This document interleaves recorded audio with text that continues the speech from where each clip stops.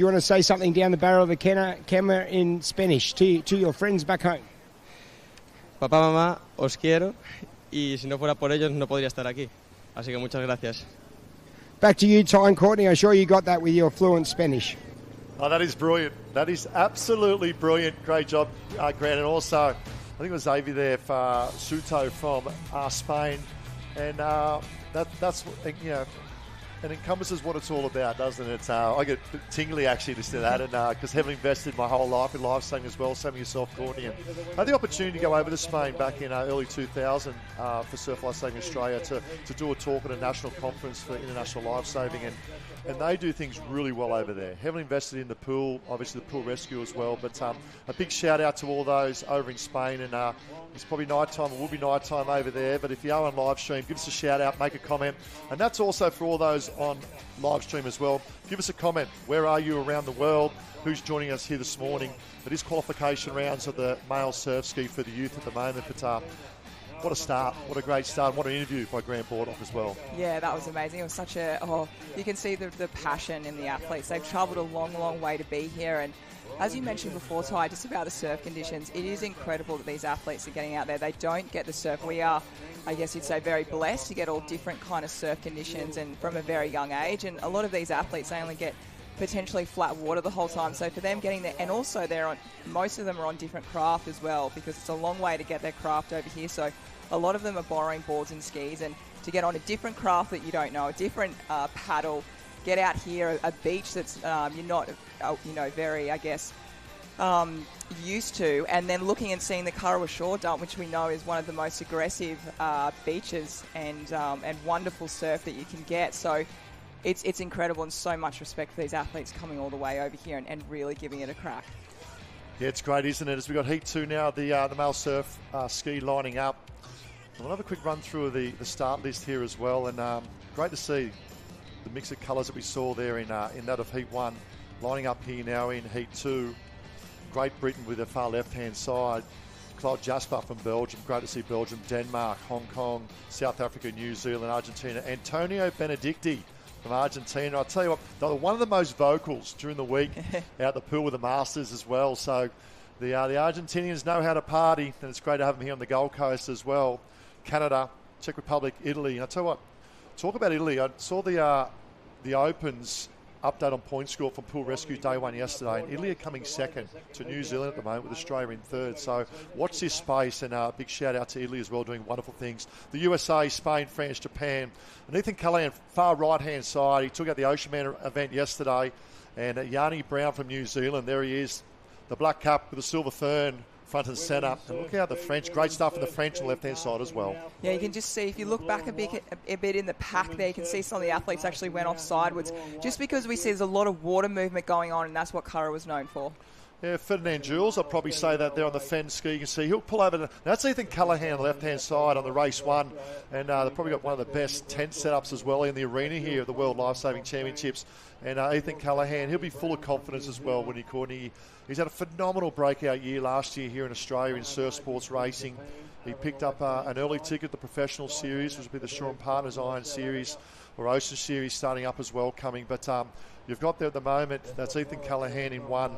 New Zealand, I'll say that's Yanni Brown. I love the tactics of Yanni Brown from New Zealand. Just sits on the side wash there, and also the tactics there of Ferdinand Jules as well. So just tucks in behind, and lets Ethan does all the work. But what about those drone shots? How spectacular! Oh, it's absolutely beautiful. We're so lucky to have the technology to be able to see this. You don't have to get the big helicopter in there anymore and blow the competitors off their ski. We get the little drone up there. You wouldn't even know it's there, and almost looks like a little bird when you're out there. But Ethan Callahan looking so well, and you're right, it's really tactical what the other athletes are doing there. They're just sitting in behind and just resting, because this is not the final. They need to save as much energy as they can. Yeah, and for those not privy to ski paddling and surf ski paddling, and tell by the rating, and that's the stroke rate. You see at the moment the 3 out in front are doing it nice and composed, and that's a sign that they're comfortable in what they're doing. You put this to a final coming up, you see now a little bit of a move on the right-hand side from New Zealand, and you can see the lift in the rating. That's the cadence, very similar to cycling in the Tour de France there as well. Lifts the rating, and look at the boat speed now start the lift. And the reason why he's done that is he's trying to pick up the little swells. Now, the swells in the ocean from yesterday is a little bit different to what we normally have here. We normally have like a strong direct works well. Yesterday with the strong northeast winds, they're pushing a little bit left to right with a little bit of east as well. So there we go, New Zealand. They've come out to stand their authority this morning, haven't they? They've gone, it's a 1-2 punch in Heat 1 and Heat 2, the lead coming back to the beach. I definitely think there's been a bit of a plan to that. We know what the rivalry is like between New Zealand and Australia. We all love it, and I'm sure all the other countries love seeing it as well. But what we're seeing up now, we see Ethan Callahan is just moving to the north there, just to make sure he gets on that wave. He doesn't want to do, a sprint finish towards the end, but we can see almost what's going to happen later in the day. Those waves that start out the back there on that last apex can, I think we're really going to see maybe, it could be 2, 3, 4, 5 competitors coming in for a sprint finish. Yeah, with a drop in tide as well, we'll see more waves come prevalent on that back bank as well. But there you go, heat number 2 coming through, and great job. Young Brown there, look at him. Looks composed, looks focused, doesn't he, for day 2. And Australia had an outstanding day. I had a chat to Craig Holden. He's coach of the junior of the youth team as well. He said actually we're very, very happy yesterday, but he knew today coming in with the disciplines and specialised disciplines, it's a tall ask to back up from yesterday as well, because the quality they're up against. And this is a fine example, just in Heat 1 and Heat 2 of Brown. You see Callahan tucked in behind.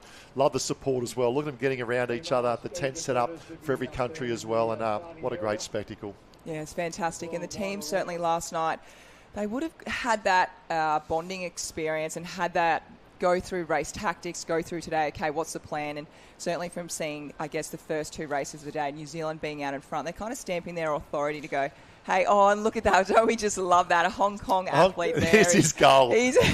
Now, Grant, if we get a chance to have an interview, can we grab the young, I'm not sure how the English is for the young man from Hong Kong, but we've got another one for the French down there. But let's go down the beach now with Grant Baldock. Great paddle out. Thanks, Ty. Great paddle out there. How are you finding the conditions here on the Gold Coast? Yeah, conditions are great. Like, you don't get this every day. And, glassy conditions today, so it's pretty good. Nice day to be at the beach. And obviously you've spent your native countries of France, but tell us a bit about your lifesaving background in Australia as well. Yeah, so I am French, but I moved here when I was quite young, and I picked up the sport of surf lifesaving. And from that point on, I just fell in love with the sport, and I go back to France, do the sport over there a bit, and it's just a really good community over there, and it's just great to be able to do my sport worldwide. Talking about the worldwide community, off the back of the Olympic Games, being French and now in the Paralympics, it must be pretty special for you competing at the national level and seeing your country people at the Olympics and Paralympics. Yeah, it's just great. Once you put the cap on for France, you just feel like you're a team. Like, even with the Olympics, you just feel like you're a part of them, and it just feels amazing. Well done, and good luck this afternoon in the final. Thank you. Thanks, Ty. Thanks, Courtney. A great job, Grant, and it typifies what it's about, isn't it? Obviously, it's the national championships and the importance of team. And you probably know as well, Courtney, you race individually and it's yourself, but when you step in that arena and you've got the surroundings of your teammates and your nation as well, you go to another level. It means so much, doesn't it? Your energy, I don't know where you find it from, but you just lift. And no matter how tired you are, it's at the end of the competition, you just see your friends, your teammates around you. And also that moment when, before you race, when you look at your cap and you put it on, you think, okay, I'm not only representing myself, my family, my teammates, and my country. And we just saw that with the Olympics, and here we are. We're just seeing a wonderful highlight there, and we're so lucky to have these highlights. And look at that. We just see that Kurrawa first shore dump there, and we see some of the athletes. I can't, I guess, go on about it, any more than what I have, but that water movement back there, when there's not much water and it's very shallow, it's very tricky on a ski. You can almost sometimes actually touch your blade, and as we see out in front there, we've had our lovely French competitor. He was out there, and we have Brown, Callahan, and Jules. They were our first 3, and they did very well, domination out there. And I actually think Jules, he actually sounded a little bit Australian, didn't he, when he was speaking there? Yeah, he's been living out in this way for the last, I think, since he was young age. And you'll find a few athletes are doing that. They've obviously got heritage background to that of an international country, and they've spent here. Yesterday, Charlotte example yesterday. Charlotte Hart finished second for the Great Britain team, and she trains with Kingy down at Burleigh. So I actually had the privilege of coaching her as a young girl, but had just moved over from England. Oh, amazing. So many great stories, and that's what I love about Lifesaving and here at the World Lifesaving Championships. There's so many great stories inside of stories right around our world and the spectacle of lifesaving, and a big welcome. But Heat 1, Heat 2, and I tell you what, Courts, New Zealand have shot one over the bow. They've taken out Heat 1 in that of Crichton and taken out Heat 2 of Brown. So they mean business today, and I love this. They've got great guidance there of their coaching and managers. And you only go back to the overall point score 2 years ago, or I should go back to 2 worlds ago, and New Zealand upset Australia as well. So great rivalry between, there you go, Brown taking that out, Callaghan, we spoke about Jules, Jasper there as well, Belgium. So great to see Jasper there from Belgium coming through, Spain as well, and that of South Africa, Great Britain, USA, Italy and Canada. Oh, I love it. It's fantastic, isn't it? And I'm sure there'd be a lot of the athletes, they would see the Australians and the New Zealanders and not be maybe a little bit intimidated and be like, okay, let's follow them. Let's try and get on the west. Let's go with them because they know the pace. They know they're going to be really moving. And Wong Lam from Hong Kong, he's got the best post-celebration. Finished, I'll probably say the other end. You probably say that heat, but yeah, the best celebration, and that's what it means participating here at the World Lifesaving Championships. And this is great. So skis are done. Tick, tick. We're now heading out to that potentially of some board rescues coming up very shortly. But lifesaving has meant so much. But the World Championships, you have the opportunity yourself, Courtney, to compete in a number of World Championships like myself as well. And what did it mean to you back in the day of racing? Oh, I remember that first moment, getting that call up. I think I was 18 and being from Sawtell, and I remember being so excited. I spoke about it earlier this week. I emceed an event for the Australian squad, and it's I just said, at team events, we're only Bonnie and I in the board rescue. So to actually come and be a part of an Australian team, it was fantastic. It was just such an honour, and I wasn't nervous more so for racing, but the team I was with, I was Crystal Smith, Zane Holmes, Shen Eckstein, Alicia Murray, all these names, and I just kind of was a sponge and was just trying to really lap up everything I could from them. But it was such an honour, and I'll always remember it. And I think just that moment that selectors have that, here we go, speaking about being the Australian team, Australians right on the north side there. And yeah, so the highlights from yesterday, and what a day it was here at the Lifesaving World Championships. It was the Youth Ocean Day 1, and it looks like Riley Brennan, I'll try and leading that out at the moment. And it was the highlights of the surf race. So a little bit different to the conventional Australian surf lifesaving racing as well. We do a lot of M-shaped racing. Charlotte Hart, the young girl I spoke about a little bit earlier from Great Britain. Another good story on Charlotte Hart. She's actually a national cross-country runner. Was a podium finish in the national cross-country. And you see the girls coming through as well. But we had a mix yesterday of Jasmine Raywood coming through. Also represented Australia in that of the junior kayaking World Championships only a matter of 6 to 8 weeks ago as well. But the highlights from yesterday was such a great day in terms of the racing. And that's the Ocean Woman event. They're training club mates representing 2 different countries, and they are so happy for each other. They train day in, day out. And Charlotte Hart, she's studying, the girl from Great Britain, she's studying Year 12 down the road at Palm Beach, Currumbin. Went back to Great Britain only a matter of 2-3 months ago to qualify for the team and then come back as well. Surf racing, this is a great finish. I think it was the 3rd and 4th here of the New Zealand. But this is what it means. Every position counts. Now, in terms of point score, we're going from 20 down to 1. The top 4 are split by 2 points each. So 20 points, 18, 16, 14, and then individual points. So to make the top 8 is great.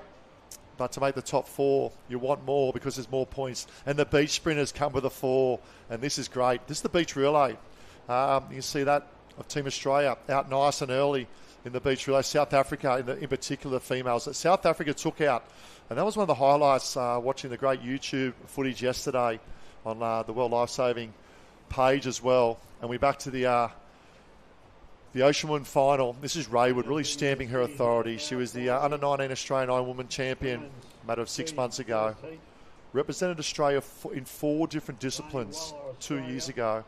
In ocean ski racing, kayaking, surf life saving, and that of open water swimming. all in a matter of 6 weeks. So is the calibre. And also as a younger sister, Bianca Raywood in the team with her, representing Australia as well. So a phenomenal day one. Look at this, the motivation, the coach, Denmark. They had one of the best interviews yesterday by Grant on the beach as well, Denmark. And they will be a little bit nervous as well, won't they, be leading to an event like this, and Hong Kong in particular. I'm not sure how much swell they get over there in Hong Kong and negotiate in the ocean here as well. But so great to see so many caps, so many colours and so many personalities on the beach here at Karawa. It's just such a great experience for them. We saw the young man just before from Hong Kong doing his claim at the end, just being so happy that he's here, he finished the race off, he finished on his ski the right way up, and that is really what it's all about, because I think it's really important for everyone, every competitor to think, okay, let's go back to the start. Why did I actually start doing surf lifesaving? It was as a nipper, to make friends, to learn about the ocean, and really, have that experience about being in the water. So I think sometimes when you feel really nervous, it's really nice to go back to that and think, okay, let's go back to the grassroots. And you just saw that, that lovely coach, or it might have been a parent from Denmark, just looking after their athlete, just, I can't lip read very well, but it might have been something along the lines, you can do this, be confident in yourself. And as we can see, all the girls, this is their first race of the day, so just trying to blow out a few cobwebs and really get ready for that final later on today. I think it was more about, if you do well here, when we finish in 2 days after pool events, we can go to every tourism attraction that you have on the Gold Coast, and there are plenty on that of the Gold Coast as well. And what a great job they do. And let's roll through some of the sponsors involved here as well. We have Grace Bro, obviously Tourism and Events Queensland, the Australia's Gold Coast, the Queensland Government, to that of Risk Intelligence, Karawa Surf Club for putting this great local event here on their beach as well. Ampol, Race 1 and the Event Co. Final instructions being allocated, but look at the club caps. There's the American cap. That's one of my favourites, that of the Stars and Stripes. And do you have a favourite yourself? Early in the day there, Courts. I think you need to give me a few hours. I will come back to you on that, but yeah, definitely the USA. That is a fantastic cap, isn't it? But I will come back and I'll get back to you on probably favourite swimmers, favourite cap. I probably need a little bit of time. There's a lot of colours going on. I mean, if there's a pink cap, that may stand out to be my favourite. I haven't seen that yet, so if that pops in somewhere, that might be my favourite, I think. There's always a possibility for future clubs, and there we go. So this is Heat 1 of the Youth Women Surf Ski Race. And look out for the young girl here. Had a great performance yesterday. Was Nissan Nikita. Obviously trains over here in Australia under that of the Northcliffe cap. But representing France, and had a phenomenal performance there. He's position 4 there of Nikita from France. Was a top 3 or 4 finish at the Australian Iron Women Championship as well. So very, very talented. Talbot there from Argentina. Tomita there from Japan as well. Cotter from Ireland. Look out for Hart. That's the number 10 down the bottom there from Great Britain. Hong Kong there as well, Denmark. And one thing about South Africa, they always produce very good ski paddlers. You talk about ocean ski racing, the open water to that of surf ski racing as well. They produce some phenomenal ski races all the time from South Africa. They certainly do, don't they? And especially after the Olympics, you just saw how dominant, how well New Zealand went. Lisa Carrington, she's, absolutely fantastic athlete out there. And I think that's I was thinking about that this week, actually, these athletes going into this whole World Championships, is having that inspiration from the Olympics. And we've got the Paralympics just getting started. I don't know, there's just a buzz around sport. And do you know what I really love, Ty? Everyone was talking, sport makes people happy. And I just feel in our country for the last few weeks, and now the Paralympics happening, it just brings a great vibe, doesn't it? I think you hit the nail on the head. It's about inspirational, but also of the pride of your nation as well. And for these young athletes, first time representing, probably for a lot of them, representing their home country as well, and such a prestigious honour. And to have it on YouTube like we are, going live stream, to go back and watch and share with their fellow countrymen and women as well. So here we go. This is our women's surf ski race, heat number 1. 2 semi-finals we'll roll with. And I'd look at to see Lani Wallaby, the far left-hand side. She had a good day yesterday, but probably might have expected a little bit more in the ocean woman race. Lani, phenomenal. She took out the Australian Championships in the surf race under 19 and the board race as well. Phenomenal young lady coming through the Redhead Club there of the Hunter Branch in Australia as well. So look out there for there. We spoke about Nikita there from France as well. Petro from New Zealand. And then Hart, we also mentioned, from Great Britain. So away we go. And out and about at the moment. That's Hart on the right-hand side from Great Britain, off to a very, very good start. Yeah, she looks really comfortable. And with ski paddling, it doesn't matter whether it's a heat, quarter, semi.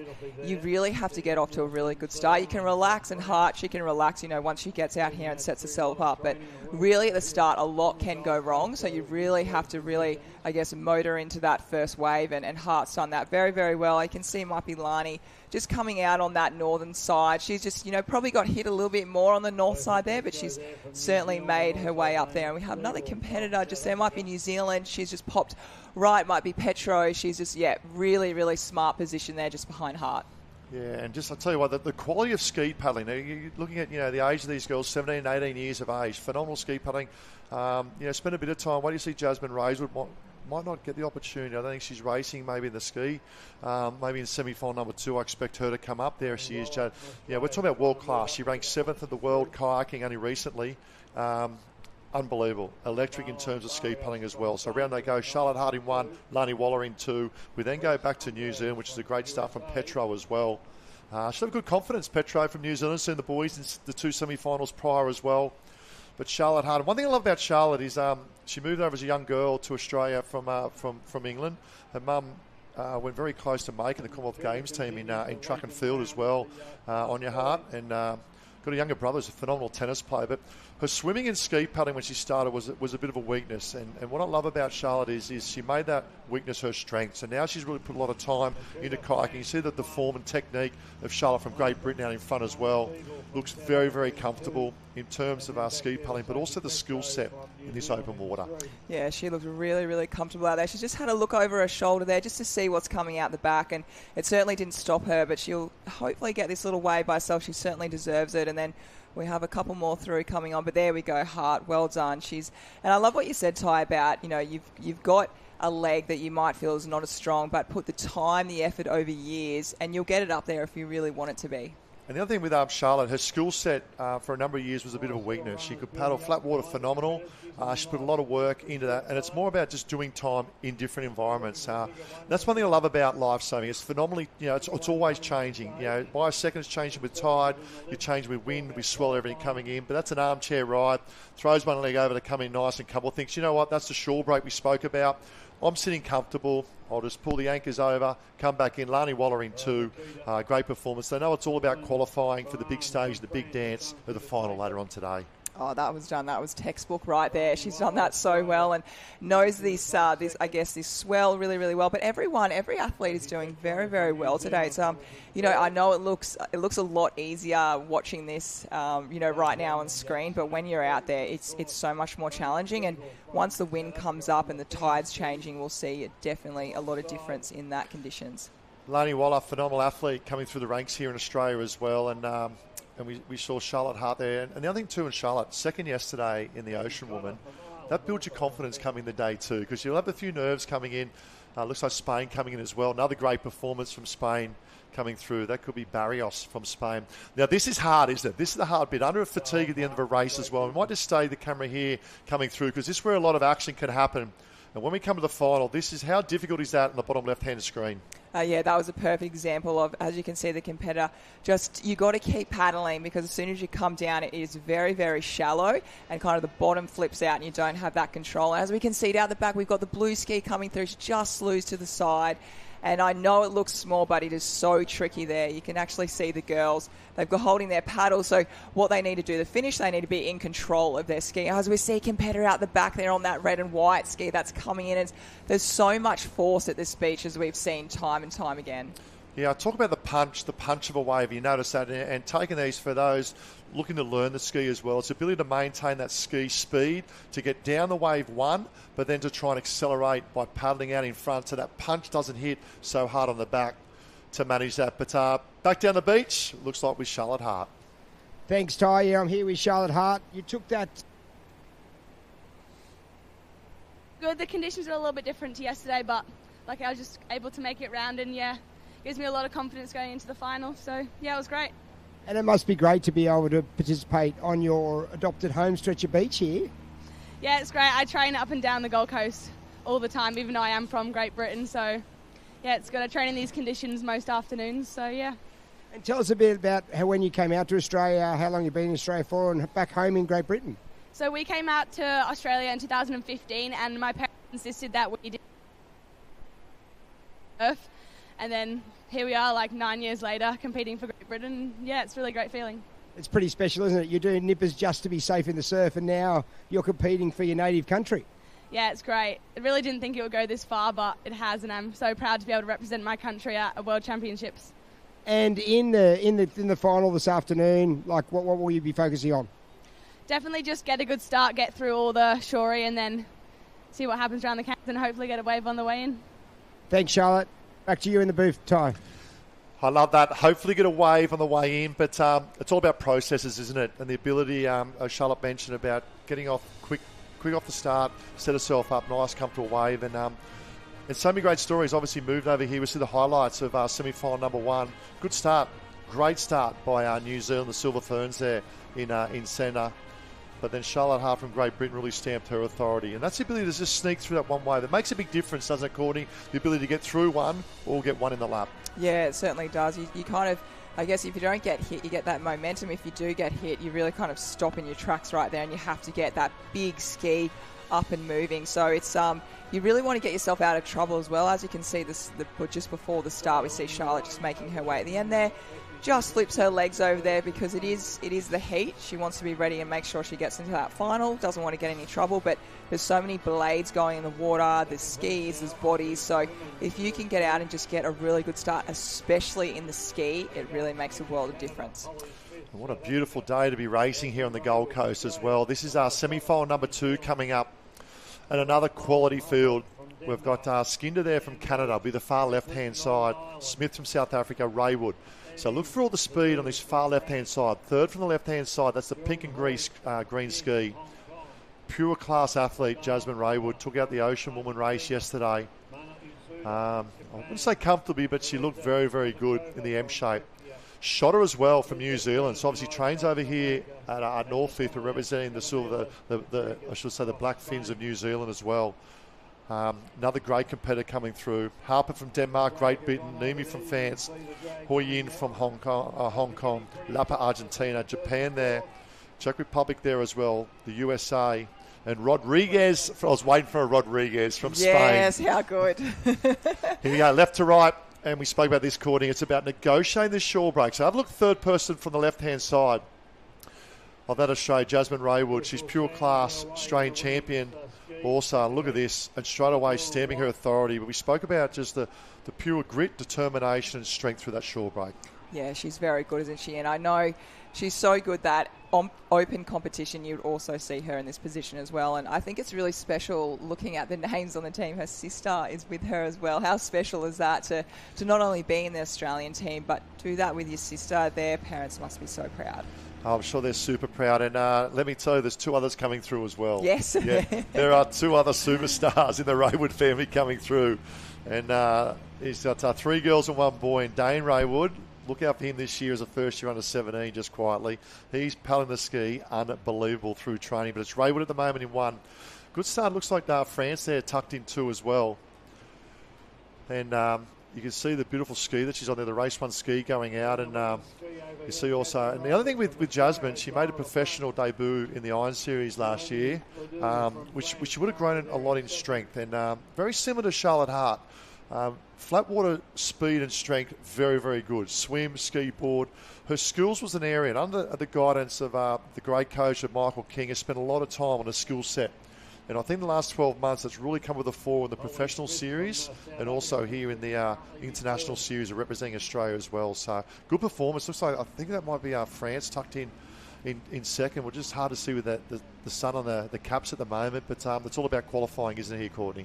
Yeah, it definitely is. And with these girls in the youth racing up into the opens, they're going to get, we've got the French competitor actually out there. It's it might be Nomi coming in there. She's doing very, very well, and she's just looking at the back of Jasmine's head there and just going, okay, if I can sit on Jasmine, I'm definitely going to be in and make this. And as we see, Jasmine's just she's not in the final. We'll definitely see that rating go up a lot quicker, but she's just relaxing here. She knows she's got a good lead in front, and I'm really actually interested to see the swim races coming up later in the day, because with that sun, it's really, really tricky, and it's actually something that's really good to train in, to just get used to trying to know how to look into the sun but also see those cans. So I'll see that later. With the ski, everyone doing very well at the moment. Yeah, we talk about it's the Lifesaving World Championships. You mentioned the world. It is world class. And not only in ski paddling but also in ocean ski paddling. These names be very prominent throughout the year as well, and also in kayaking. So see Raywood now just sizing up the shore break because she wants to keep that craft nice and straight coming back to shore as well. But what a spectacle. We've got jet skis in the background. We've got skis in the foreground as well. It is the Gold Coast. And I tell you what, Tourism and Events Queensland, you know how to put on a show. And also the International Lifesaving Federation. And a big shout out to Graham Ford as well, AO. He's the president of the International Lifesaving Federation, and Ron Rankin, AM, who's the chair and project director in putting this event together, and what a phenomenal job they're doing. Raywood crossed the line. Looks very comfortable, doesn't she? She does, absolutely. We'd have definitely a lot of spectators down there because it's actually a public holiday. It's the Gold Coast show today, so there's a lot happening on the Gold Coast. And we just see one of the competitors doing so well, just going offside there. She's got in control of a ski, so she just has to run that ski. It doesn't matter if it's back to the front. As long as she gets through, she'll be able to get into and make into that final, depending on if she got there or not. The judges are going to have a really tricky one judging that. And as we can see, one of the other competitors coming through. And yeah, as you said before, I love these caps. There we go, Craig Holden. He's the coach on screen. Look at that. What a gentleman, hey? He does anything at his mug on screen, old Craigie Holden. And that's a shout. I wanted to shout out to all the national teams. Team managers, we've got obviously team managers that we then roll down to coaches as well. And the list, we've got campaign leads, team managers, tech support, assistant coaches, performance pathway leaders, physiotherapists, massage therapists. Every team, it is the team, and there's so many elements that come to play. And we can see another finishing as well. But another race finished and another interview on the beach. Thanks, Ty. I'm here with Noemi from France. Congratulations. Great paddle there. Thank you. It was hard, but the important is this afternoon, so we'll see. And you were telling me you're from the southwest in France. Tell us a little bit about conditions and where you're from back home. At home, there is more shore break than any other waves, but I'm still used to the waves, so it's great. I wish there was more waves. And for you to participate for your country on the back of the Olympic Games, it's been a special time in France, hasn't it? Yeah. The energy in France was awesome. Yeah, everyone was all together cheering for sports, so it was great. And for you, just a ski paddling background, or do you also have a kayak background? I didn't understand. Do you do kayak paddling as well, or just ski paddling? No. I only do surf ski, and in Lifesaving, I also did the ocean woman and the beach. Yeah. Well, congratulations. Afternoon in the final. Thanks, Ty. Yeah, great job. Love the colours, the tri-colours there of the red, white and blue, the high fives. And we just spoke about the team support, and then they are getting around. But what a phenomenal paddle. Look semi-final number 2, the women's ski race. And you see America, I feel very good. I love that cap, America. It's Jasmine Raywood. It's Jasmine Raywood that came to the fore here.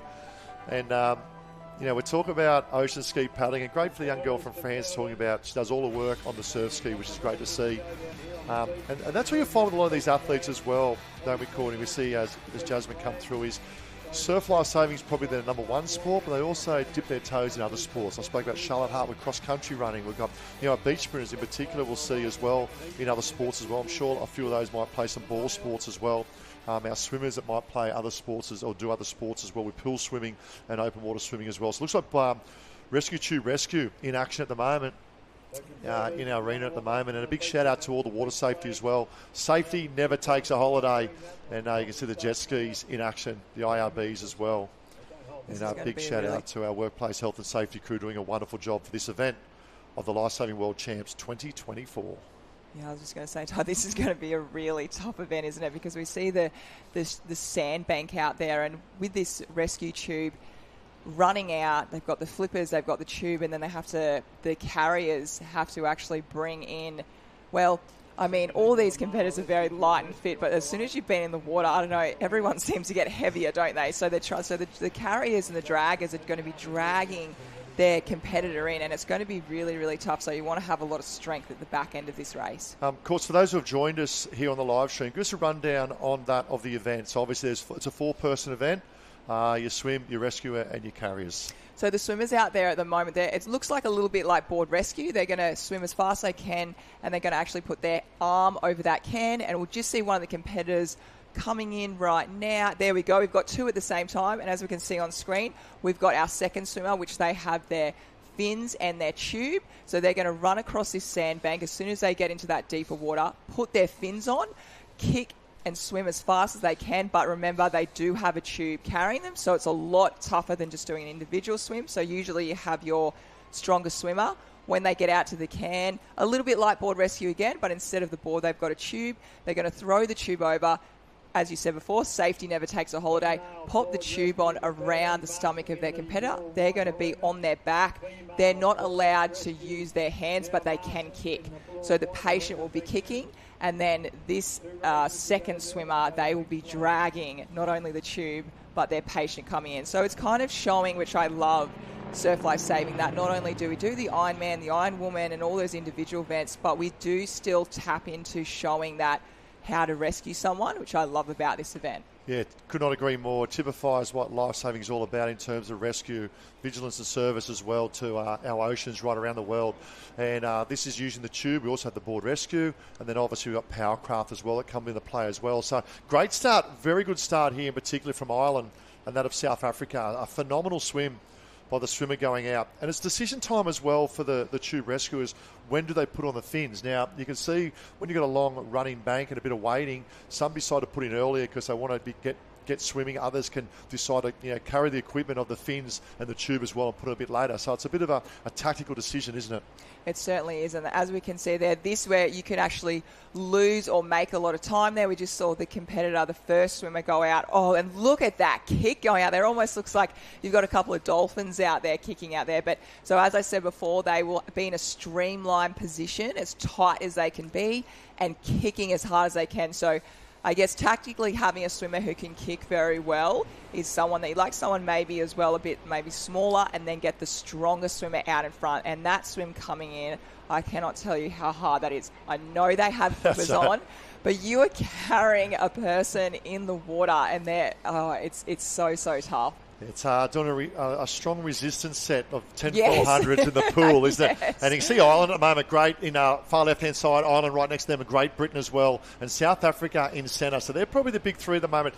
We spoke about decisions about putting the fins on. Now it's the decision of time is when do the carriers change over and pick up the patient to drag them up over the line. That also is a big challenge. It's a very tactical event at the moment, and so I actually did cut it off a little bit short. We do have the 2 draggers coming in here, and they have a really, really tough job to do. So, Ty, you just said, where do they go? Sandbank. I think you'll see some competitors, some teams, should I say, actually go out on the sandbar. Some teams might get their swimmer to swim a little bit further. I think it depends. If it was really shallow, they'd all be out there. They're going to let their swimmers come in, and then with that carry in. Yeah, they're doing. They know how hard it is to drag. I think that's why they're staying in. Now, watch this, because yesterday in the female event, New Zealand got wave of the day. The actual patient rode the back of the rescuer for a good 15 to 20 metres. And Harold, and also the 2 H's of Harold and Hannah, spoke about it, and what a phenomenal effort was by the Blackfins of New Zealand. So look at that now coming through, and we can see the team's hands up saying, come on. The swimmer would be totally exhausted. Now the draggers come into play, and look at this. Had they gone too deep? Big decision, tactical play from all teams. Oh, I love this. And I also love the sunglasses on there as well. You've got to look, so if you look good, you feel good out there. So that team is doing very, very, it's actually Ireland out there in front doing very well, and look how tough that is. So they're trying to be, the patient is trying to be as stiff as a board, and because that's actually going to be a lot easier than having kind of your body a bit more floppy. Yeah, well done, Ireland. And they said that in that first swim leg. Phenomenal swimming. You see Ireland finishing there as well. Looking to come through now. I can see that we saw Great Britain on the far left-hand side. Great effort there as well coming through. Is that Hong Kong coming through? Looks like Japan coming through. Japan coming through there as well. Great performance I would assume maybe top 4 qualifying. I might try. It is a quarterfinal, so they'll have to reset and go again in a moment. Argentina coming through as well. I love the face expressions as well for the Argentinians. Great to see. And you can see the effort and the exertion there as well. Great performance from Hong Kong there. We spoke about Japan was in the mix there as well, but I think standing tall was Ireland. And we'll run through the team of Ireland. It's O'Grady, Brennan, Power and Flynn. Phenomenal effort. And we can see the rescuers now just trying to reset and replace that, flush that a little bit of lactic acid. It's a phenomenal effort to swim out and then tow them back as well. It's a team event. We love it. It typifies what Lifesaving is all about. One of our many rescue techniques used around the world, the Rescue 2 rescue. That's quarterfinal number 2. We have 2 more quarterfinals coming up very, very shortly. It might be run with 2 semifinals. We've got an update on that for those. But a big welcome to those on YouTube around the world with us. We hope you're enjoying this. This is day 2 of the Lifesaving World Championships. The National Teams Youth. So to give you a rundown, the National Teams Youth will start with 2 ocean days. We had Ocean 1 yesterday, Ocean 2 today. They'll lead to the pool events and they'll flip over with the open teams. But let's go down the beach for another great interview with Team Ireland. Thanks, Ty. I'm very excited to be here with the Irish team. Jamie, great patience to him. Yeah, thanks so much. It's a bit hard to see the boys, but I think once you got out back, it was grand to see the boys, you know. Yeah, that's about it. Charlie, fantastic rescue swim there. It's a bit that depth's a bit tricky. I saw everyone struggling a bit with that depth, whether to dive, to put your fins on, keep waiting. Yeah, I got caught out in the sandbank. I fell over, but I got up, fins on quick. And me and both Jamie, the tide right, so we got to the cans bang on. So pretty happy with that. Now your country's come off its most successful Olympic Games ever. Is it great for you to be participating for your country? And tell us a little bit about the conditions back home. We kind of have, where I'm from, similar enough conditions. Obviously not as big waves, but we have sandbanks and long run outs. So yeah, and I'm really proud to be representing my country, so happy.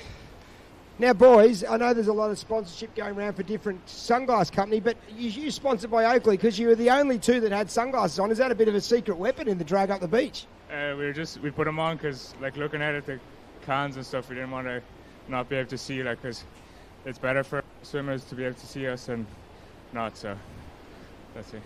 Fantastic. Congratulations, boys. Ty, I wonder how many countries are now going to put their sunglasses on for the finals.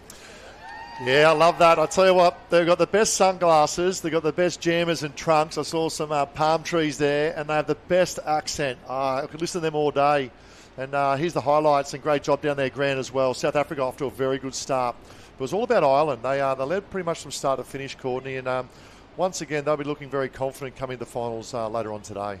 I think one thing that really stood out to me with that interview with Grant is just a really good team energy. They really look like they have had a really good week together. They're very excited to be here, and that makes a big difference when you're in a team environment. You know, you've really got to get along with your teammates, and I definitely haven't picked my favourite cap yet, but my favourite accent is definitely Ireland. That's the winner for sure. Conor McGregor, and here they come back, and it's the strength of swimming. So you've got your raw swimming speed, but then you've got your strength in swimming as well.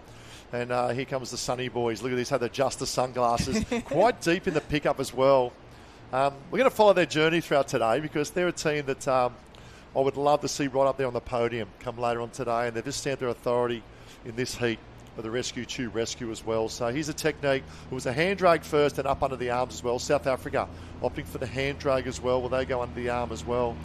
And they train for this. There we go. So a little bit shallow, ankle depth water, up they come. And we spoke about that coming through. Japan was also there. Oh, America down the bottom, the Stars and Stripes. the poor old patient sprawled across the sand, but there's no better place you'd rather be. Look at this. No better place you'd rather be sprawled across the sand than here on the beautiful Gold Coast of Australia as well, of course. Oh, you can see all the action.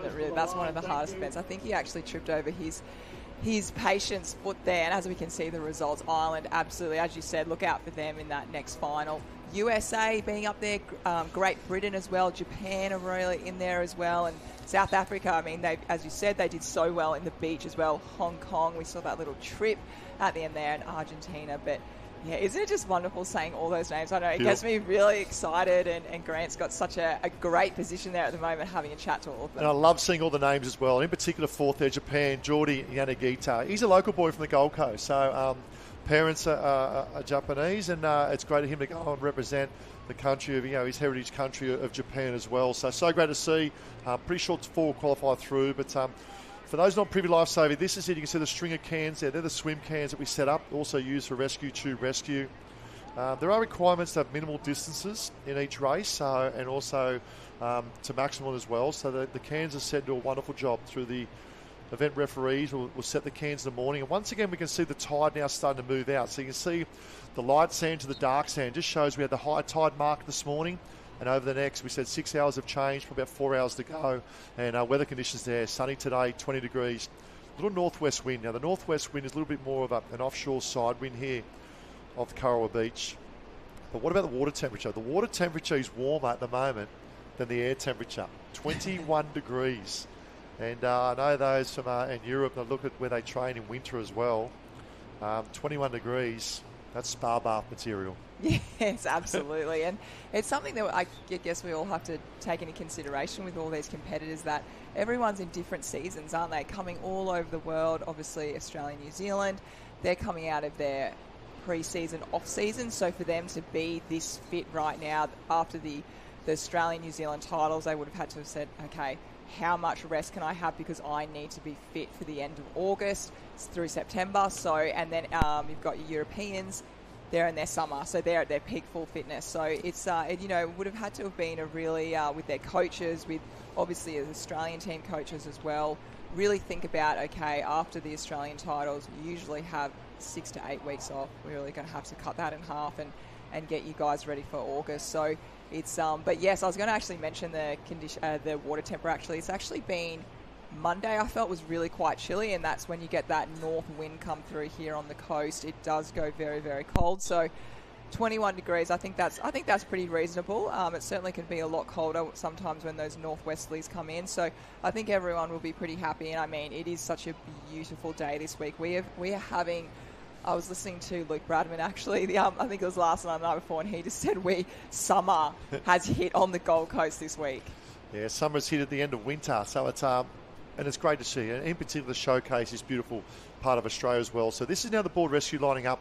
It's a youth women board rescue world championship for the national teams, and once again, it typifies the rescue technique. We just saw the rescue tube rescue. Now we're replacing the tube with that of a board. Instead of being 4, it's a 2-person. The swimmer will go out. They'll be allocated a can. They'll make their way out to the swim can. And I love this event. So the board rescue, to me, is broken into 3 parts.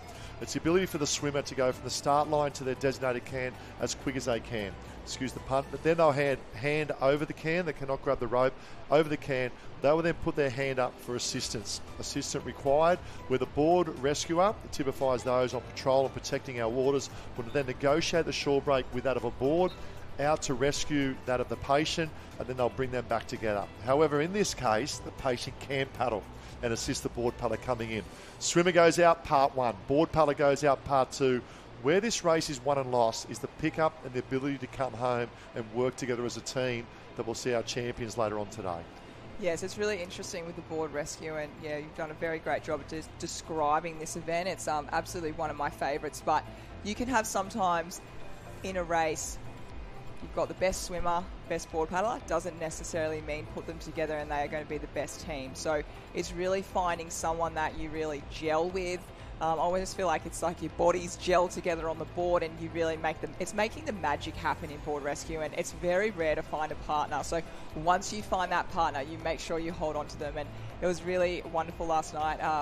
My squad that I train at Talabudra, actually one of the girls lost their boards, and one of my little girls, Zoe, she actually picked up her board. She picked her up, she was in the whitewash, brought her back in board rescue, and that just melted my heart, because we're not only racing board rescue athletes are actually doing that when they're in training. And here we are off to a start. And as you can see, some of the girls falling over, it's definitely not from being clumsy at all. These athletes are very, very coordinated. There is a lot of potholes, as you can see from the drone shot. Yeah, it's probably something we don't see is what's under the water. I mean, you see that a little bit of deeper water there being that at the gutter, but it's probably not a flat bottom. There's some potholes as well, little pullouts. And you see top of screen at the moment, could be that of South Africa to a very good start. I expect the green and gold caps here of South Africa and far right-hand side of Australia. And Gemma Holt, the young girl from Victoria, what a great young girl she is as well, joining with Lani Waller, two superstars coming through Australia as well. But up there for South Africa, it's Fury and Smith.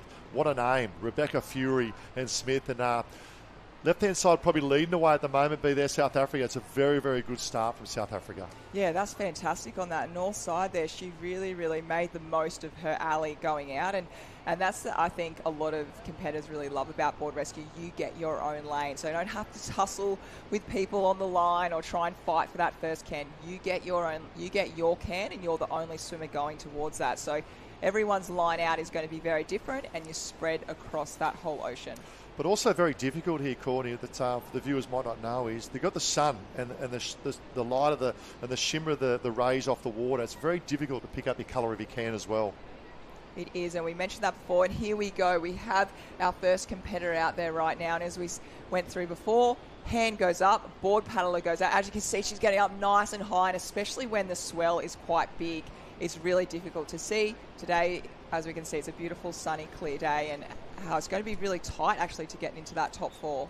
These drone shots are phenomenal. It gives a great aspect of what's happening out in the water as well, and what a beautiful spectacle it is. And look at this. So now the patients will reside behind the can, and now it's hand over to what I spoke about is stage 2 of the board rescue. The board rescuers start to make their way out. Big move, left-hand side. I'd probably say that's Lani Waller. She's the current Australian under-19 board champion as well. Phenomenal young athlete. Coming down from the Hunter branch of New South Wales there. We'll make our way out to Gemma Holt. And if we stay with the drone shots here, we'll see the pickups as they come around the cans as well, because this is really critical, because we spoke about the rescue tube rescue, the ability to put the tube on the patient. Once again, it's the ability to put the patient onto the board, and then it's teamwork all the way back to the beach as well. So we can see at the moment Lani Waller, she'll come in, she'll angle in, she'll sit up, she'll throw the board around. Gemma Holt will jump on the board. And then that's the ability to get the trim of the board. Nice, here we go. Gemma Holt. Now they can get on front or they can get on back. Pure preference of the combination. That is a superb pickup from the girls from Australia. And another great move from France. Now I love this as well, because this is now the European style. We can see on the right-hand side, just out of screen at the moment, one will lie down and one will kneel up. And it's quite interesting, because when they can execute it well, and the timing you see of France there and Australia as well, they can perform it very, very well. Yeah, I actually wouldn't be too surprised if we actually see that technique come into Australia, because as we can see, it's working very, very well, and the French are actually catching quite quickly up to that Australians right now. So the Australians, as you can see, they're just going nice and light. The rating's not too fast at the moment, but yeah, that's what I love about this board race. It's up to you, the position you take. And at the World Titles, I love seeing that technique, because I reckon after these last few years, it's worked very, very well. Waves building in the shore break here as well. This is going to be interesting for France. One just picks up behind, join a little bit of company. And that's the difficulty of a board rescue. Very similar, we spoke about ski paddling earlier, about getting that craft out in front of the wave. And you can see, we'll try and pick up that country down the bottom. I'm not sure it was Ireland coming through. I'll try and see it's hard with the glitter, but it's Australia in 1, France in 2. They'll go through comfortable at the moment. And another great start. Potentially Ireland coming through bottom right. That great performance in the rescue tube rescue for the males earlier. But that's semi-final number 1, the female, the youth board rescue. And this final will be a cracker later on today. It certainly will. It's always so close, isn't it? Because everyone has a different position out, and sometimes you might have one side that might have a bang, one side might have a rip. So it really, really is really tricky to get a win in this race. As we can see, Hong Kong coming through there. They've also, and we just see those potholes. Oh, no. They're horrible, aren't they? And they will become a lot more prevalent as that tide runs out, and they'll start to show their face up the potholes as well. And the other thing too, there's so many processes of a board rescue. We spoke about the swimmer going out. That's quite individual, board paddling up. But coming back, it's the ability to get the nice, good trim on their board, so the board's running. And I always talk about trying to have your board downhill running. Then it's the ability to be comfortable on the board, timing in your stroke, but also a rating in that stroke as well. And we spoke about Paris, and we look at the kayaking and the K2 and the K4. It's the ability to work in synergy together. You know, two people working together produce the power of three as well. So, Lani Wall and Gemma Holt, well done. They'll go through and qualify in that event as well. We'll pick up now some more teams in action at the moment. We see some males making their way out. This could be the male, potentially the male board race semi-final. And I see Callahan top of screen as well, and great, looks like America off to an absolute flyer as well. So we're just getting an update on this event. Looks like semi-final of the youth, national youth teams, board race semi-final.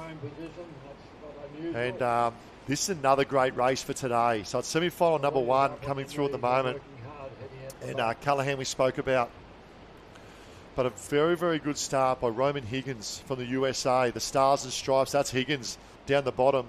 The big loathing arms of Higgins. Callahan, top of screen. Spain in there as well. Really impressed with the work of Japan up in the mix, and Hong Kong we spoke as well. So great display of colours as they make away. Ethan Callahan inside running. Spain, I love the work of Spain there in position 2. Just tucked in behind that of Callahan. Lets him do all the work.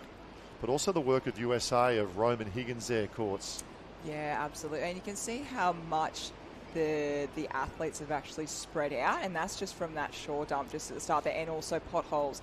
If you find yourself down a pothole, you might lose a bit of time. And then we actually see one of the competitors, as we can see, there's a bit of sun. I can't pick out the cut right now. He's actually doing double arm, like what you do when you're on your knees. So, and this is, this is a world titles. We see all different positions, as we saw the board rescue before, but I really feel, Ty, like you're going to try and grab yourself a USA cap, aren't you? You're going to bring your cap down and try and swap it, I think. Roman Higgins. The Stars and Stripes. We've got the commentator's best caps, got the commentator's best, I should say, in terms of language they're speaking as well. Yes. Yes, it's magnificent.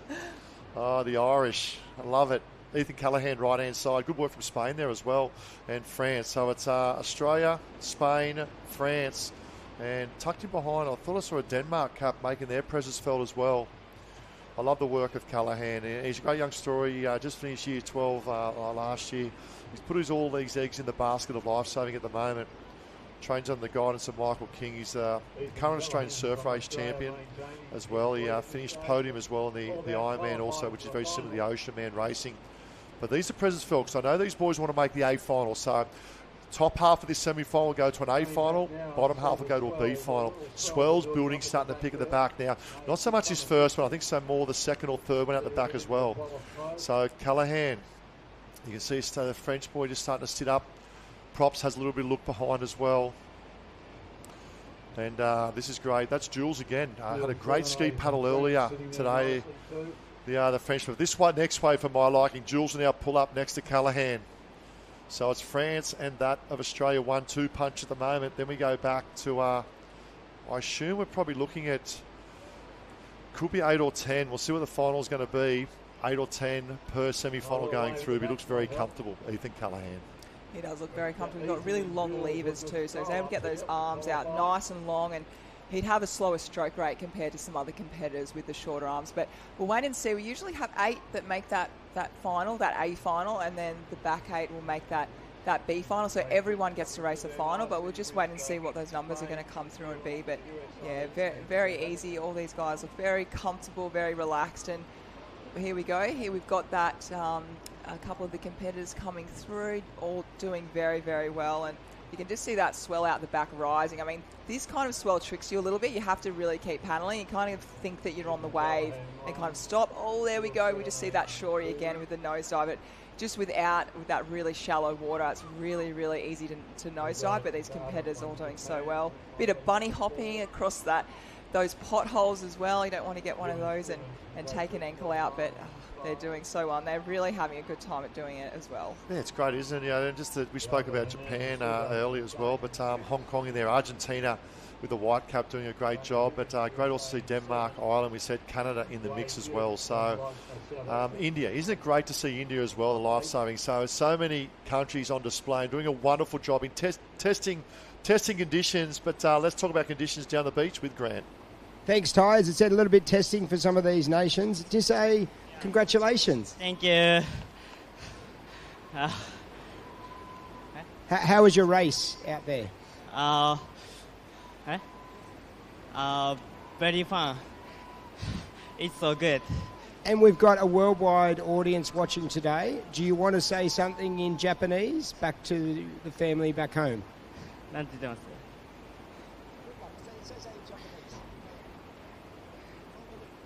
日本語で何のことについてですかとても最初の方は良かったんですけど、波にやられちゃった時はちょっと焦って後半の最後の第3部からまくれたので結構良かったです。 Congratulations, Dae-san. It's great to see all the family and friends watching back home. Shows the international flavour again of this great World Championships. Back to you, Ty. Yeah, great job. And I think the highlight in that interview, he spoke about fun, and that race was very good. And it's the fun factor of going away. The seriousness, you're representing your country, obviously you want to perform your best, and you're in peak form, peak conditions, but it's the fun element as well of being here on the Gold Coast. So semi-final number 1, top 8 going through to that of the A final, bottom 8 to that. Great start, bottom of screen, Stars and Stripes. Higgins, I believe, from that of Roman Higgins from the USA. Great performance, very explosive off the start there, course as well, wasn't he? Oh yeah, it's like a ski event, isn't it? You just want to set yourself up and have a really good start.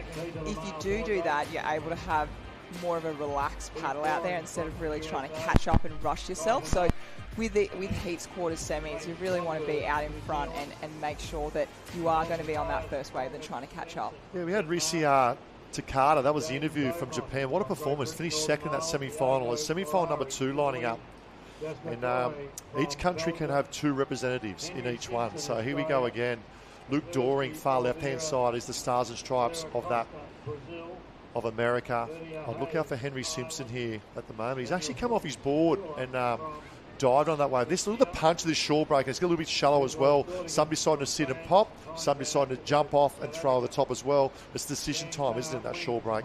There's so many decisions that in surf life saving that you make. It'd be hundreds of little decisions that you're making. We just see a competitor, just his board just popped off to the side, so he's got to try and quickly grab those handles. Whenever you're...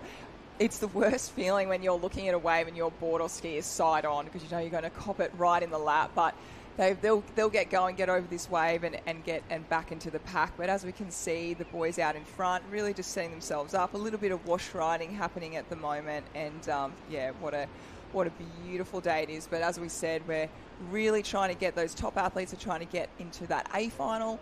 And then we've also got the B final. So a lot of racing over these couple of days for these young kids. Yeah, a lot of racing and a lot of talent as well right across each nation. And leading here, this is a great story. It's a Great Britain boy called Jaden Beaumont. He's actually resides in Australia.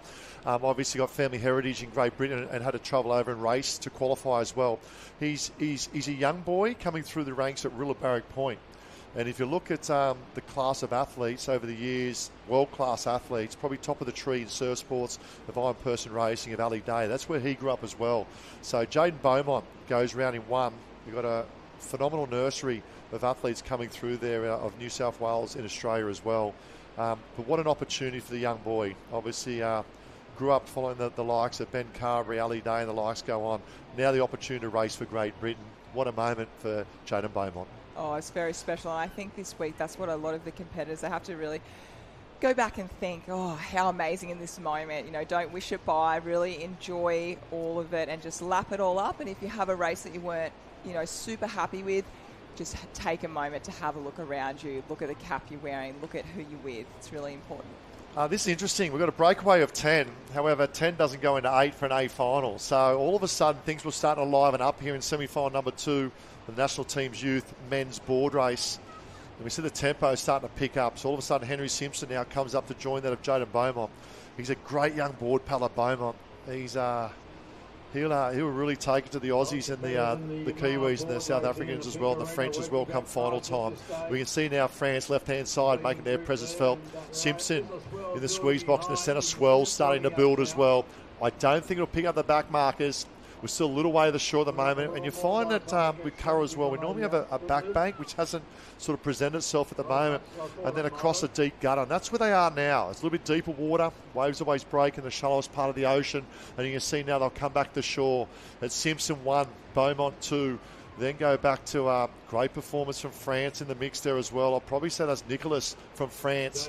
And that little ruffle in the water as well could be a telling factor later. It's really tricky, isn't it? And this is definitely the closest race we've seen today. So 8 doesn't go into 10 and 10 doesn't go into 8. So, wow. Come off his board. Oh, heartbreaking. You've got to be so really, really particular and make it perfect how you get it, and don't go into that pothole. They've got a lot to contend with right now. Yeah, see if we pan out here now. We can see the second wave coming through. This is it. This is where the number crunch is. 1, 2, 3, 4, 5, 6, 7, 8, 9. 1 is going to miss on this next wave, potentially 2.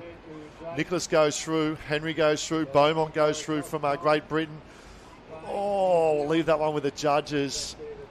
Potentially Japan may have fallen just short. I'm not sure on South Africa. We'll leave that with the judges. But we spoke about this earlier in the intro with the commentaries. These specialist races really come to the fore today, and we expect to see a number of countries really coming up to those that pointy end of the results.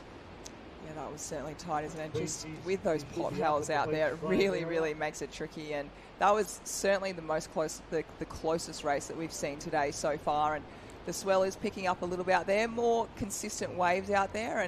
But yeah, we've certainly got a lot happening today, don't we? I was actually looking, Ty, what we've got. I was just looking where we've had all the world titles, and it is incredible. Just to name a few.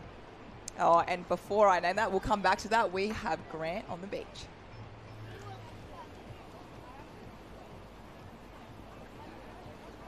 Thanks for that, Courtney. I'm down here with Brafe from New Zealand. How are conditions out there?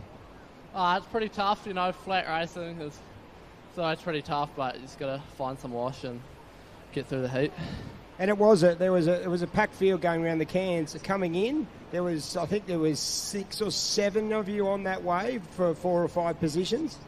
Yeah, it's pretty tough. Like, if you're not around that can in like the top 3, you kind of get stuck in that wash behind, and it gets pretty dirty. So on the way in, you just got to pick your own line and find a wave and execute the get off and sprint up the beach. And tell us a bit about where you're from back home in New Zealand. So I'm from Mount Maunganui, which is in the Bay plenty. I raced for Omanu under the head coach of Corey Hutchings and Danielle McKenzie, so it's pretty good coaching staff back at home. Not bad at all. Corey Hutchings, he's won a couple. He came 4th at Australian Ironman Championships. Was in the Presidential Series for a long time. And Danielle McKenzie, must be special to have them coaching you. Yeah, it's all pretty new coaching staff, but the whole club's looking forward to getting stuck in for this year's Nationals. So, yeah. Back to you, Courtney. I don't think you can get better coaching staff in New Zealand than Corey and Danielle.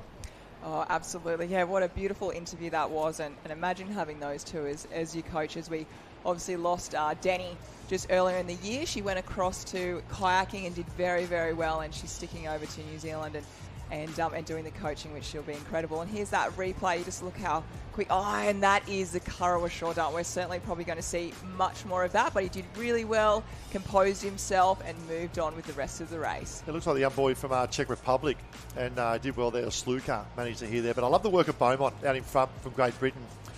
And to me, that's where the win's going to come. You've got to dictate the race from the lead front, but then it's the ability to pick up. Now, as the day goes on, we're going to see a little bit, the wind play a little bit more part in terms of roughing the feathers of the ocean up a little bit and the ability to come back, but also these little processes, the draw out of the shore break. You see one competitor just coming off, but numbers are at a premium here, and the boys go through quite comfortably. France, Australia, and that of Great Britain.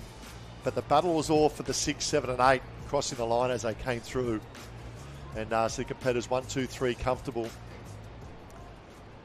You see the paparazzi, the camera crews in the back. Isn't it great? Isn't it? Sharing the love internationally. Oh, I tell you what, the stars and stripes may have fallen just a little bit short there, but we're going to update that very, very shortly. But going back to New Zealand, you spoke about Corey Hutchins and that of the DMAC, Daniel McKenzie. Not only great coaches, but they're great human beings.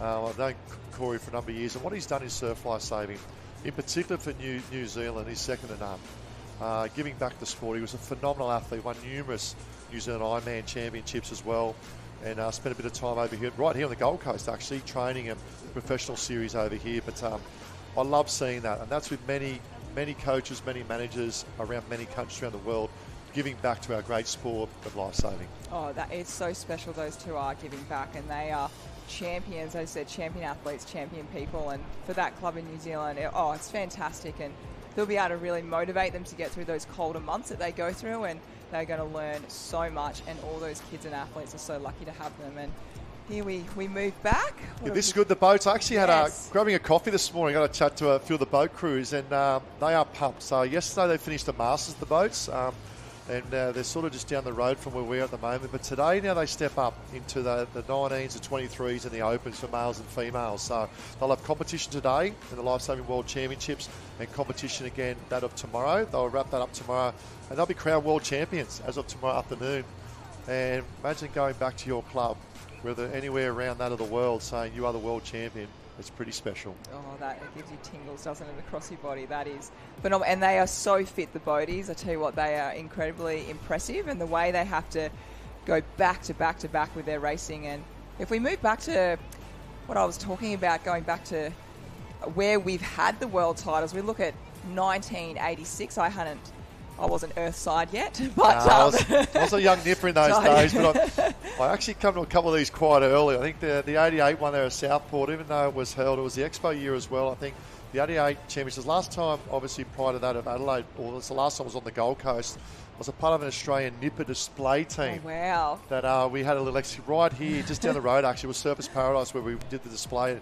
That was in 88, but some great countries, the World Championships have been their courts. Oh, we'll have to try and get a photo of that and pop it up on the live stream. Thanks. Oh, we look back at Japan, Great Britain back in 1994, South Africa, New Zealand, Sydney, Daytona. That would have been a lot of fun in the early 2000s. Italy, I remember Lawn, that was Geelong and Lawn. Germany again, Egypt. Remember? Yeah. Oh, that would have. And the Netherlands in 2016. Isn't it great to see, in terms of, and it showcases how diverse our sport of lifesaving is. And a great job to, obviously, to that of, International Lifesaving Federation as well, to go out and showcase right across. And had the opportunity in 96 to go to Durban in South Africa. That was a phenomenal week and a half. It was great. And Durban, they put on a phenomenal show over there between the peers. Not only so much the week leading up, but also training, because this weekend, for those watching this not privy, it's about the national teams. So the National Opens, which are in pool rescue at the moment, yesterday and today. They'll come to the beach tomorrow with the ocean racing, and also the youth. But then next week, the big show, the Big Dance of Interclub. So much at stake. Obviously, a lot of athletes don't get the opportunity to qualify to make their team because of the depth and quality they have. But they'll put on their club caps next week to be crowned the Interclub champions in particular. Obviously has been held for a number of years due to the impact of COVID, but Northcliffe, who are just down the road, probably 2 kilometres down the road, they took out the last 3, 4, 5, 6 Interclub championships at world level as well. They'll be going for a repeat there with the quality they have. But so many clubs, not only in Australia but around the world as well, putting their clubs forward. And once again, more colourful caps, more names, more personalities, and more importantly, more stories. Absolutely, more colour we have happening. I can't wait. It's a fantastic week. I was actually a part of that Northcliffe winning team back in 2008 in Germany. And I think Bonnie and I were 17 and 18. I don't think we were allowed out. I think everyone was going out. It was a very, very fun team. You've been to a number of world championships, of course. What's one that resonates with you that sort of, I don't like to use the word retirement because I reckon you'll come back one day. But one that resonates, that sticks in your mind about a world champs? I think Montpellier in France I loved that spot because I don't think I would have even kind of realised that there was an area in France, Montpellier. So going to that one, I really loved the place. But I think from memories-wise was Germany, my first one, and I think just moving to Sauterre, being on the Gold Coast, and I think just being selected for that team because back then there was only 2 per an event. So I actually didn't race the Iron one because I had Elizabeth Plumers and Christy Cameron. Yeah. 1 and 2 in the series at the time. I certainly wasn't going to get a spot in the series. In the Iron, but I did all the swimming. And I think it was just really special to be there with my sister, really special to even have been asked to be in that team. So, and I think I had to jump in and do the obs. I actually didn't even I've never done that race before. Well, early in those years, it was obviously Europeans super strong in the pool rescue, but for Australia, it's only been since the 2000 we sort of come in that fore of the importance. We'll come back and talk more about the Worlds a bit later on because there's so many great stories there. But talk about great stories. We've got another one on the beach with Grant. Thanks, Ty. I'm actually down here with all the female beach competitors here, and we're going to go round. Not sure how this is going to work, but we're going to say good morning to the world in our native language. I'm going to start with Denmark. Good morning. Over to Canada. Bon matin. Over to Spain. Buenos días. Over back here to Belgium. Goedemorgen. I can predict Great Britain. Good morning. Over here. Bon dia. Australia, can you say g'day morning or something special? G'day. And who have I missed out the back here? We haven't got the French yet. Bonjour. And over the back here. Josan. There you go, Ty and Courtney. 8 different languages. Good mornings from here, from downtown Australia at Curra Beach. Back to you guys. And it is, I wouldn't say a good morning, it is a great morning. It's a sensational morning. I love that. The diversity and I didn't get Ireland. Did I get Ireland in there? I love the Irish accent. The more the Irish, the better for me. I love it. But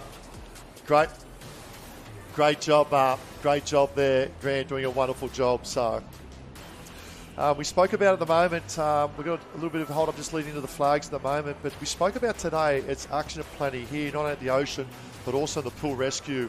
And if we look over here on the right-hand sky, we can see going live now over there, the mannequin carry. It's a 4x50 metre relay, the mannequin carry of, looks like they have a relay race coming up. And we talk about the World Championships. You mentioned the ones that you loved in there with France as well. I spoke about going over into South Africa, Durban. It was 3 to 4 foot. It was a solid surf too in between the piers as well. But we missed one earlier. Let's go down to our Irish there, Grant. Yeah, Ty, and it's one of your favourite countries. The Irish girls, are you looking forward to this beach flags? Yeah, it'll be good fun, yeah. And tell me, one's a beach flag specialist, I believe, and one is a craft competitor or a surf competitor backing up, or are you both beach competitors? Rounded. Like, I'm more of a pool person myself, but like I do flags and sprints as well. And tell us a little bit about where you're back home in Ireland. I'm from Wicklow. It's a small town. Like we have one sandy beach, and that's where we train for the most part and stuff. Yeah, and all craft and all that. Yeah. And what about yourself? Where do you train in Ireland? We train together, so we're training partners. Yeah, it's great. A lot colder over in Ireland though. So. And tell us about the water temperature back there. How cold does it get there in the Irish Sea? Like in the winter, most get down to about like 5 degrees. Like we use those ice baths, so like in the winter for recovery. So 5 degrees, summer. What does it get up to in summer? Probably about maybe 16 degrees maybe. Yeah. Probably a bit less, but that's probably our hottest, yeah. And training for the beach flags, what's the sand like? What are the conditions like over there? We have quite rocky sand. Like it's nothing like this usually. We have a soft sand beach, but like there's always stones and like all that and rocks everywhere. So there's nothing like mixing it up with pebbles and rocks when you're training for beach flags. Ty, back to you guys in the booth. Great job.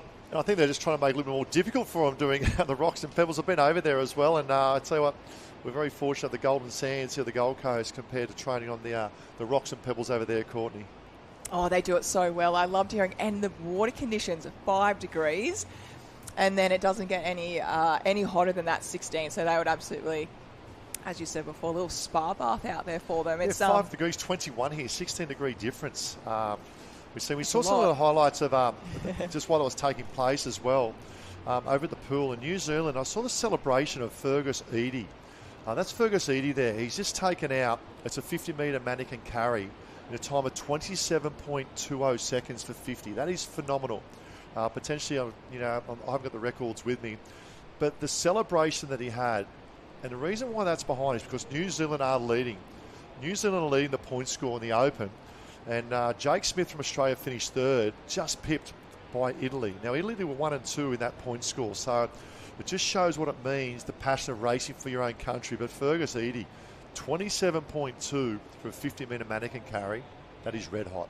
That is so fast, isn't it? I mean, most people couldn't swim that just for swimming. Even running. Let alone, yeah, absolutely. Let alone doing it with a mannequin. That is a lot of power in there. And the New Zealand team, they have an extremely exceptional pool team. I was talking to Jenny Parry. She's down there at the moment covering that, and she just said it's, the amount of athletes they've really been focusing on it. Yeah, so an update from day one yesterday. New Zealand, the Black Ferns were leading by 217 points to Italy, 212, and Australia on 197. Remember, it's a 4-day competition. But yesterday in particular, there was 7 world records, I believe, in the pool. And that shows the quality, but not only the quality, but the improvement as well over the years. Nina Holt, what a great story. Only a matter of 3 weeks ago, represented Germany in, I think it was the 4x100 relay in swimming at the Olympics.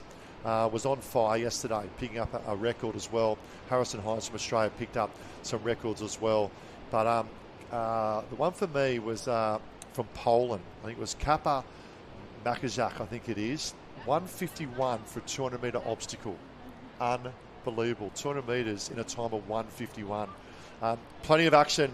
It is the Lifesaving World Championships. We've just got a few minutes getting organised for some beach events, but you can see the split screen here and the beauty of the Gold Coast from the Gold Coast Aquatic Centre and the pool rescue there. We saw Harold doing an interview there, doing a wonderful job, and also the beach. And this is the World Championships, isn't it? Pool rescue being the pool events to that of the ocean events. So much on display, so much on offer. It's a beautiful aquatic centre, isn't it? I think a lot of the athletes, international athletes, will be loving that it's outdoors as well. There's, you don't find, I guess, too many pools like this that are actually outdoors. Overseas, there'd be a lot of indoor pools. So to have this beautiful pool that's outside, getting sun, everyone will I'm sure they'll get a nice little tan, I think, after this week. So slip, slap everyone out there. But yeah, I love that we've got pool, beach, ocean. We've got the lot all happening. Yeah, 43 events we have across the pool and that of the ocean as well. 17 days of racing total. 5,000 competitors we're talking about. It's been 36 years since it's been on the Gold Coast. But another stat, I love my data. The mannequins we just saw being towed, when they're filled with water, they fill them with water. 40 kilos is what they weigh. So it's probably, you look at probably a teenager these days, and 40 kilos to drag. And the time to do that, we spoke about 27 seconds to tow a mannequin of 40 kilos, 50 metres, phenomenal effort. It's like a little person, isn't it? It's very crazy. heavy, and they've got to pick that up from the bottom of the pool. So, yeah, if you can get down, I know there's a lot to take on, a lot to watch, but if you can get down to the pool events, it is incredible what those athletes do. Yeah, so let's have an update from day one yesterday, the pool. We spoke about New Zealand were in first, Italy and Australia, but then Germany were just tucked behind Australia with France, Japan in 6. I'll give the top 10. Great Britain there as well, to that of Poland, Spain and Czech Republic. So there you can see that's the mannequin tow we can see. And they do offer a couple of different techniques as well. So one in the pickup, and that was our champion coming through. And what a performance. Look at the celebration. This is what it means. Look at this. Black Fins celebration, 27 seconds. Phenomenal effort. That is so fast, isn't it? Yeah, and he saw the different techniques now with the freestyle kick or the butterfly kick. So just depending, both would be as fast as each other. But it was, wow, he's definitely eating steak, isn't he, for dinner and maybe breakfast. He had a lot of power. Fergus, eating. And we spoke about that. I mentioned a little bit earlier about Nina Holt from Germany, like obviously been away representing the country at the Olympics, now here on the world stage as well. It just means so much to these athletes to be here on the Gold Coast, whether it's the Gold Coast Aquatic Centre with the pool rescue or that at Kurrawa at the Lifesaving World Championships 2024. And why wouldn't you come to Australia? Oh, absolutely. It is. I think the one thing that we're certainly picking up from the interviews with Grant is the weather. They're all loving the weather and the warmth. And here we go. Here's another replay. You just see the fins are on, the mannequin being picked up. They're phenomenal athletes, aren't they? Yeah, it typifies once again that of Lifesaving, the ability to go down, pick up the patient and return, different techniques and obviously different events that are run as well. Give you a run through. They have the obstacle race where they need to go under obviously 200 metres, under 2 obstacles per lap as well. We then go into some relay events as well. There's the line throw, and what a performance. I saw the final of that yesterday. Unbelievable, the line throw. The 100-metre mannequin carry with fins. We then go into obviously some rescue relays. The Super Lifesaver, another great event as well as they run through, and the 4x50 Lifesaver relay. And we can't forget the circuit that was on Wednesday, the simulated emergency response scenario as well, and that's great. That's actually, I did that in South Africa. That I've never been more nervous in my life. Yes, me too. Because it's the unknown. You're going out to an environment you don't know, but it typifies life-saving at its peak, and obviously a mass rescue scenario. Did you ever have a go at the rescue medley? That's the one where you hold your breath and you have to go past 25 metres, I think it is, and then and then pick up the mannequin. It is one of the hardest events, and I think that's one thing a lot of these athletes going into the pool rescue championships is being able to hold your breath and being fast and being able to recover and come back. It's really, really an art. And the time they can do underwater, they can actually go underwater quicker than freestyle swimming. You know, they're around, I know, That's Masters is around 18 seconds. Something we're doing during the week as well. See Fergus Eady there celebrating again. But going back to the line throw, and a big shout out to Sweden. So it was the Open Women's Sweden team of the line throw, throwing the line out to click the patient and tow the patient back to the wall. 11.91 seconds yesterday to become world champions. They weren't the favourites going in. Going into that, the Chinese Taipei were the favourites going in with a time of 12.56. But the Swedish team, execution to a T, first I think under 12 seconds. So phenomenal effort by the Swedish girls. I love watching that competition. And again, it's all the different tactics, how you bend down and you get the line thrown. Sometimes it gets knotted or it doesn't make it out as far. I think that's what happened to the Chinese Taipei. Obviously favourites going in. I think the line didn't make the line, had to go back and reset again. And once that happens, it's pretty much game over. So, beach getting organised, beach flags. I love the beach flags. It is a UFC in the sandpit, I like to call it. I love it because it's reaction time. It's explosive. It's the power, it's speed, but also it's the tactics, the ability to get the shoulder in front as well and protect that flag, also known as the baton coming up. So, strap yourself in. This is the Lifesaving World Championships 2024 from Coral Beach, and also the other YouTube channel from that of the Gold Coast Aquatic Centre. Quick shout out to all the sponsors who make this happen, and also to the Chair and Project Director, to Ron Rankin AM, great job, President of International Lifesaving Federation. He's a great man, Graham Ford AM, who was the President of Surf Lifesaving Australia for a number of years as well. And the COO of Surf Lifesaving Queensland, Dave Wimpy, obviously being held here in the state of Queensland. The Gold Coast City Mayor, Tom Tate, Minister of Tourism and Sport, Honourable Michael Healy, MP. And the sponsors of Tourism Events Queensland, Australia's Gold Coast, Queensland Government, to Risk Intelligence, Karawa Surf Lifesaving Club as well, to Ampol Race 1, one of the best tents set up. I actually had a chat to the French coach this morning. I said, what's been the highlight of your 2 days? He said, walking up through the expo area and seeing all the colours and all the craft. He said they don't get the opportunity overseas to see so much craft and colour on display outside of the Race 1 tent as well, and to Eventco as well, doing a wonderful job. So give us a shout out, give us a thumbs up if you're enjoying this here on the YouTube. We've got only a matter of 3 minutes away. We see Team Ireland asking some questions. The beach flags. It's that reaction time. It's definitely different to the water. You might see a couple of water competitors actually out here and being that second competitor, but... How'd you go on beach flags back in the day, Courts? Yeah, definitely wasn't my forte. I was quite long when I was young, so I was definitely a lot. I felt like I was so much further, further from the flags. But Flaunie, my sister, she did very, very well. She was a pocket rocket. But no, I definitely made sure I stuck to the water and. Yes, unfortunately, the flags. What about you, Ty? Bring it back on you. I used to always love putting a faster person next to me and saying, leave a flag for me. You. Leave a flag for me. That was before they used to draw the lanes, and then as I got older, they started drawing lanes. It's like, I've missed some opportunity here. So it's building nice alliances when you're lining up to talk and say, how you going? How's your day? Good. Yeah, I think the one on the right-hand side is probably a better looking flag for you. Yeah, not very nice, that person. I'm lovely. I'll buy you a snow cone after this. But what I love about it, it's short, it's sharp, and it's entertaining. You see the crowd starting to build. Look at this. We mentioned it's a public holiday here on the Gold Coast. It's the Gold Coast Show holiday. And the mix of colour as well, celebrating and supporting their country. I see the black there of the Black Fins of New Zealand. Very proud nation as well. All of them coming around as well. So it is the 2024 Lifesaving World Championships. It is probably coming up to about a third of the way through the program.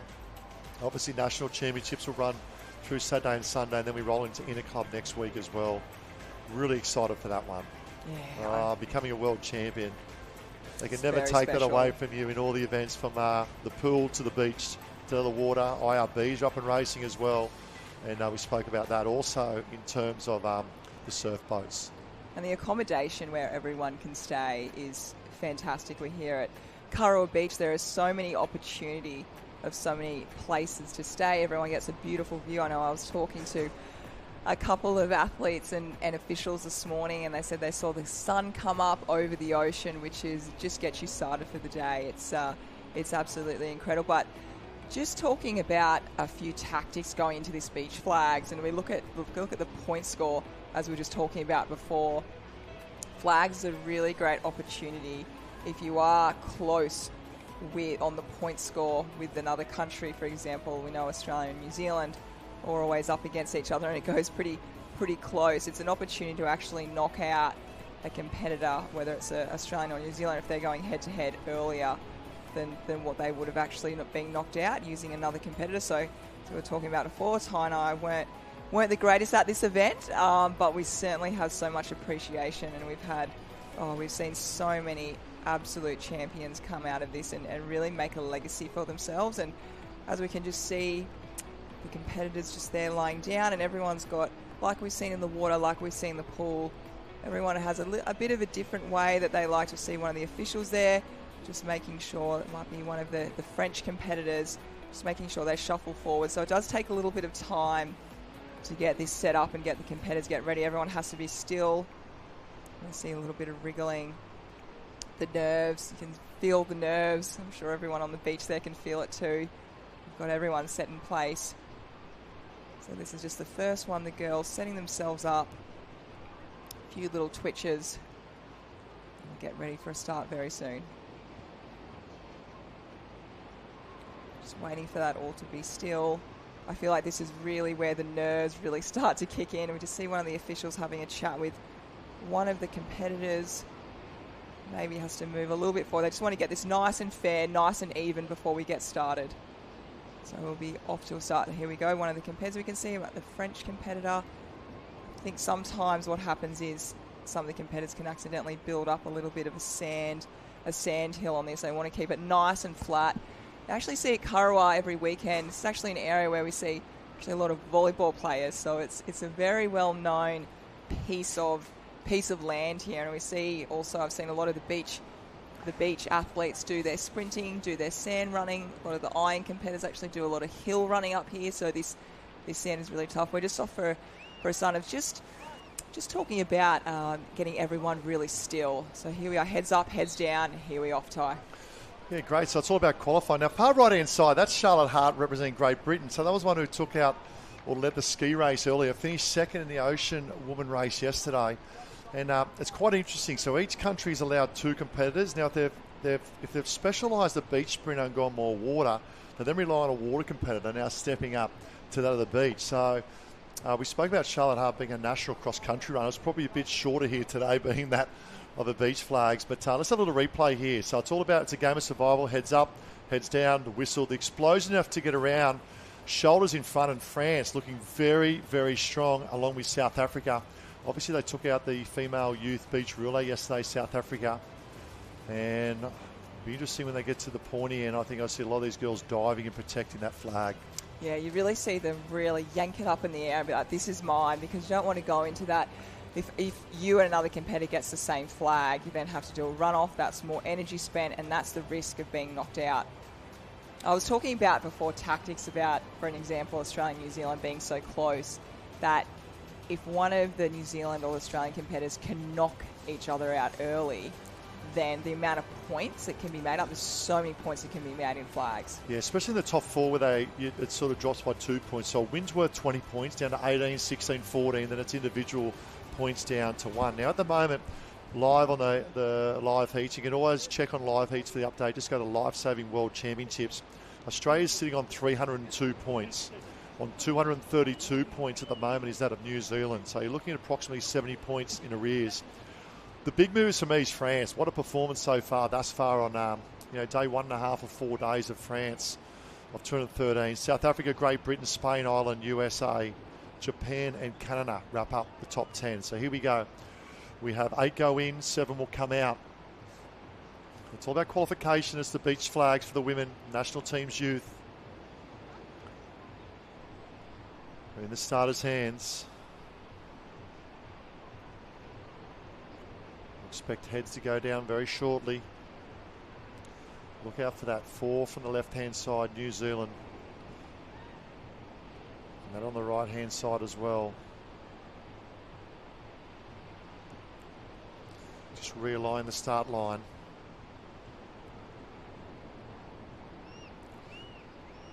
.30 competitors will go in. Looks like Nasha Shetty from India has been eliminated in the first run for the girls.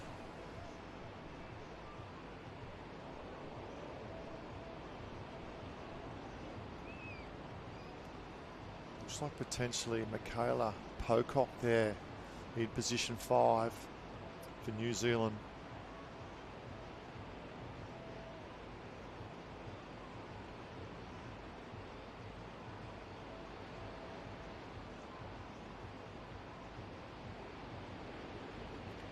Just waiting for the starters' instructions. See heels together, perfect alignment. If they're a little bit obscured, they'll be told to straighten up. And we see 2 beach flag arenas taking place as well. So females, youth on the right-hand side, male youth on the left-hand side. It's all about qualifying through to that A final.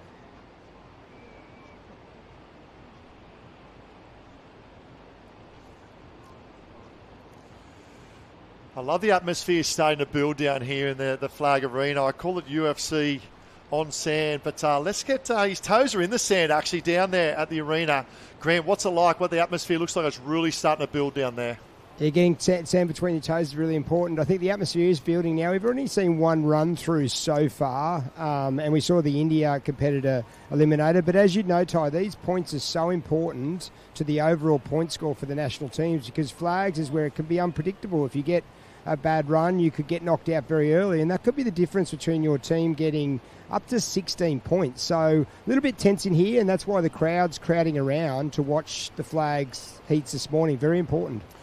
Might also, Grant, get you to keep an eye out because obviously allowed 2 competitors, but I can only see 1 at the moment through live heats and lined up for New Zealand. So it might be a tactical manoeuvre to maybe put more eggs in their baskets of water events. I know every other competitor or country seems to have 2, so I might get you to investigate that as well if you don't mind. But I also love the impact of a specialist beachy along with potentially a water competitor. Now, I know for Australia in particular, Gemma Holt, who's one of the strong swimmers in the Australian team, is also doing beach flags. So it's quite diverse for each country, isn't it?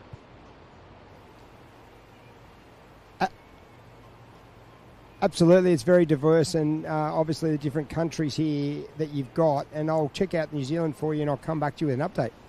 Thanking you. So just getting set now. So it's all about qualifying, and we spoke about the points, and we see this, and it's the ability to take a strike. It all depends on where they're lined up as well. So there'll be plenty of nerves to the girls at the moment lined up. And what a great spectacle it is. We can see the girls at the moment. Czech Republic. Meanwhile, we go over to that of the male youth elimination round.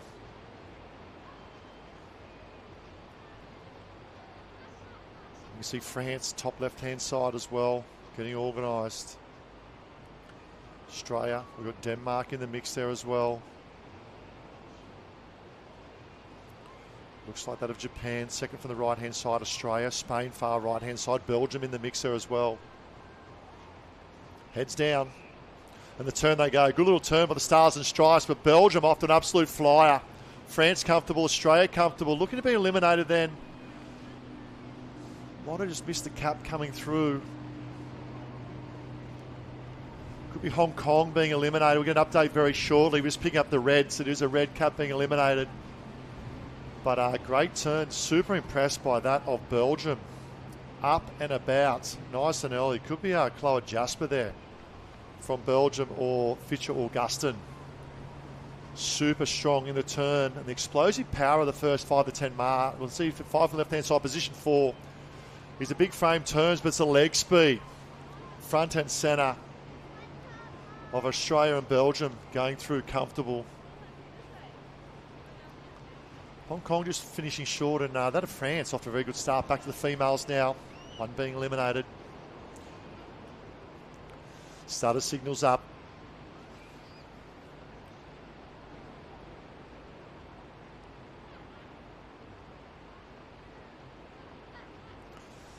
On the nerves. It's a game of survival, isn't it, Courtney? It's you want to get through that A final. Here we go. Turn once again. Good turn from Spain. Oh, see the movement there. Czech Republic, very, very good. But I love the movement of Japan. So that's Japan there on screen at the moment. Was in position 2. And just drifted across in front. Potentially Canada coming across. So it was a tactical manoeuvre. And this is what we'll probably see, Courts, as we get more towards the pointy end. If there's an opportunity to strike and protect that flag, they will do that. And the young girl from Japan, it's a great execution. Far left-hand side. Watch this from Japan. Second from the left-hand side. Will make a move across to her left, which is now right on screen, to cover that from Canada, to protect the flag. And a lot of people say there's not much tactics in beach flags, but I tell you what, there is plenty. Oh, there is so many tactics going on, and she really knew which way she wanted to go. She had made that decision, so she didn't muck around for 1 second. But I think it's so great here, as you can see, back to the men's, one missing out again. They reset themselves so many times. Yeah, this is our second round now, the males. Then we'll go back down the beach with Grant in a moment. Great start from France, left-hand side. Super dominant performance. And from France, we're picking up elimination there at the moment. But we see Canada going through, New Zealand there. But why go to the beach, get across there with Grant? Just an update on the female youth with New Zealand. Do they have 2 in the beach flags? No, I've just spoken to the team manager of New Zealand, and they've gone with the 1 in the beach flags, which obviously, as we said before, points go down to 16, but they've decided to go with 1. So obviously backing their specialist beach flags competitors. The only thing is, if countries like South Africa and Australia get their water competitor into one of those 16 spots, they've thrown away a few points there by only putting the 1 person. But that shows the tactics of this competition, and really important where it could be won and lost sometimes on the sand. Yeah, most definitely. And great for that insight too, mate. Thanks to the investigation. It was South Africa was just eliminated in that round of the males. Now we go back to that of the female youth. So it's a game of survival at the moment. 1 being eliminated. Heads down. Good start from South Africa. That's the dominance. They took out the female beach sprint and looking very, very good there, Courtney. Yeah, she didn't even need to dive then, did she? She just kind of went a little bit on her knees, grabbed it up. Very, very strong. They've obviously been working very, very hard to get ready for this World Championships. And yeah, just listening to Grant there before, that is very interesting, isn't it? And we will make sure we keep an eye on that and look at the point score and see how that's all going down. But I love that. Here we go. Here's that replay, and we just see the South African. Look at her come through. She's looking really, really good for that, and she's going to be definitely hard to beat. I'm on their bandwagon. I'm on the South African bandwagon. That's could be Kira Van Herden there as well. I'm not sure if it's Kira or if it's, I'll try and pick up, might be Eve Abraham. So very, very good. Now back to, this is good action. And I hope you're enjoying it just as much as we are with the live stream there on YouTube. This is now back to the male arena. So we're eliminating 1 at a time till we go down to our final 8. And the South Africans have really come out the beach, and great to see the girls leading the way. But it's the ability to back up each time. It turns into a little bit of an endurance event after, you think about it, they're going through 17, 18 times. Oh, it certainly is. I know everyone says, that they are explosive, but doing that explosion back to back to back, and also the respect that I have for these athletes to reset themselves. So when we do the ocean, you're doing an Iron Woman, you hear the gun once and then you've gone. But with these athletes, they're hearing that gun over and over again, so the nerves pick up every single time. You have to make sure you are so ready for every single, something can happen, and we've seen that in flags many, many times. I think you hit the nail on the head there. It's resetting not only physically, but also psychologically, mentally to reset and go through your processes, and that can be quite draining as well. Here we go, elimination round. Good start once again. We spoke about Belgium. We can see that of America through to a very good one. The excitement coming through of Italy. We haven't spoken much about Italy, but you can see the excitement there. The Italian stallion coming to the fore and qualifying through. And the other thing I love about the beach flag is the atmosphere. Look at it building. It's 5, 6, 7 deep. And we'll see the turn here. Second from the right-hand side. That's the Italian boy. Stars and stripes near him as well. Hand goes out trying to protect the flag. From potentially Czech Republic, I think it was coming through. But watch the Italian, great to see. We'll go back to females here now, Courts. Yeah, back to the girls. They're all set up very still. You can see everyone's got a little bit of different body positioning. Some people up nice and high, shoulders back. Others are a little bit lower. So that's definitely a personal preference thing, what you want to do. Heads are up now, heads are down, and we are off and away. One. Oh, stumble from Ireland on the left-hand side. Opens up the door. Oh, big move. Massive move from the right and left-hand side. Might be Argentina probably eliminated, or we could have a flag off. Wow, look at this. They're both, no one is letting it go. Look at them. Love the move of Hong Kong. We might try and pick up a replay of that, but Hong Kong come from about, that's her on the right-hand side, the red cap, come from about centre. So have a look, Hong Kong, fourth from the left-hand side. Watch the move from the young girl from Hong Kong here. Turns well, Stars and Stripes go in front of her. She then veers to our left, her right, to protect the flag in front of Ireland and Argentina. Now, decision time, we have officials on every flag. They'll determine whether an athlete had hold of the flag or protect that flag first. Decision being made, they'll go back and review and watch. If it cannot be determined, they will have a runoff. So checking the technology in the IT. As we go back now to that of the youth male arena. Oh, it's starting to liven up. It really is. It's starting to liven up. You start off with the full list, and now it gets getting, it's so tough, isn't it? Oh, don't give me a coffee, give me beach flags. Yes. I tell you what, here we go. They do a wonderful job, all the officials on the sand and also water, and over at the pool rescue as well. Lining up. Stage is set, camera crews are set, starter is in position. Gives you a good indication of who's in good form too. Argentina, good turn. Looks like Japan off to a very good start as well. The Great Britain team, Canada, still alive. Japan looking very good. Excited and about they have it. a very, very strong history in beach flags, that of Japan. They certainly do. And I love their energy. They're so bouncy and happy, and that's what you need in flags. So here we go. Here's another replay. Heads up, heads down, and they are off and away. And they know what happens. You see a little bit of a stumble in the middle there, but he got back on his feet, and you just do not want to get back in that second line because you're then trying to do the little search party and try and look for that flag. So we lost, I think it could have been over the top there. I'll have a look at that in a second for you guys. But here we go. Here's the runoff. So this is going to be really close. We've got Argentina right-hand side, Ireland left-hand side. I've got to stick with the accent of Irish. The Irish. Off in front. So close. Just that little stumble. That little stumble at the start there, and she knows, and she's very emotional about it because they come a long way here. And again, it's not only about making yourself proud, it's your team, it's your country. So, but well done. It's a really, really tough one. And that as we see here, there's a little replay, and just as you back the Irish, she really got out in front there, and just as we can see the slow-mo, she just went off to the side, bounced off the Irish competitor, and she knew in the end that was it. That was race over, run and done. And here we go now, back straight into the women's. And again, one competitor will miss out. So really getting down to the final stages now. Yeah, we spoke about the alignment. They need to be perfectly aligned and heels together as well. Have a little look over their shoulder just to see where the flags are. I'm going back to some of the great Japanese. Shogo Hori was another one who from the Australian Championships performed very, very well. Very strong history in beach flags competition. And it's short, sharp, and it is explosive. Males left-hand side, females right-hand side. Imagine if they started them together. I reckon the females would probably outdo the males too, just quietly. Of course, Ty. I was just thinking that, actually. Are we all going to see everyone off together? I think we're up to the right-hand side first. Females go right. Here we go.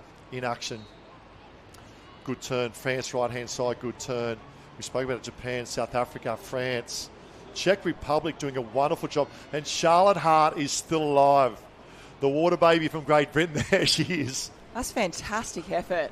Big program. And really, she's really multitasking today, isn't she? Now back to the boys. Here we go. Australia looking very strong. Belgium, we spoke about earlier. Top of screen as well. France and Denmark making their presence felt closest to camera, and the Stars and Stripes of the USA. And we see a few little different outfits, don't we, in the men's? We've got the jammers coming in. We've got the board shorts. We go, here we go, back to the women's. And as you said, Charlotte, she is hanging in there. Look at that. She's really and it's doing a little bit of luck. Best. A little bit of luck too. And you can see there, Charlotte Hart, it might have been just trying to pick up the other cap coming through.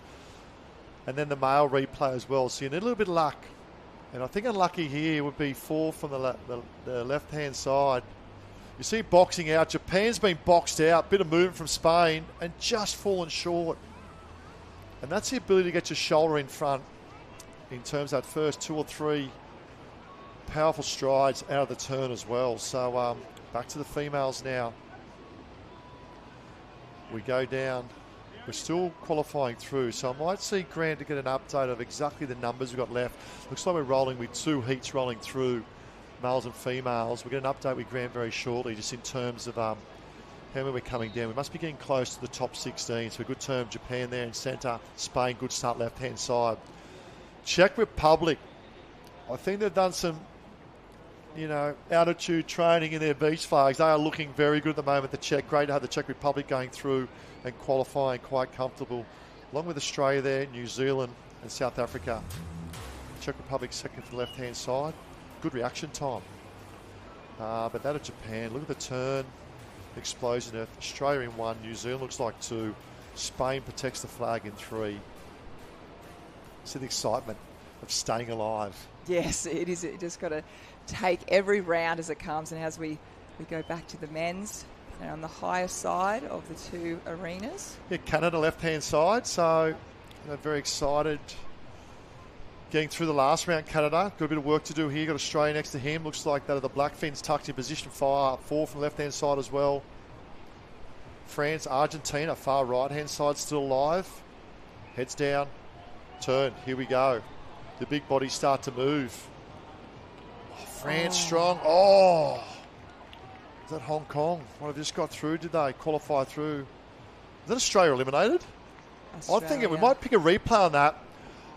This is big. In the context of this event, I believe Australia made 3rd from the left-hand side. Let's pick this up at the moment. It was a slow turn. We'll pick this up. Stumbles. Oh, no. Decision time. It all came down to that last decision, wasn't it? Unbelievable scenes here in that of the male beach flags. We go back to female beach flags. South Africa, Great Britain. Looking very, very strong. Brazil, could be Brazil. Also putting a phenomenal performance qualifying through there as well. We'll get an update on that. But going back, Braden Woodford from Australia has been eliminated in position number 27. Wow. Devastated with that. Now, we spoke about New Zealand only having 1 female in their beach flags. If they can have a top 8 result in their 2 competitors, all of a sudden, big points. Argentina, you can see the devastation of being eliminated there from that. He was certainly... There's a little bit of luck, isn't there, going on in flags. You've got to kind of make sure you set yourself up, but also... Sometimes you're kind of looking around the flags. It depends if another competitor trips, you trip. It's really tough, isn't it? And I notice a lot from looking at the turn. You've really got to make sure that turn, if you see the best competitors, they're straight as soon as they flip around. Yeah, there's one flag up for grabs. One flag, there's still one there. The look of the Irish. Well done. Well done. We've still got about 26 in each, the males and females still alive. That's a lot of rounds. Here we go, left-hand side. Watch the Irish, the young boy from Ireland. 4 from the left-hand side. Turns a little bit slow, shoulders tucked in behind everyone else. Stars and Stripes. I love the forward lean. You spoke about that explosive power as you go back now to the females. Talk about Stars and Stripes. What about that? Stars and Stripes, easy qualifying through there as well. A little bit of sand in the eyes for Team Belgium. Go back and reset. Yeah, the competitors are sand. Being on the beach, so definitely the girls have a bit of sand, I'd say, in their hair through their togs. It's definitely commitment to making that dive, and really going to be interesting. Here we go. Here's a replay with the girls. We have our second Australian. Yeah, Gemma Holt. She's done well, hasn't she? I love this. This is great. She wanted it. She got it. Right, back to the males we go. Bit of a yin and yang here as we go to males and females. And Great Britain, far left-hand side. Argentina, they've already had 1 eliminated. I think in the females only a matter of minutes ago, right next to Canada, 3rd from the right-hand side. And it's also about recovering and relaxing in between. They might have a few lollies, make sure they're keeping hydrated, keep out of the sun, be in that shade. There's a lot to this, and behind the scenes right now, you see all the athletes, mentally relaxing and being prepared, and then lifting themselves back up again. So the emotional, endurance that they go across in this is a lot. So no wonder the beach competitors are so exhausted by the end of the day. And each one you want to try and improve each run as well. It's hard to back up with the same performance. Left-hand side, second left. Look out for that with the Black Fins of New Zealand. Great Britain. Almost quite relaxing, wouldn't it? Just laying on the warm sand, sun on your back. I'd rather prefer probably not the World Championships on the beautiful day on the Gold Coast, but it is showtime. The best in the business from around our globe.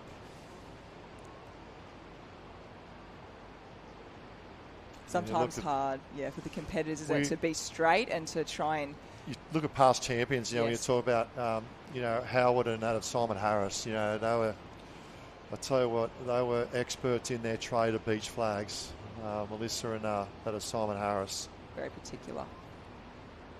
There's an old famous saying, they reckon they're that quick they could switch the light off at home and get in bed before it got dark. But great performance from Japan. Czech Republic in 2.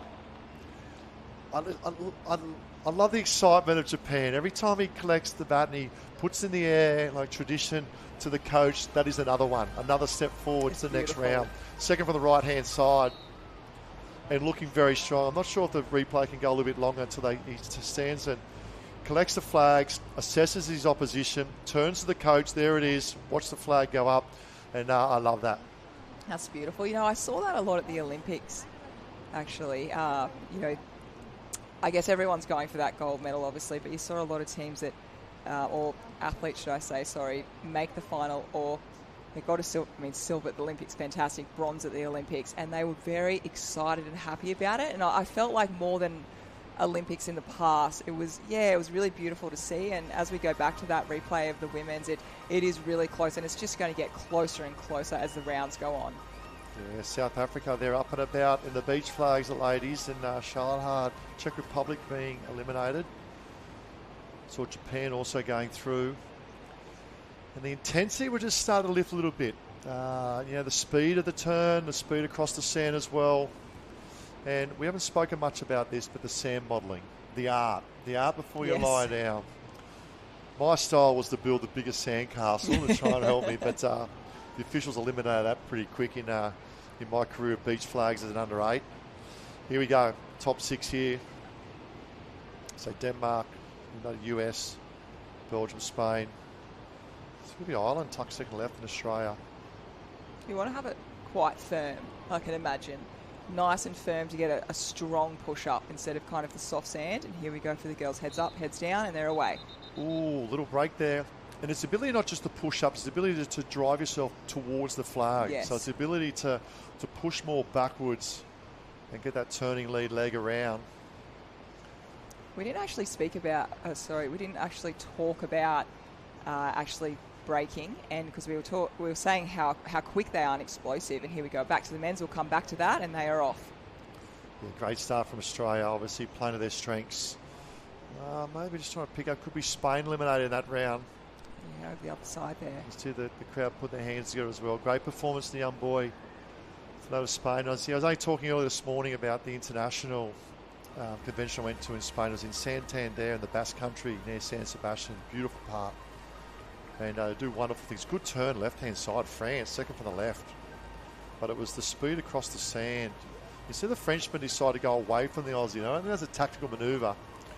Because you've got to size up your opposition as well in beach flags, knowing that you've got the fast and the pointy end competitors near you. You need to think, look, what's my option A? You also got an option B and C. And decisions have to be made really quick.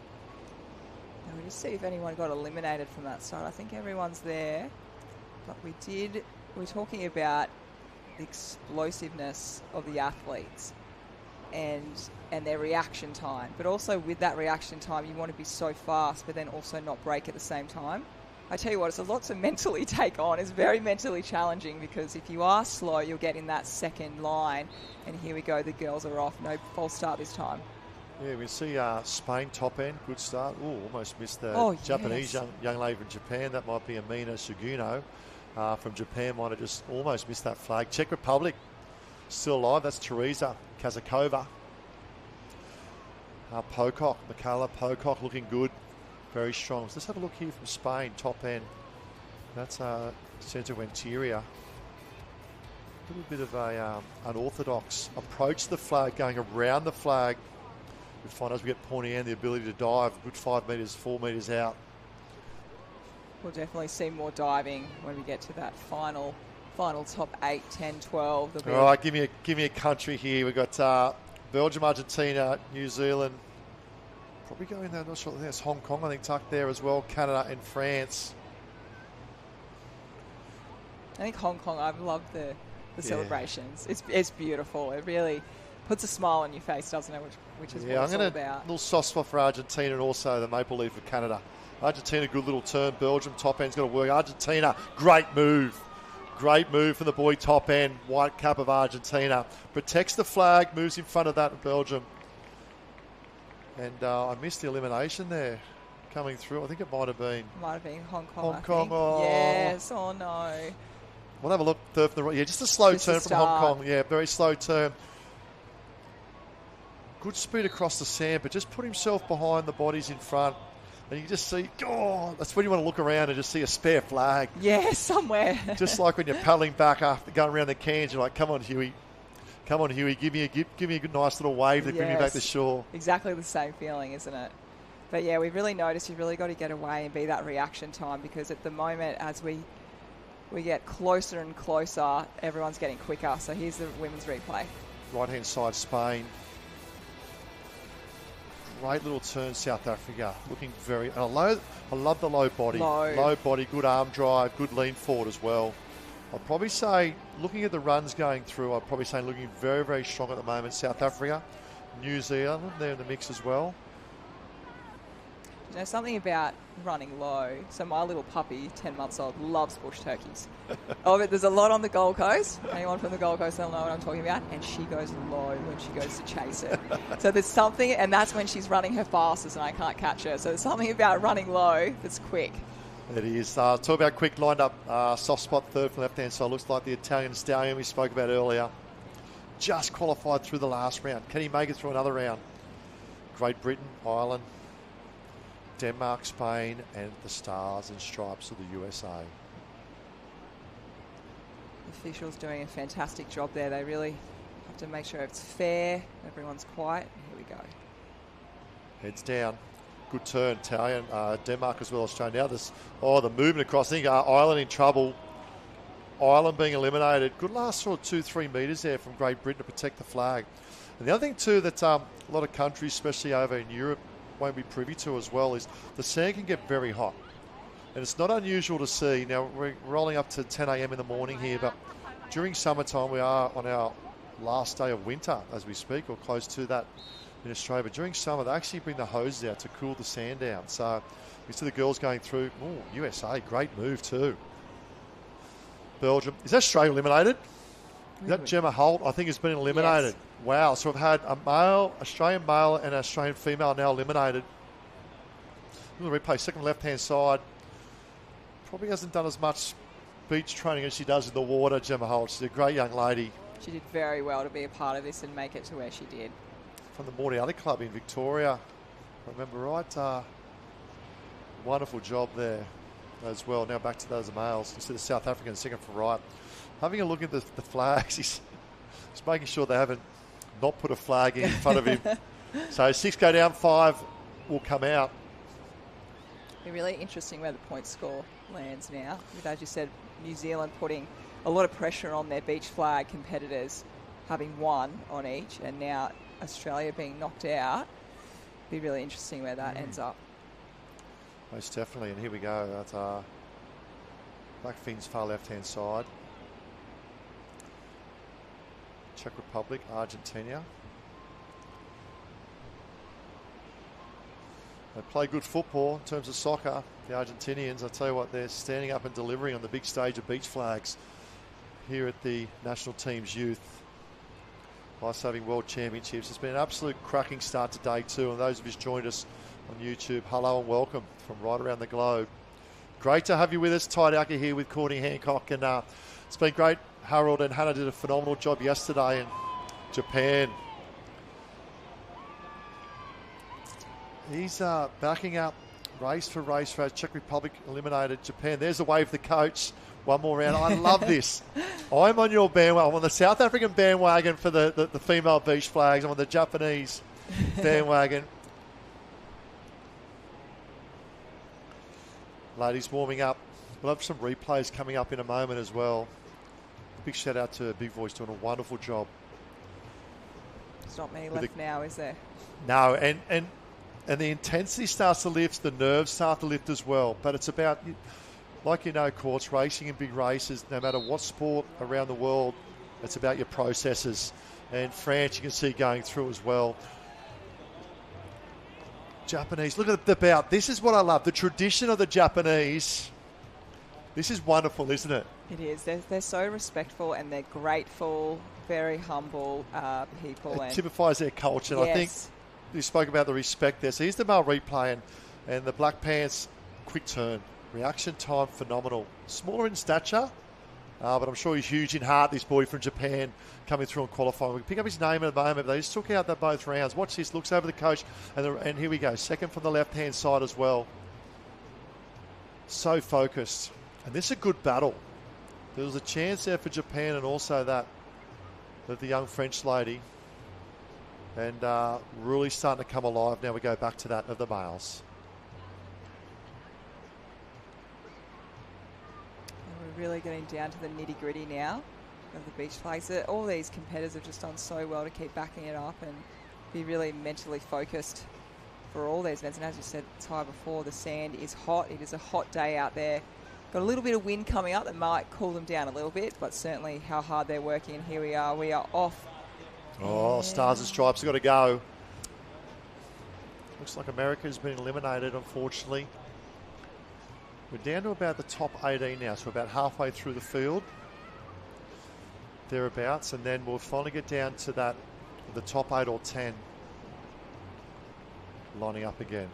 It's Michaela Pocock, left-hand side from New Zealand. Turns to get, but once again, oh, good move. Very good move. That's the strength of Misha Boniface from Australia as well. Phenomenal young lady coming through the beach sprint flags. Obviously does probably a fair bit of track work as well. And it's these earlier rounds as well. And depending on what group you get put in for your rounds, you're really sizing up the opportunity. But you're not sure the speed of your group compared. Look at the replay here at the moment. America, left-hand side, you can see just labouring a little bit out of the blocks of the turn. And Denmark, Belgium going through as well. So here we go.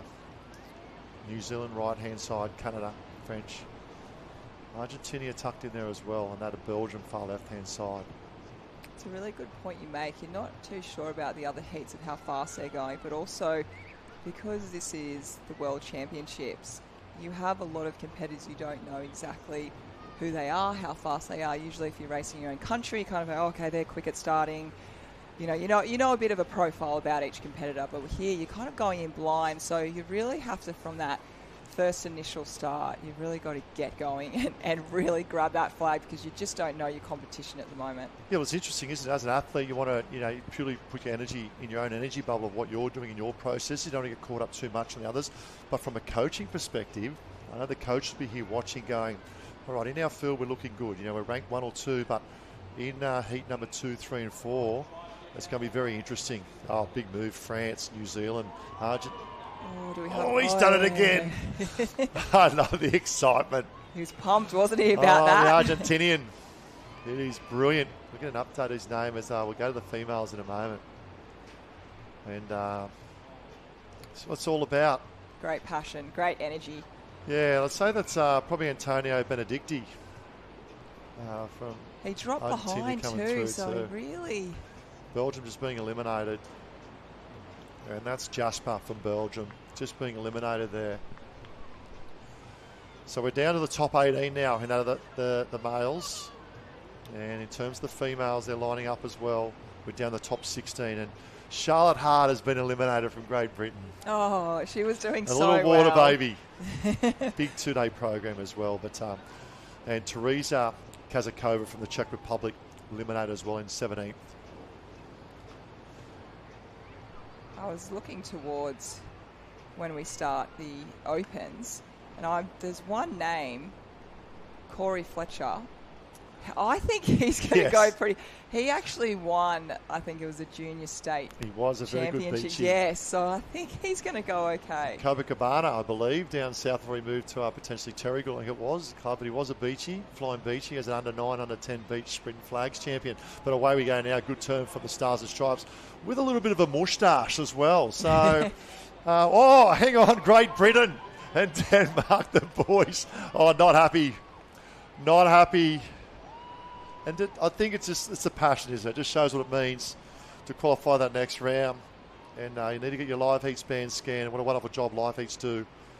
Oh, I'd like to see that. We've got a couple of replays coming up, and that's one we'll watch very closely between that of Great Britain and America to see exactly what happened there in the males. We have a Sandy in competition. Here we go now. 2 from the left-hand side. So you can turn there at the moment. Was a very good turn in front.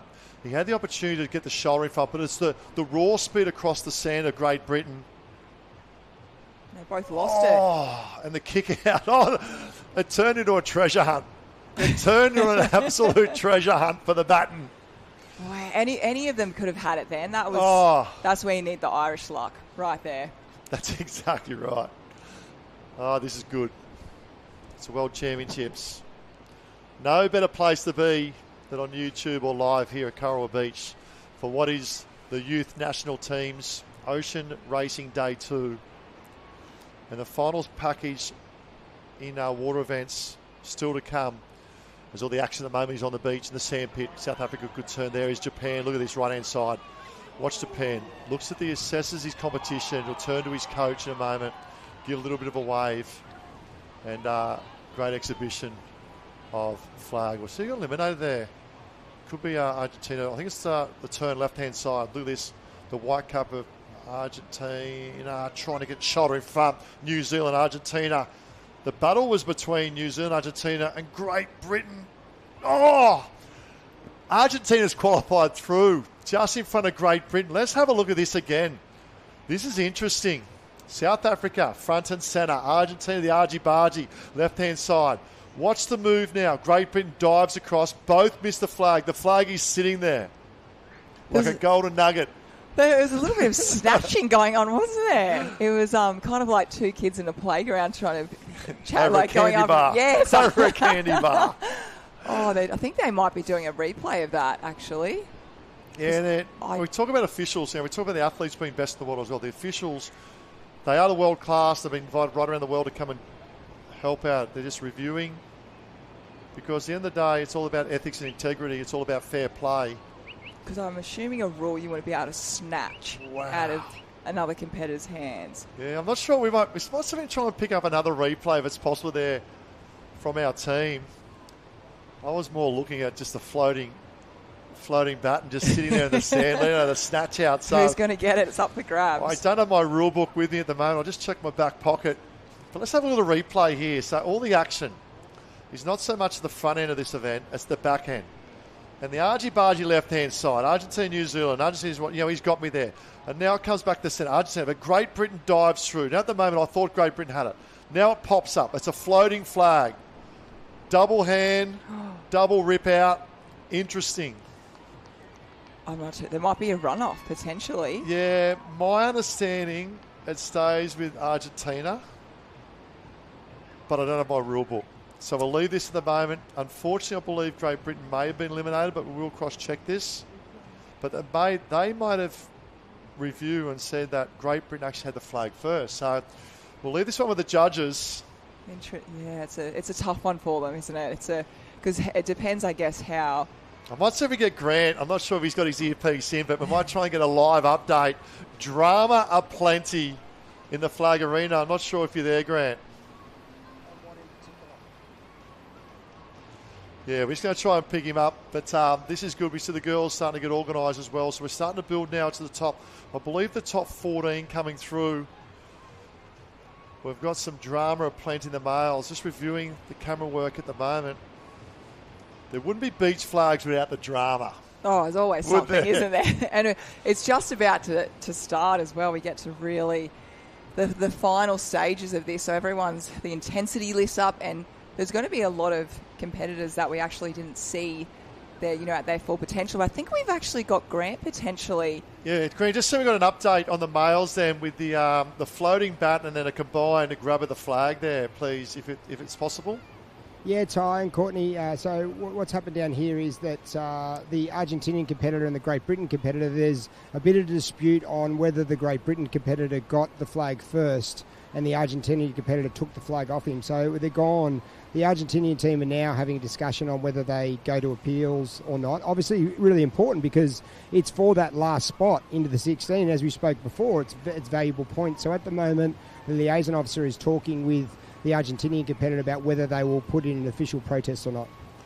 Oh, it's interesting, isn't it? If it wasn't World Championships, you could probably go paper, scissors, rock. But this is the World Championships. So much at stake, so much at offer. And appreciate the insight there, doing a wonderful job down there with the sand between the toes. You can see lining up the females. This is quality. Now it goes to another level, doesn't it, Courtney? They've qualified through the top 16 or the top 20. Now they're in the top 16. This is finals time. And Japan walks out in 1. Belgium walks out in 2. How will the nerves be right now? I feel nervous just watching. I can see their faces, and this is the business end. This is where it's all happening. So I'm just looking at all the competitors, their body language, who looks relaxed, who's a bit nervous. And it's all, they certainly would have had to have had a couple of lollies, bit of energy drink as well. Sit in that shade, get them ready for this, because this is where it all starts and everyone unfolds. And as I was saying before, we haven't seen them at their full pace yet. I think we saw, I reckon, the South African girls. I don't think they're at their full pace. Definitely Australian as well. So I would have been full pace at word go just to try and get through the quality. But the other thing too, this is the national team's challenge. So obviously this is the youth. Now they'll back up next week in their inner club as well. So it's an opportunity to throw one over the bow of saying, you know what, I want to take out the national team's world championship. One for my nation, number one, and myself, my family, my friends, and my supporting crew too. But it's also an opportunity to say we're on position, because a lot of them won't know where they're positioned going next week as well as we lead into the interclub. So very, very interesting. A lot at stake, a lot at offer. And obviously from the national perspective as well, representing your country, it means so much. Well, this is it. The top 16 make their way out. And huge congratulations to those who have qualified. We'll go in with 16 and then it's one by one. We'll make our way down, right down to that of Nuno number 1, world champion of the national teams for the youth for 2024. This is really tough, isn't it? It is an endurance event. The other thing too is I haven't seen the nature of 16 competitors in a final. Normally they get down to 8 or 10, but you can see the spread. Look at this right across from left to right at the moment. So you think about it, normally we're looking at 7 or maybe 9 if there's 10 in a final going. Normally look at it sort of a group of 8. We're looking at 15 flags. I think it's a great spectacle. I think from the shots we have here and the great job the crew are doing is it gives us a great insight, but also gives us the insight of who we expect to see. So from this first run of 16, let's have a look at our top 3 that maybe come, and then we look at maybe follow their journey through the trail as well when you spoke about that endurance aspect of this event. This is amazing, isn't it? Look how beautiful the sand is. The whole setup is really quite incredible. And we're lucky enough to have Grant down there. He's there with all the action. He's got some updates. Yeah, thanks, Courtney. The Argentinian athlete has decided not to protest, to accept the decision not to go through that final 16. He was disappointed, but at the same time, I think in the spirit of competition, he's decided not to protest. Back to you guys. This is a very big flag state. 16 competitors in flags. I don't think I've seen 16 competitors lined up before. It's very exciting down here. And great. Thanks, Dan. And how is that atmosphere down there, Grant? Obviously, it's finals time now, the top 16. Do you feel a lift in the energy on the beach? Yeah, it is great atmosphere. Obviously, the different colours of the caps here are amazing, and you can see everyone's got their cameras out for this final, because with 16 athletes, the tactics become very important on which way you're going to go, left and right, and you can see the tents in the air. Back to you guys to call this start. Beautiful. Here we go. 16 will go in, 15 will come out. Starters are in position. And a big job for the officials as well, isn't it? We're not looking at 8 bodies, we're looking at 16 bodies lined up. Yeah, this is really, really tricky on the officials. Absolutely. Would you prefer to be on the end or in the middle? just to get a flag, I'd be happy with. But it's an interesting point because, you know, if you're in the middle, you sort of could you get boxed out, or on the end, you know, the opportunity, if you've got a super strong flagger next to you, then that makes life difficult for you as well. So I think it's the ability just to purely focus on, regardless of where you are, I think it's critical to just execute your processes. And the number one is, for me, it's reaction time, the ability to react to that whistle.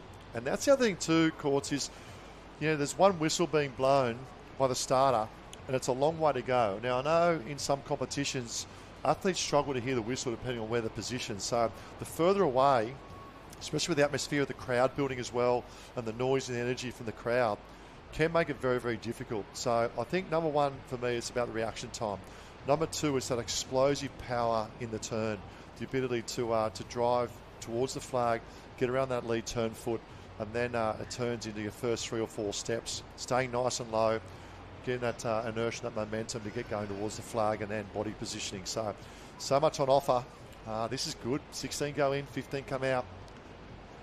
That's a rainbow of colours down there as well. And after our first round, we're going to cross over to Grant to see what the likes are down here, who he likes being close to the action. We'll call from up here as well. We saw some great form from the Japanese going through early. Obviously, New Zealand were in the mix there as well. Czech Republic were in good form. South Africa, the great form of the beach relay. But Graham, we're just about to get a start. But what's the general feel down there, mate, for the countries? Yeah, plenty of gardening going on here. There's plenty of gardening going on, getting their positions right. I think, the Japanese are obviously always very strong in beach flags, but the South Africans are there in the middle of the field. Interesting to see them located in the middle there with the French competitor in the middle of them. So you'd assume that the tactics there is going to be to try to work together in these early rounds. But the girls are very relaxed. It's very different styles of them as they get set. They've all got their own ways. As you mentioned before, it's all about that start and being explosive off the start. And let's not forget that we've got a lot of our beach flag competitors that have previously been Winter Olympians, just because their explosive start to get moving on the sand that converted into that Winter Olympic sports. Yeah, most definitely, and especially the skeleton and the bobsled teams going down as well. So it's a great correlation, actually, of transferring that. Here we go, 16 go in. Oh, big moment. Big moment for these young ladies. What a proud moment as well, Courtney. Top 16 in the world. It's fantastic. Representing your nation. Oh. I get the chills. It just means so much now, especially coming off the Olympics like we spoke about. The pride of your country. It's all about also the word compact. I feel on the flags from watching these last rounds go through, really keeping spin around, go straight. You've seen a few athletes who've gone left and right and just lost a metre or so, but here we are for a start. Heads are up, heads are down. Great start, good turn. Oh, look at this from that left-hand side as well. South Africa, stand their authority. New Zealand, Great Britain. And the crowd, we can hear the atmosphere building, and once again, the respect of the Japanese turning around and bowing. Isn't that, I just love that form of culture and tradition. And let's look at the replay here. So a lot of the action was front and centre. Good turn from that of South Africa. The French as well, and the left-hand side. Right-hand side. Now, we've got Spain, got 2 competitors as well. But it's the top end of the screen where I think they struggle to come through. It might be Belgium. Oh, Belgium actually had one left over. Belgium actually was saved by a flag, but a fellow club mate unfortunately missed out. So I believe that's Belgium being eliminated. There you go. Dimitri Yin from Belgium has been eliminated on the great little script we have down the bottom. This phenomenal live stream being presented right around the world at the beautiful Gold Coast of the World Lifesaving Championships. Down to 15 in the females, now 16 in the males. Physicality, when we get a little bit closer to courts, I think will come to play as well. The bigger bodies in that positioning. Yeah, you generally don't see super tall athletes in the flags.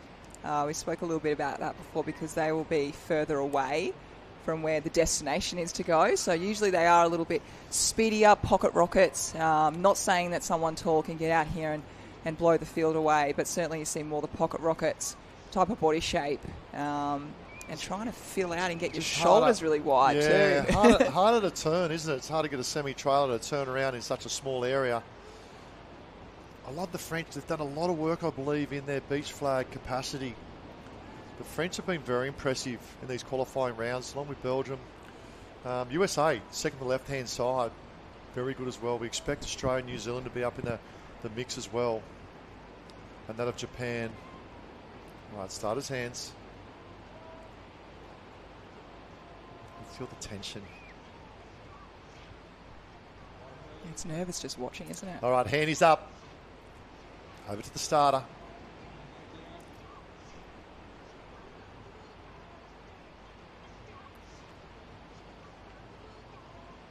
$16 go in, 15 will come out. Pressure is high at the moment. Starter moves into position. In the starter's hands. A few little wiggles. Heads down. And away we go. Explosion up Little Dale. Needs some work to do. Canada left-hand side. A little bit of struggle at the moment. And Great Britain flag alive. Oh, Great Britain and Canada. They were the two we mentioned in trouble. And I think Great Britain has saved for another round. There he is, back-to-back. Back-to-back. Big Talk about luck of the Irish. I think it's the luck of the luck of the Union Jack at the moment. Let's have a look at this. And it's big numbers, isn't it? 16 that go in. And third from the left-hand side and centre. Great Britain centre, Canada, the maple leaf, top of screen. Great Britain stand. Goes to plan B. Goes to plan C. They both dive. Oh. I tell you what, the crowd erupts as well. What a performance. Someone's looking after him above who wants him to be into this final, definitely. Well, he's through the top 15 in the world at the moment for the national teams. I love the work of the Japanese. Fourth from the left-hand side. South Africa and Australia. So we look at the top three that go through. Look at the dive here. Oh, it just gets there. A bit of a body clash. A body check as well. And I can see one of the team members from that of Canada go, no, as soon as it just gets down. All right, back to the female, down the top 15. A big thanks to all those viewing us on YouTube and live stream right around the world. It's the Lifesaving World Championships, and what a spectacle to showcase our great lifesavers from just under 50 countries around that of the world on display. You remember they've had 16, probably 17 runs already leading into this one. They're incredibly fit. I think after we have this done, we get a little break, I'd love to know from Grant, is the coaches in there talking tactics? Because, you know, when you're down there in the atmosphere, you can really kind of sense the feel of what's happening. I wonder if he caught a conversation.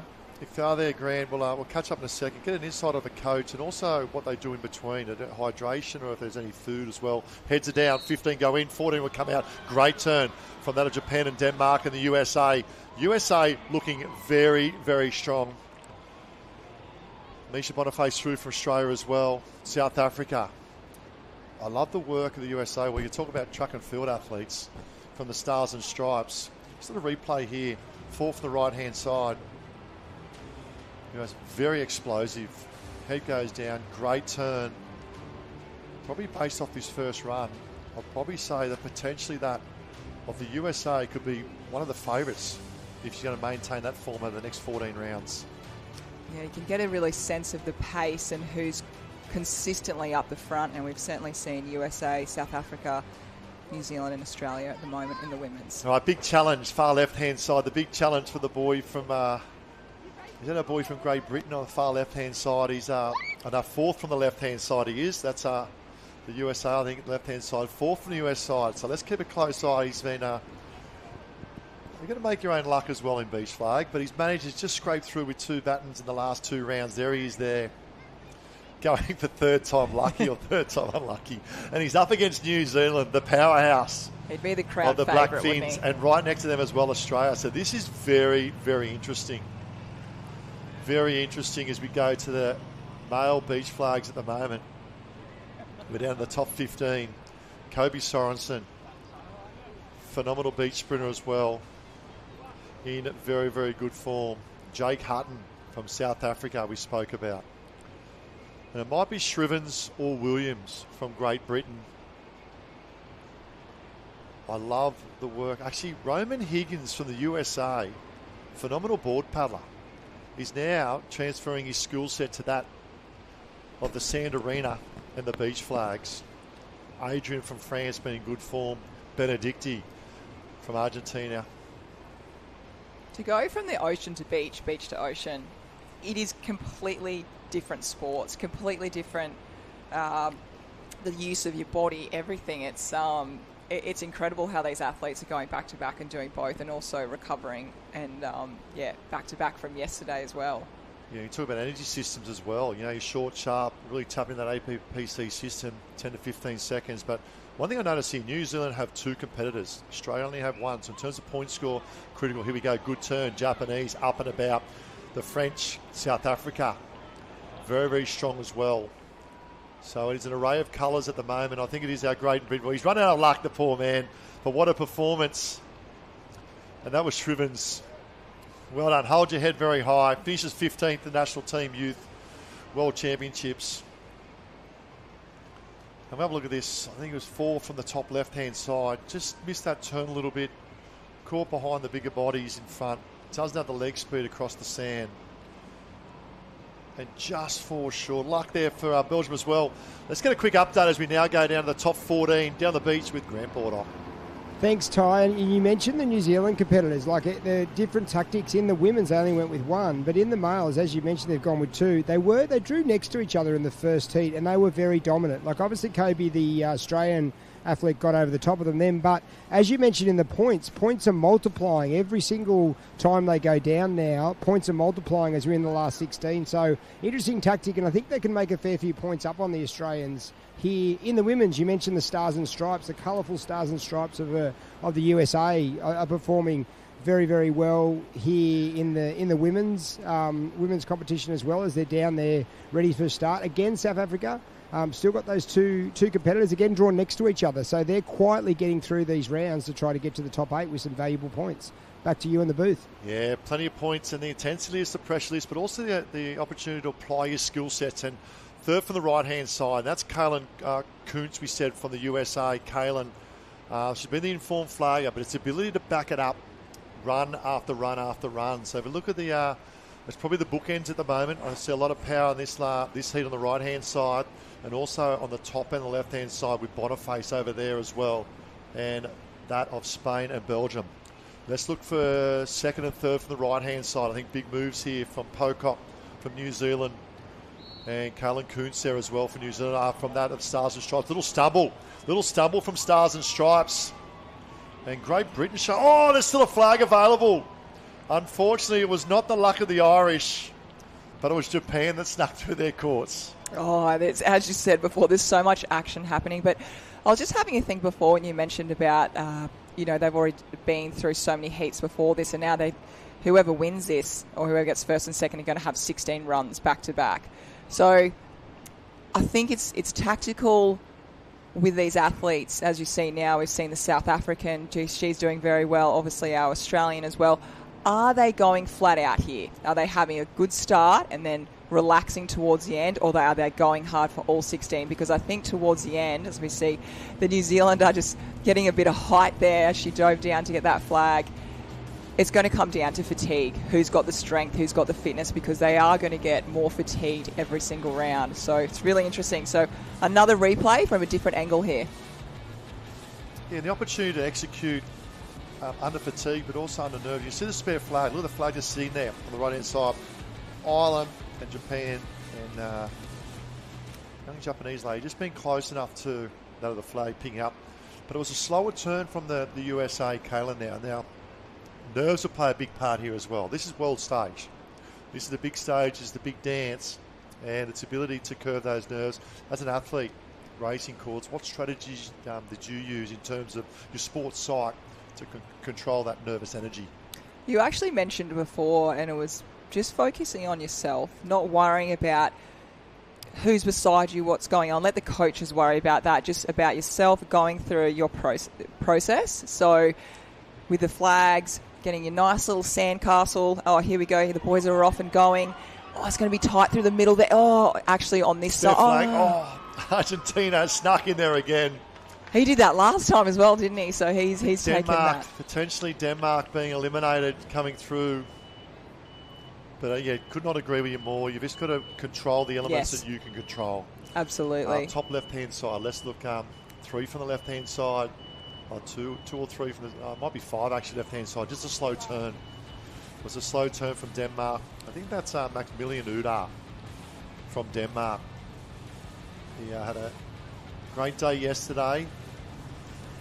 Danish boy, they backed it up today with a 14th finish in the Youth World National Championship. So well done to Maximilian Udar from Denmark, finishing 14th there. And it's about taking the moments, isn't it? It's round by round, moment by moment. Because I think, but when you mentioned earlier about, we just switch off once you come, I don't think there's not enough time to switch off because things can happen so quick.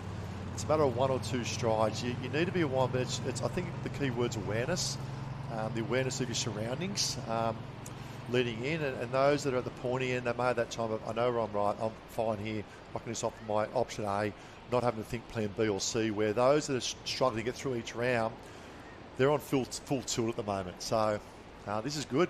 Yes, this is on. And yeah, you're so being aware, because if you have that moment where you do switch off, that could be the moment you miss your flag, you miss the dive, you miss a wave. It's definitely being very focused. It's like missing a wave, haven't we? We've all been there. All right, so Amy Noble from Ireland was eliminated in 14th. We're now down the top 13. 13 will go in, 12 will come out.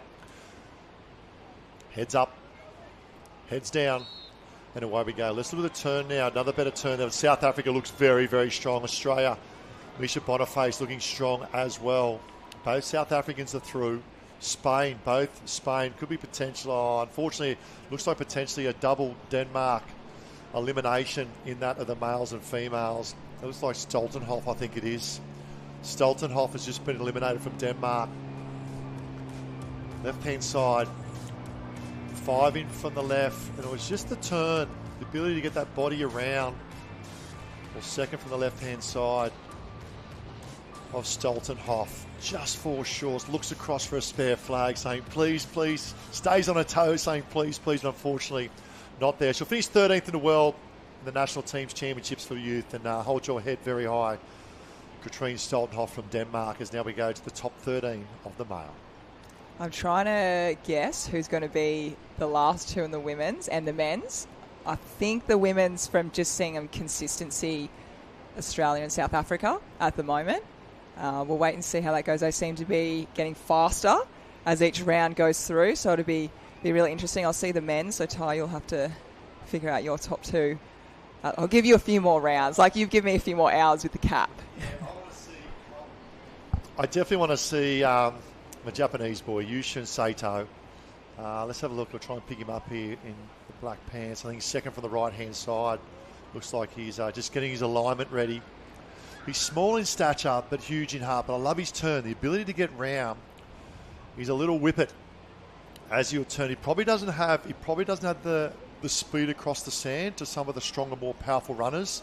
But he's got the ability to turn quick, turn on a dime and get around and get going. And I love the work of the French. That's Adrian and Raphael. Now, they're 2 French still alive in this top 13 coming through. Sorensen can't go past one of the locals on your, close to one of your home beaches of Australia here as well, lining up, representing your country on your stage. It's a big moment for Kobe Sorensen. But Belgium as well in the mix. We've got one representation there from Belgium. And Master Illy, the Italian stallion, is still alive. Johnson there from New Zealand just giving his, or Crichton could be just getting his final words to the officials. They make the way. Wave the thumbs up. Oh, it's universal, the thumbs up, isn't it? Universal language, thumbs up, ready to go. Then the stars are heads up, heads down. Look for US to make a good move here on the right-hand side. All right, comfortable. The big players come out, and we spoke about that in particular. We said France will be there. New Zealand looking good too. Imagine a top 3 finish. 2 out of the top 3 from New Zealand. In terms of overall point score, that is massive. Yeah, it'd be scary for Australia. Definitely. So we know the work Kobe Sorensen will be working very, very hard there as well. But Yushin Sato from Japan. On the right-hand side, I think this is where a lot of the speed. What's the turn second for the right-hand side? Probably the best turn in the field. Sorensen now from Australia has the speed across the sand to join Sato. New Zealand there in the mix, and top end as well of French. So being eliminated, unfortunately being eliminated was Garrido from Spain. Female beach flags, top 12. We're getting to the money rounds now, aren't we? We really, really are.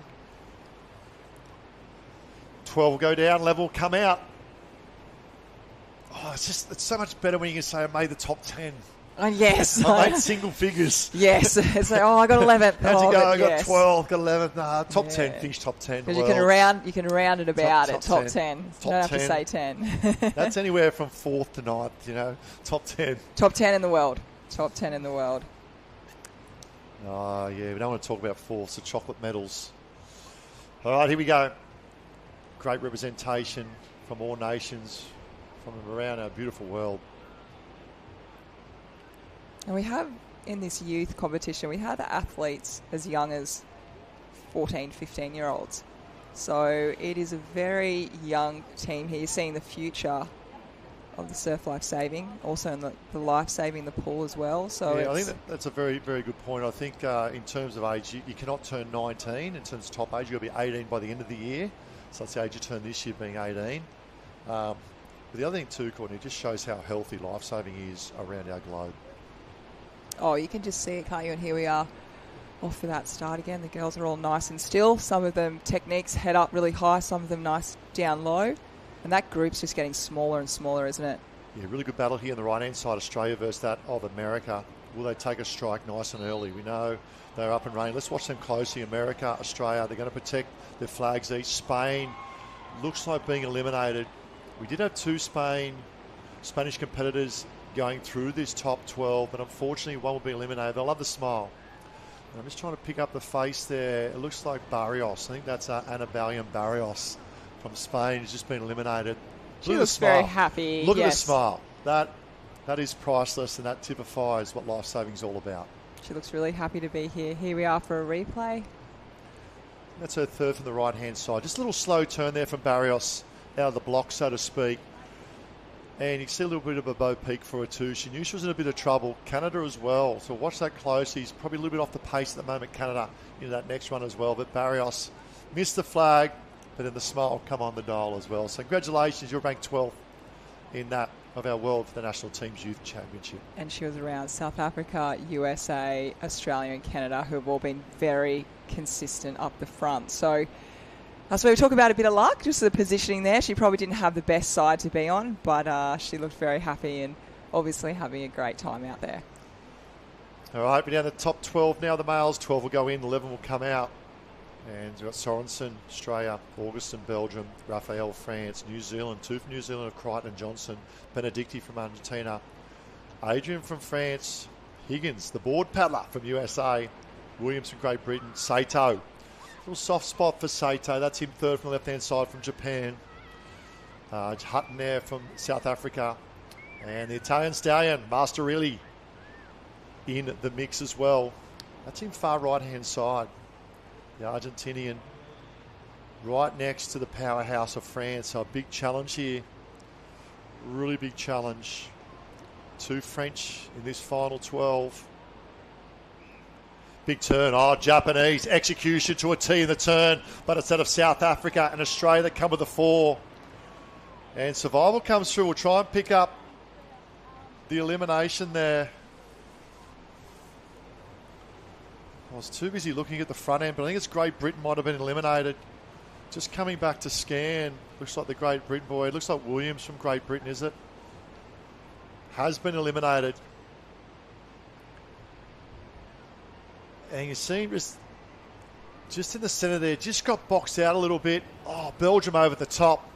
Plenty of action happening in the beach flags, but let's go down our live on the sand with Grant.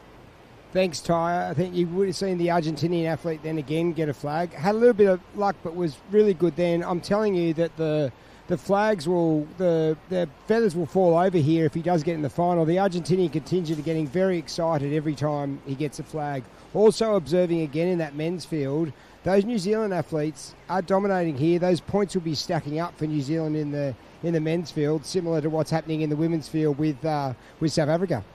Thank you so much, Grant. So good to have you down there on the sand, looking and feeling and seeing all the action that's happening. So on screen right now, we go back to the women's, and they're just all getting themselves ready, getting them sorted out there. So they're going through that process, standing up, getting their feet in the sand, making sure it's nice and firm, just getting their chest on the sand and making sure they're ready for that nice, quick push-up.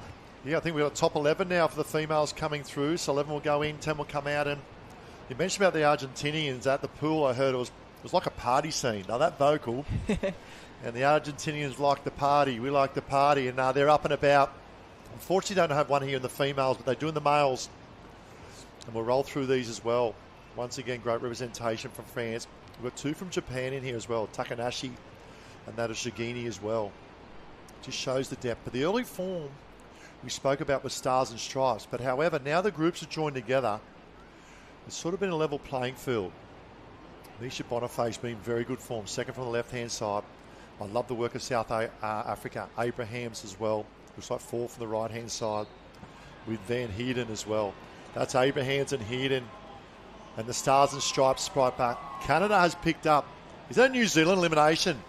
Oh, the Black Finns, unfortunately, has been eliminated. So all of a sudden we saw the advantage happening. Plenty of action on the sand there, Grant. New Zealand eliminating the females. Yeah, amazing there. The South African girl, the number 1 South African girl, she's very, very quick off the mark. She cut right across the field, which is legal to do, to eliminate the New Zealand athlete. Obviously, they're thinking about the points and maximise these points, but quite fascinating. She was that far in front, cut straight across the field, 3 lanes to grab the flag, and New Zealand had nowhere to go. They were eliminated. Yeah, very interesting indeed. And we talk about there's no friends at the cans in surf races. There's no friends on the sand in beach flakes. Let's have a look here. This is what we spoke about. 4 from the right-hand side. Dominating. I love the lower body approach and veers right across. She did look in a little bit of trouble in New Zealand, but probably more Canada in more trouble. But unfortunately, that's the luck of flags, and New Zealand eliminated. It's a smart way to go about it. It's, you're getting rid of one of the quicker athletes out early on. So she's starting. So now we see we're top 10 now.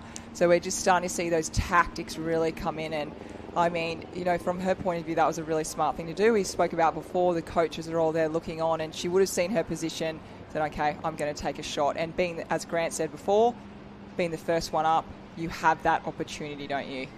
Yeah, most definitely. And you need a little bit of luck as well. Now to the males, we've got top 11 coming in now. So 11 will go in, 10 flags will be present. 2 New Zealand. So it's a wonder if this watch one of their fellow club mates, or I should say club cup mates, the females being eliminated, and they've got to reset. So, well, hang on, we need to maintain this momentum. The Argentinian second from the left-hand side. He's the crowd favourite on the beach. Great turn from the Argentinian as well. Not sure he's got the leg speed. He's boxed out. New Zealand eliminated. It's a 1-2 punch of the Black Finns being eliminated. All of a sudden, points are gone crumbling for New Zealand. Definitely, you can imagine the coaches on the sideline at the moment going through those points and figuring it all out. And yes, it does put a lot of pressure on the last New Zealander left in that men's, but he's got to, again, as we said, focus on himself, process. He knows, what just happened. And as we see, here's the replay. Let's watch out for that New Zealand. He's more to the top end side of the screen. Yeah, phenomenal effort from New Zealand to have 2 in the top 16. But just got boxed out there, Crichton. Lane Miller-Crichton from New Zealand. He's looking around. Mate, hold your head very high. 11th best in terms of the national team's challenge in the World Championships. And now we go to that of the top 10. We spoke about the importance of making that top 10. And here we have it for the females lining up. Margot from France, Heerden from South Africa, Kakanashi from Japan, Boniface from Australia, looking good form at the moment.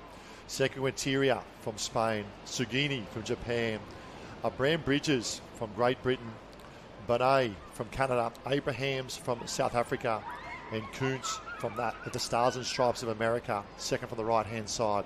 Plenty of speed to burn in this one. Oh, there certainly is. This is the business end. And as you said, top 10 sounds good on the resume, so everyone's in, and it's just about going through one by one. So the officials... Can you get jagged in beach flags? I think you can. You can have a trip, or someone can jag my flag. 100%. That's a good hashtag. There you go. Should use that one, Ty. All right, here we go. 10 go in and 9 will come out. Officials are in place. And away we go. Great turn from Boniface there as well. America, dominant. Canada in trouble. Canada in trouble. I don't think she found that of a flag from that of Canada, but it looks like Bonneau from Canada. Miller Bonneau, what a performance anyway, finishing 10th in the national team's youth for the Maple Leafs of Canada. Oh, a smile again. We do love that. Look, she looks very happy to be here, and everyone's having a good time. And now we're going for top 9. So here's another replay. As we see Canada, I think she was in the middle there. There she was. It's the speed now, isn't it? You know, it's a cream of the crop coming to the fore. The top 10. And look at that. It shows the closeness of the race and the ability to react under pressure. And the South African girls are right next to each other as well. They go a little bit of a knuckle high five. So we've gone from 10 the top females to now that with the 10 the top males. You've got to be perfect, don't you, from here on out? Oh. No mistakes. That's right. It's all about execution to a T. And we spoke about it many times. It's about processes. It's about going through your processes. Physically, you can see them going through their processes, but then mentally as well. Mentally to reset. This is a great little battle. The little pocket rockets. We've got 2 pocket rockets. One from Japan, sitting 4 from the left-hand side, and right next to him is the other pocket rocket from Argentina at the moment, with the biggest supporting crowd down with Grant at the moment. We're going to update. If he gets through this round, we're going to go an update with Grant of Argentina, how they're going. The support crew. French doing very well. Still 2 from France. The Italian Stallion on the right-hand side. Still alive. The Stars and Stripes, far right-hand side. Belgium in there as well.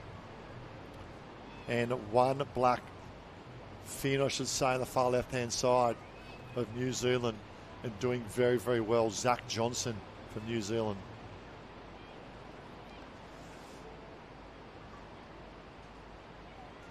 Roman Higgins, USA, far right-hand side. If I'm right, board paddle exceptionally well early today to go through the final as well. Here we go. 10 will go in, 9 will come out. Geez, I hope you're enjoying this as much as we are on our live stream across that of YouTube. Give us a thumbs up if you're enjoying what you're seeing. Here we go. Heads down turn. Great turn from Sorensen, Australia as well. Very dominant. South Africa. Oh, unfortunately, we might see if we can get an interview with our young man from Argentina. But what a performance. Unfortunately, eliminated in position 9. And the smile says it all. But it was a great performance from Antonio Benedicti. And I think I can see Grant making his way down. Now, I'm not sure if we can grab a quick interview there, Grant, with our young man from Argentina, with one of the officials as well. What a performance. But let's have a little replay first. And Sorensen. The cream comes to the fore here. Sorensen of Australia and South Africa really stamping their authority.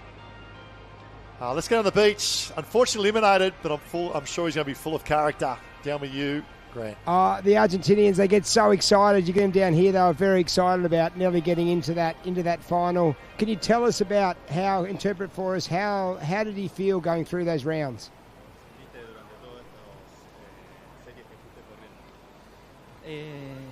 No, nervioso, no pensé que iba a llegar así lejos, pero contento de poder llegar a la Argentina, que llegue a este puesto, y bueno, individualmente muy contento también. He is happy to know about he going through all those hits and put our flag Argentinian in the top. Fantastic. Great to see the Argentinian flying. Give us a wave to the camera up there. Give a wave to Argentina up there in the camera there. Back to you guys in the commentary booth as we go through that female run. Yeah, that is brilliant. And Misha Boniface, what a performance from the Australian. Really starting to come into some great form round by round. And loving the interviews, Grant. Doing a wonderful job. And the international flavour that typifies the Lifesaving World Championships here at Coral Beach as well. So great job. Love it. And unfortunately, we've had 2 Japanese girls qualified through the top 9, but we've just had an elimination, and just trying to pick up the girls at the moment between the 2 of the two beach flaggers. That might be Shigino, I think it is. Amona Shigino being eliminated. So top left-hand side, third from the left, you can see Shigino working round. It was a double dive, which was the right-hand side there with Great Britain. But the speed, third from the right-hand side, Shigino. Wasn't a bad turn, execution, but coming the flag, she was up there, the running was the dive, but unfortunately was diving with the same flag from Great Britain and being eliminated. So from down the top 8 of the females now, we now go to the males. We're down now to that of the top 9 of the males. Oh, this is good. And we still have 2 from France alive in that of the males. Raphael and Adrian.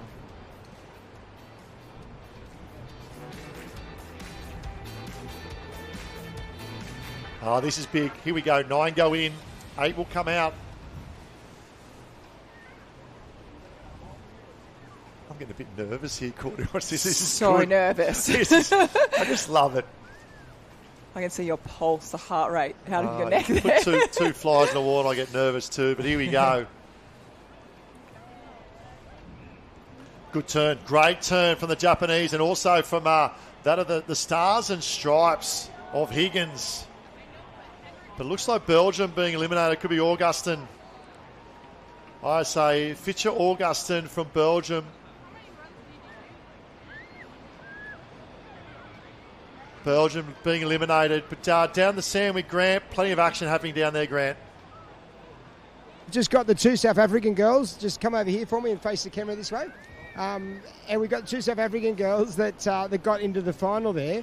Firstly, let's talk about eliminating the New Zealand girl. You cut right across there. Was that a tactic? That was a tactic. I saw that she was lying on the end. She had nowhere to go at the end there, so I made a decision just as I started, and yeah, that is what it is. It's part of competition, isn't it? It's all part of competition. And for you both, I saw you working together every now and again. I saw at one of the flags that you looked up and were just careful that you both got a flag. Having both of you in the final is obviously a big advantage. Yeah, definitely. I think we can work well together and just do our best. And obviously it's very valuable points for your team. How's the team going overall? I think at the moment we're lying 4th and we need, 10 points to get into 3rd. So, if we, even in the final, I think we could bump ourselves up solid, yeah. And what will be the tactics for this afternoon? I think the tactic is just to talk to each other solid, and we're going to try and cross where we can, try use our tactics, and yeah. Fantastic. Thanks, guys. Back to you, Ty and Courtney. As we said all today, it's an individual sport, but it does become a team sport when you've got multiple competitors in the one heat. Yeah, most definitely. And super quick, Grant, is that Eve closest to you, Abraham? We're just trying to get the girls together. Eve Abraham's closest together. Beautiful. Here. There we go. We've got it correct. We didn't want to give them the commentator's curse a little bit later down the track, but talking about the track, this is great, the beach flags. And we spoke about, and that's another great interview, about the tactics inside the tactics of the beach flags. And I love how the girls are working together whenever they can to work together to execute that. And that takes the girls down the top 8. Listen to the day highlights here from this morning. What a phenomenal morning it's been. And race 1 was all about New Zealand, wasn't it? 1-2 punch in that of the male ski.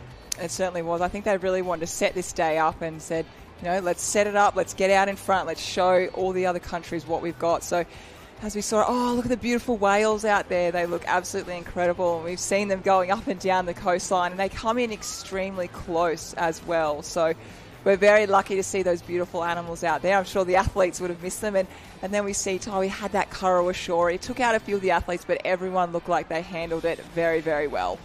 Yeah, it's great. You saw Charlotte Hardy of Great Britain. And one thing I love about the morning session is, the morning program, is all the different colours of the caps and the nations that come with the fall. Yeah, definitely.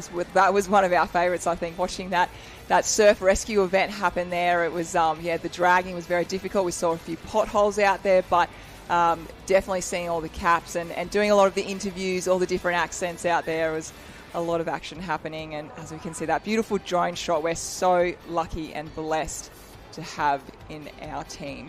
Yeah, it's great. These drone shots are phenomenal. And remember, the competitors are backing up from a big day of program yesterday. And this morning was all about survival. It was about getting through the qualifying rounds We'll be having, that's obviously now looking to wrap up what has been a phenomenal morning session. So to put this in context, it's now 11 o'clock our time. We will be back in 2 hours at 1 o'clock with the finals package.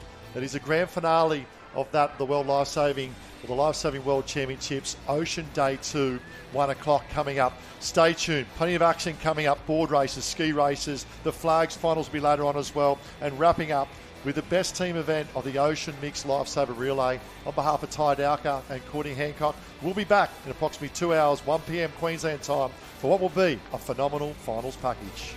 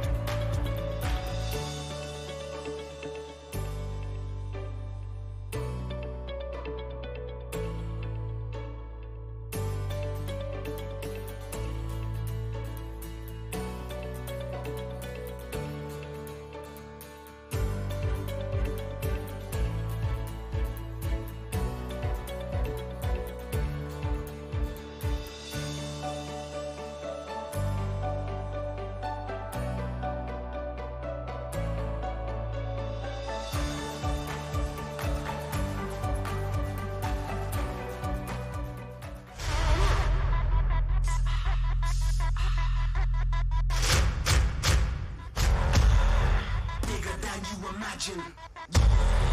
Better cool on your faction. Ready for the curtain call, lights, camera, action.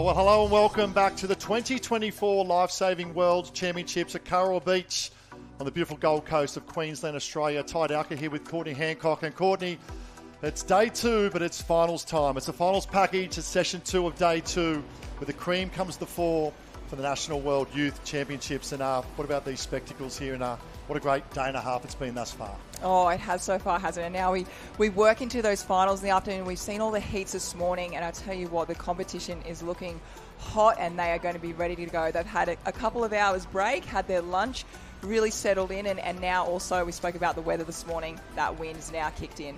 Yeah, we have the events coming up, and we'll start off with, these are straight finals. So points to the premium, 20 points for a win, 18, 16, 14 an individual, women's board race, male board race, surf ski. Really looking forward to that one, the males and the females. The open men beach relay, the board rescues in there as well, tube rescue, beach flags, and wrapping up with the Ocean M shape lifesaver relay.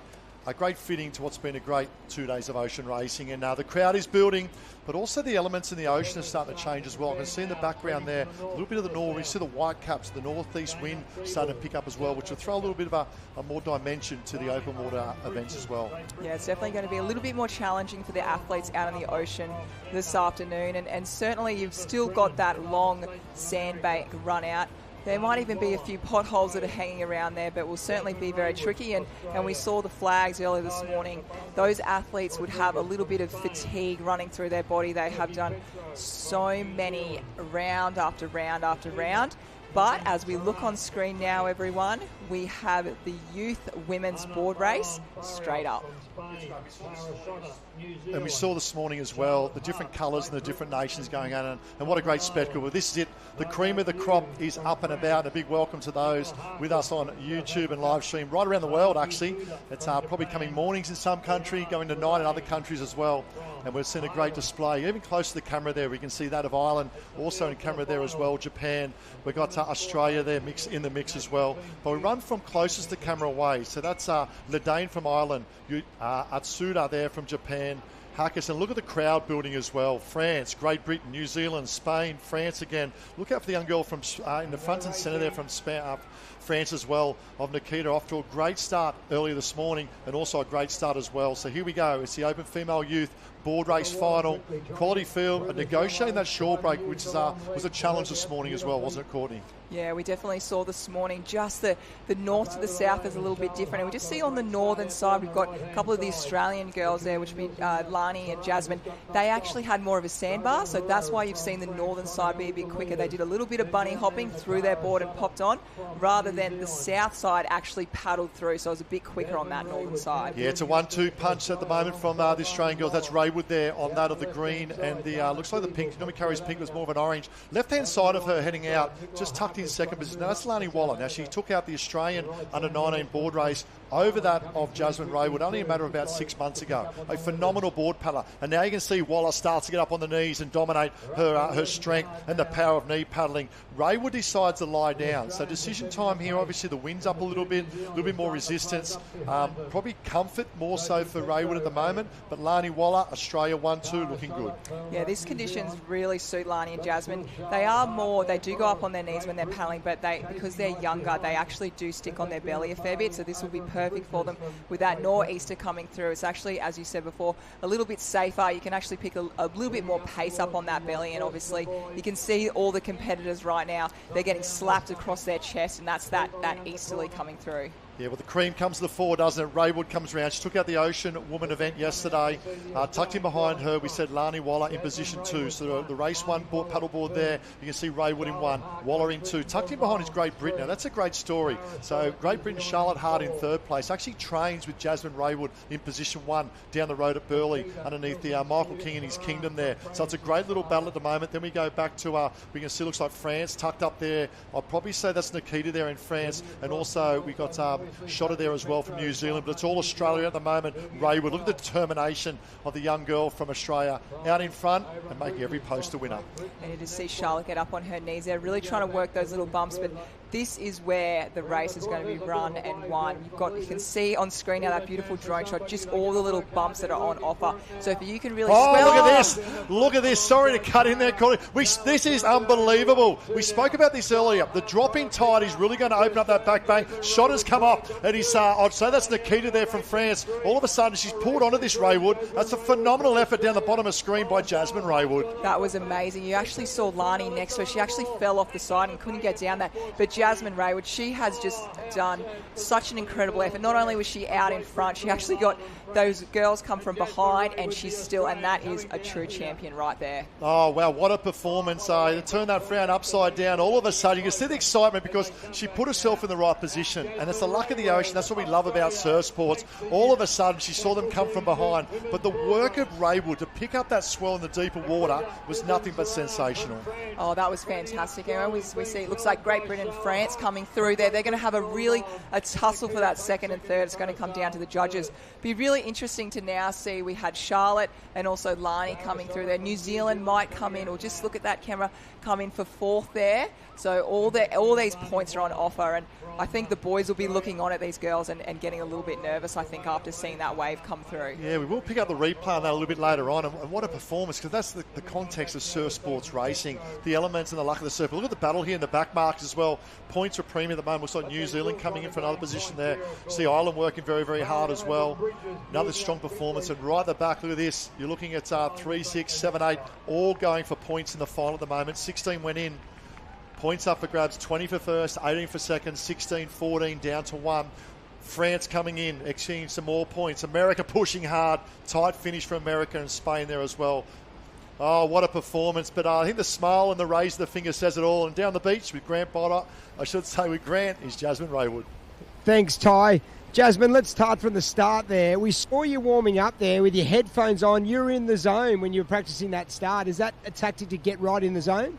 Well, I think it's a balance. Like, I knew that I'd have a bit of time before the race, and I know that board is my worst leg, and I knew that I really had to give it everything. And then it is a bit of a tactic, so when you see the other girls aren't warming up and they're sort of trying to save their energy a bit more, and then for them to see me warming up more, and then I feel like I'm going to race better. So it's a whole host of things, but I felt good going into that race. So.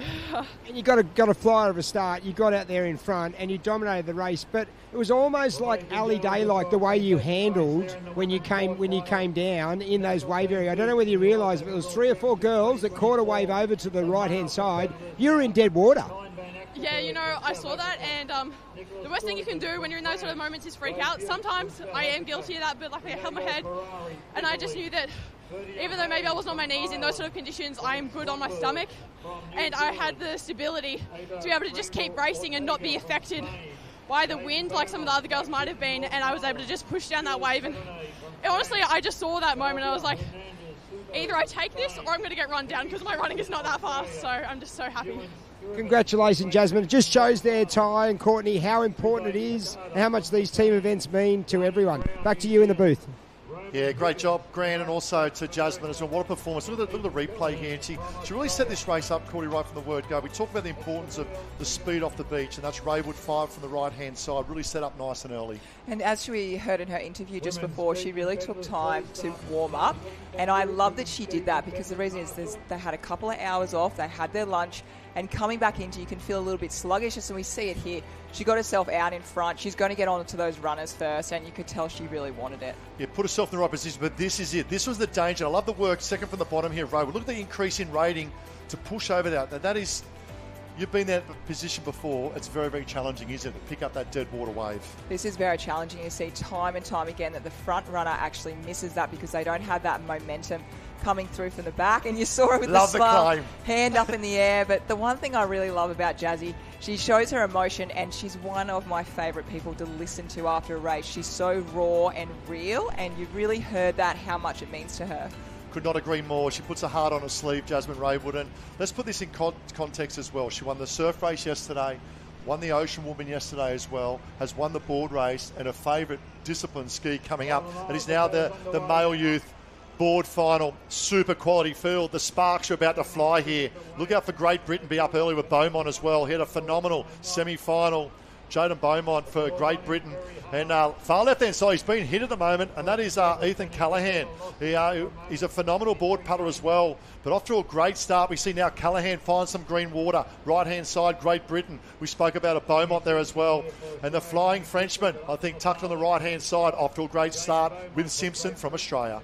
I really like the looks of that northern side there, as we saw a few of the athletes out there, the French competitor doing really, really well. So it just shows you how good Ethan Callahan is on the worst side of the start line, and he's now almost out in front. Yeah, picked up a little waves on the short break in front of him, but stay composed, negotiate that. The other thing I love about on the right-hand side here of Callahan, we spoke about his long levers. He's quite a tall man. He's probably about 6'1", 6'2". He's doubled as a professional Ironman through the ranks many years ago from Western Australia, the western side of Australia as well.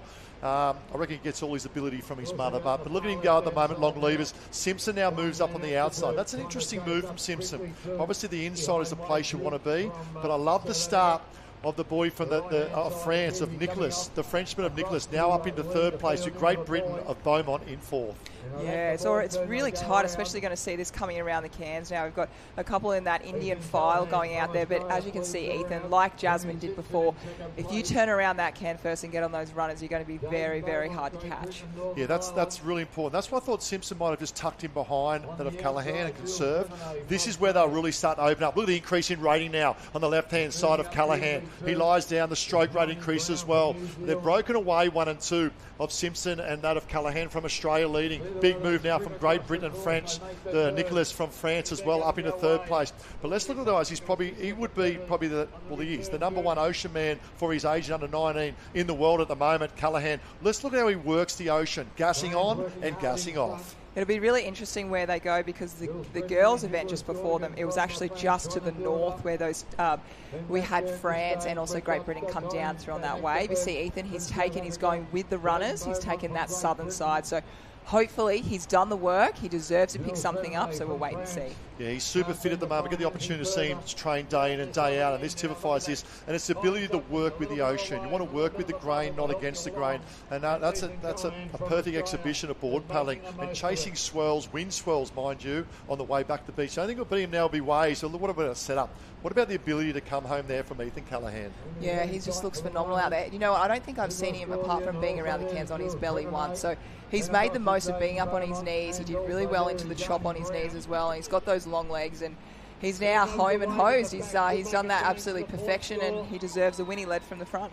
And like Jasmine as well, he's one of the nicest young, Jasmine being female, but Ethan being male, one of the nicest young guys, most level-headed gentleman coming through in terms of sport, and with a huge career there. He loves the claim as well. That's back-to-back for Australia. Great little battle here.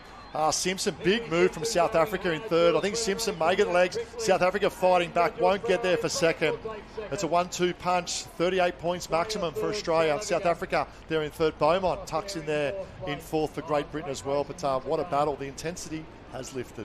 It certainly is a battle, and it is a really long run leg as well, not only at the start, so it's more of a board run for the athletes. And as we said before, their second day of racing, they've been going hard every single race since yesterday morning at 8 a.m. So you can imagine those calves, those legs they're burning. It just shows how fit these athletes are backing up. And not only that, these competitors still have 5-6 more races to go throughout the whole day. That's today, and then into the pool rescue tomorrow and the day after as well. So don't forget that. And then into club next week. So what a great views. And the drone shots here from the Big Voice team. Phenomenal spectacle of what Queensland and the Gold Coast is all about. And you can see that the facial expressions and just repaying a little bit of oxygen debt for the South African team. But let's get on the beach now with our winner, Ethan Callahan. Thanks, Ty. I've actually got first and I think second as well. Nicola from France there. What a phenomenal performance. Yeah, I'm pretty happy to be second place. It's like a victory for me. And it's good, very good. You can see your French teammates behind you going ballistic as you were coming into the break. Did you look around and go, wow, this is amazing? Yeah, it's amazing.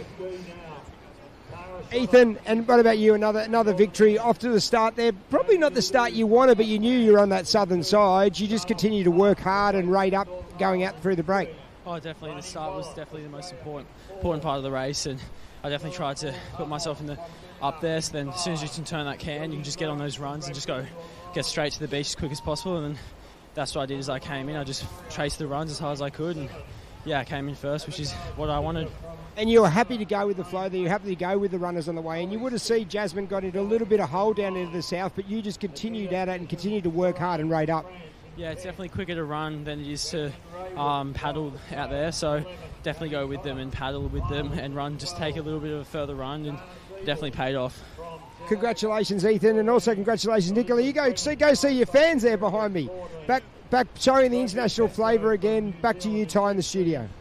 Yeah, plenty of flavour and plenty of colour as well. And well done. That's so great to see France. And I love the way he executed his start, young Nicola from France. He's a tall, strapping lad, very similar to Ethan Callahan. They're sort of bookends of that race as well. But well done, Ethan Callahan. He took out the Ocean Man event. Listen to the highlights here.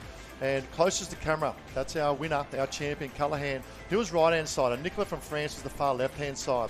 And we talk about those little potholes as well. Under a little bit of sandbank there. It's very challenging, that start. It was very, very challenging. It was always a little adventure out there, wasn't it? The run, the bunny hop, the potholes. But here we have that beautiful drone shot. It was very close around the can here. I actually saw one of the competitors miss the can and have to paddle back. But I love what Nicola said. He said, "This is a victory for me." Isn't that just beautiful? Yeah, personal challenge as well. But this is where the dominance of Ethan Callahan really opened up. He went round one board length in front, and look at that, ladies and gentlemen, out to 6, 7, 8, make it probably 15. The ability to work the ocean, and that's a sign of a true waterman, spending time in the ocean in different elements. And a big credit to our National Youth World Champion, Ethan Callahan, took out the Ocean Man event yesterday. He's a current Australian surf race champion as well. Love the claim. Well done, take a bow. And his club mate there coming through as well, Henry Simpson, trains the Sunshine Coast, about 2 hours north of where we are at the moment. But a great performance as well. I think we had a Frenchman tucked in there as second as well. Oh, phenomenal. As we see on screen at the moment, you just see our officials. They're committed, aren't they? Look at that. They're going for a swim to make sure they get those towers all sorted and ready for the ski paddlers coming up not so far away. And yeah, well, that's not for the cameramen. That's actually for the Finnish officials as well. They finished, looking to finish in the water for the ski race. And coming up will be the national youth team's female ski race. And we just saw Jasmine Raywood take out that of the board race. Now she said that's not my, that's one of my weakest disciplines, being the board league. Now she's firing up for what I believe is her major strength of the ski race of Jasmine Raywood. I love the cups, the stars and stripes of America, the smiles, the French, look at that, sharing water bottles. Great to see French and that of the American team. They line up now. It is the youth female ski race, World National Championship, so much at stake and so much on offer. Yeah, the amount of points that we've seen just get won and lost just before in those first two races, and also being, these athletes are really going back to back. You've seen most of these girls who've just done the board league, now they go into the ski, so they definitely be warmed up and ready to go. And there we see, there's actually our results from that board. So Ethan Callahan, and then we saw our Nicholas, the French, he did amazing, obviously very happy, and another Australian, Henry Simpson, coming in. And then we have South Africa, Great Britain, New Zealand back to back there, France, your favourite Ireland, and then Italy coming in there for top 10 in the world. Yeah, so great to see. Look at the colours, and that just shows the diversity and strength right around our beautiful world of participation. Well done to Carter as well from Japan, 16th in the world in the national teams event for the youth. A phenomenal achievement for the young man from Japan. Now to the female ski. Let's clear the semi-final this morning. Now, semi-final number one was won by Great Britain, Charlotte Hart. Lani Waller, Australia, was second.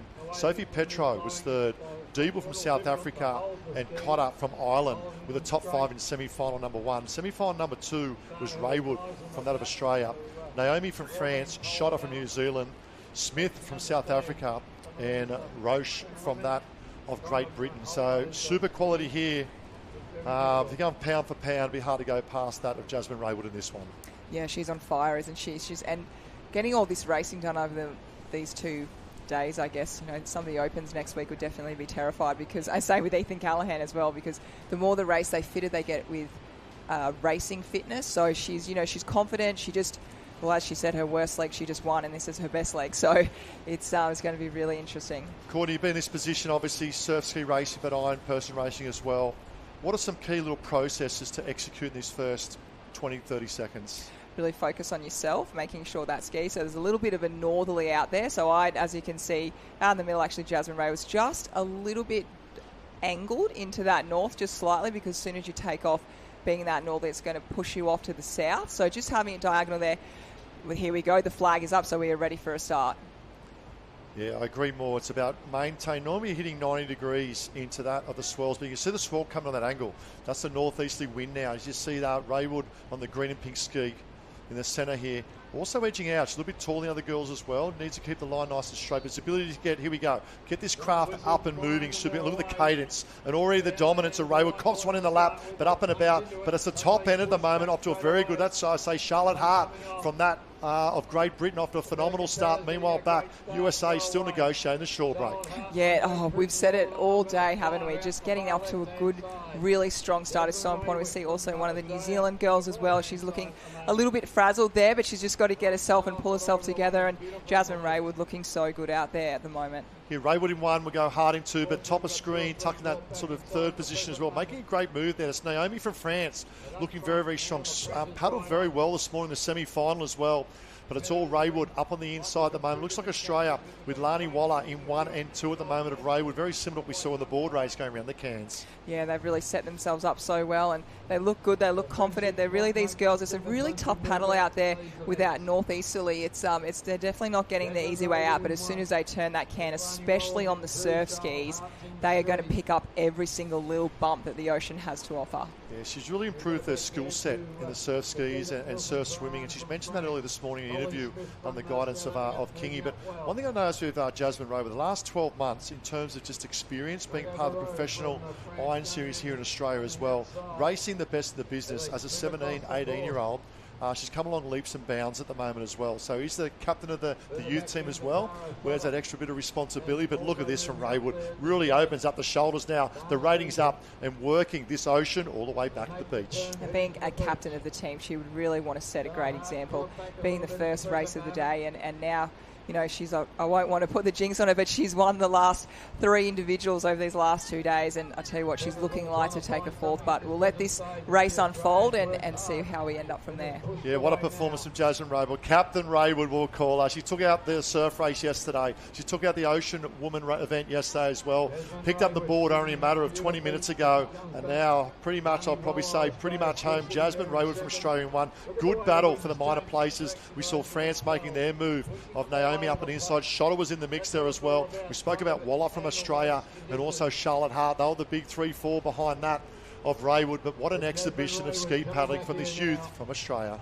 Yeah, she's doing so well, and she's almost there towards the end. I'm sure in a couple of seconds' time we'll see a big smile on their face. We can see the rest of the competitors really stretched out there. Well done, Jasmine. She's taking that 4th one. You see them all stretched out. I think this is really going to come down to a sprint finish. Yeah, good battle. If we can just pan out, look at this battle. Looks like France may have the inside over Lani Waller at the moment. Maybe Waller on the right-hand side, just a little bit nicer water.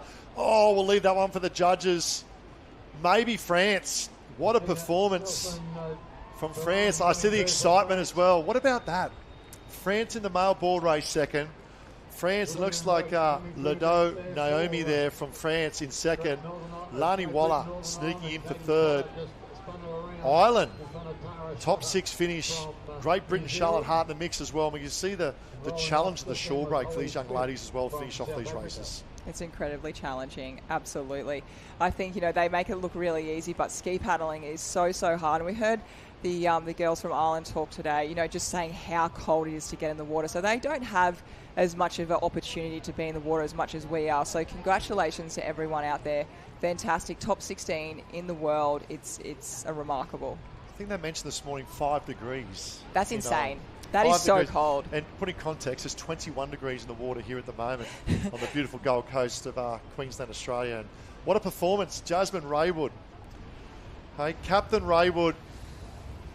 It's a gold feast for Raywood at the moment.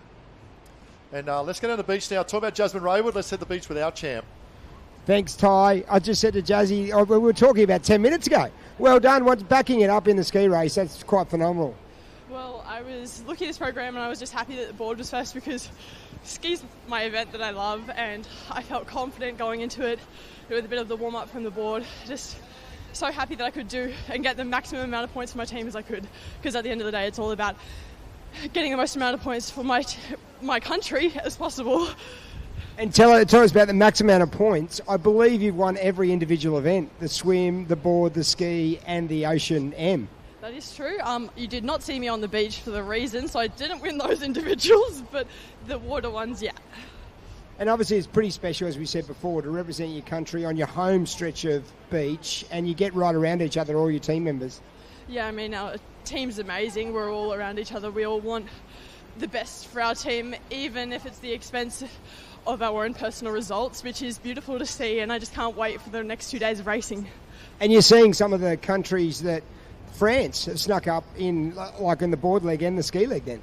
Yeah, France, Britain, we're seeing Spain, like just so many countries from around the world that you don't usually interact with, and some of them who actually live in Australia and then they go and compete for another country. It's just so fun. Great, congratulations Jasmine. We might see you later on after the Lifesaver relay. We'll go back to Ty. And speaks so well, doesn't she, as well? And beyond the years, there's little highlights in. I love the start.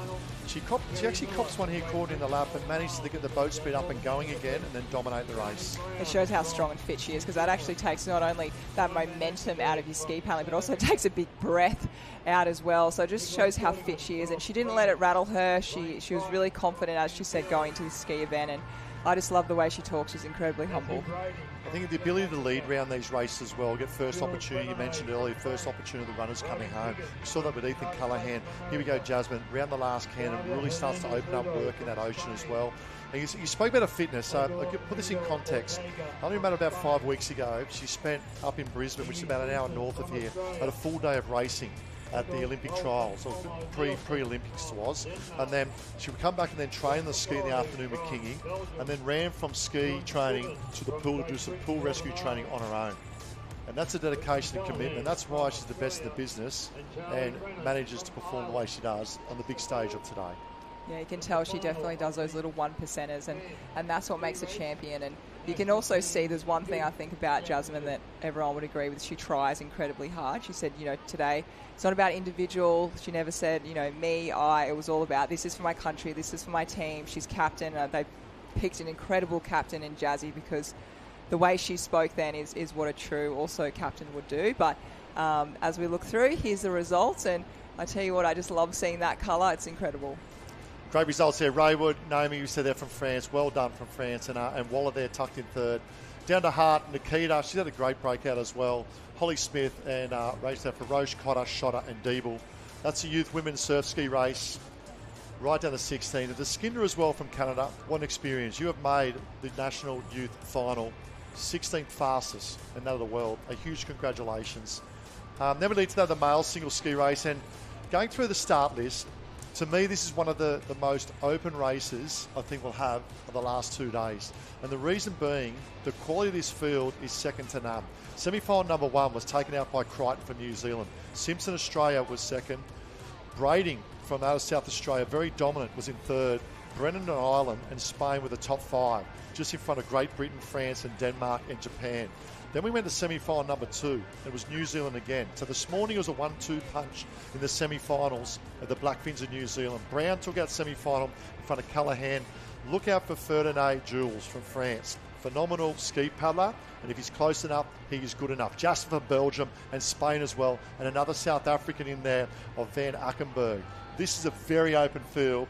A lot of luck in terms of negotiating the shore break, but the ability to come home and pick up these swells, to me, is going to be the key. Especially, yes, definitely, especially in the ski race today, as we saw before the board. But that ski leg, they run so fast across the water, and they pick up. If there's a little bump on offer, the ski will grab it. And also the other thing is just trying to get off to a really good start. We saw Jasmine Raywood just got absolutely punched in the chest. She was good enough to get going. I think if you're the best ski paddler out there today, no matter where you are or what happens with the waves, you'll make it happen.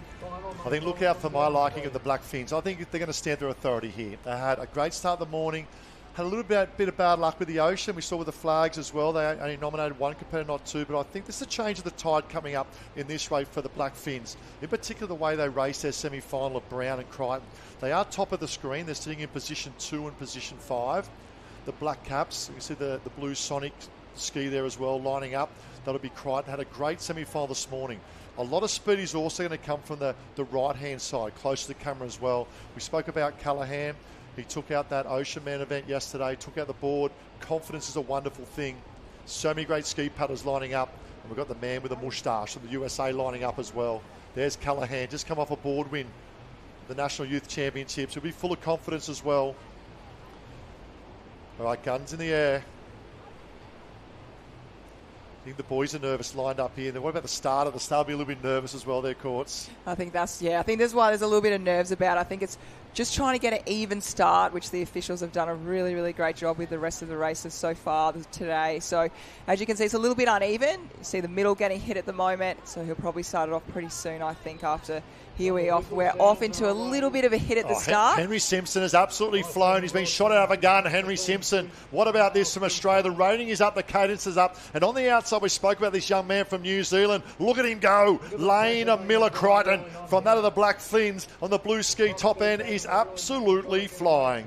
He just came out of nowhere, didn't he? He just got a little bit hit at the start there, but he is really wanting to get to that can. I think he's going to want to take out Henry straight off there and really get around and get onto those runners first. Yeah, first 10 stroke was all about Simpson, but look at this now from Crichton of New Zealand, really stamping his authority. And the benefit of getting around on your own, so critical. It is, because there's usually a bit of a jam lock behind when you get a couple of skis kind of 1, 2, 3 across. So he's definitely got the spot to be in at the moment, and he looks absolutely on fire, and he looks like he's also not going to slow down.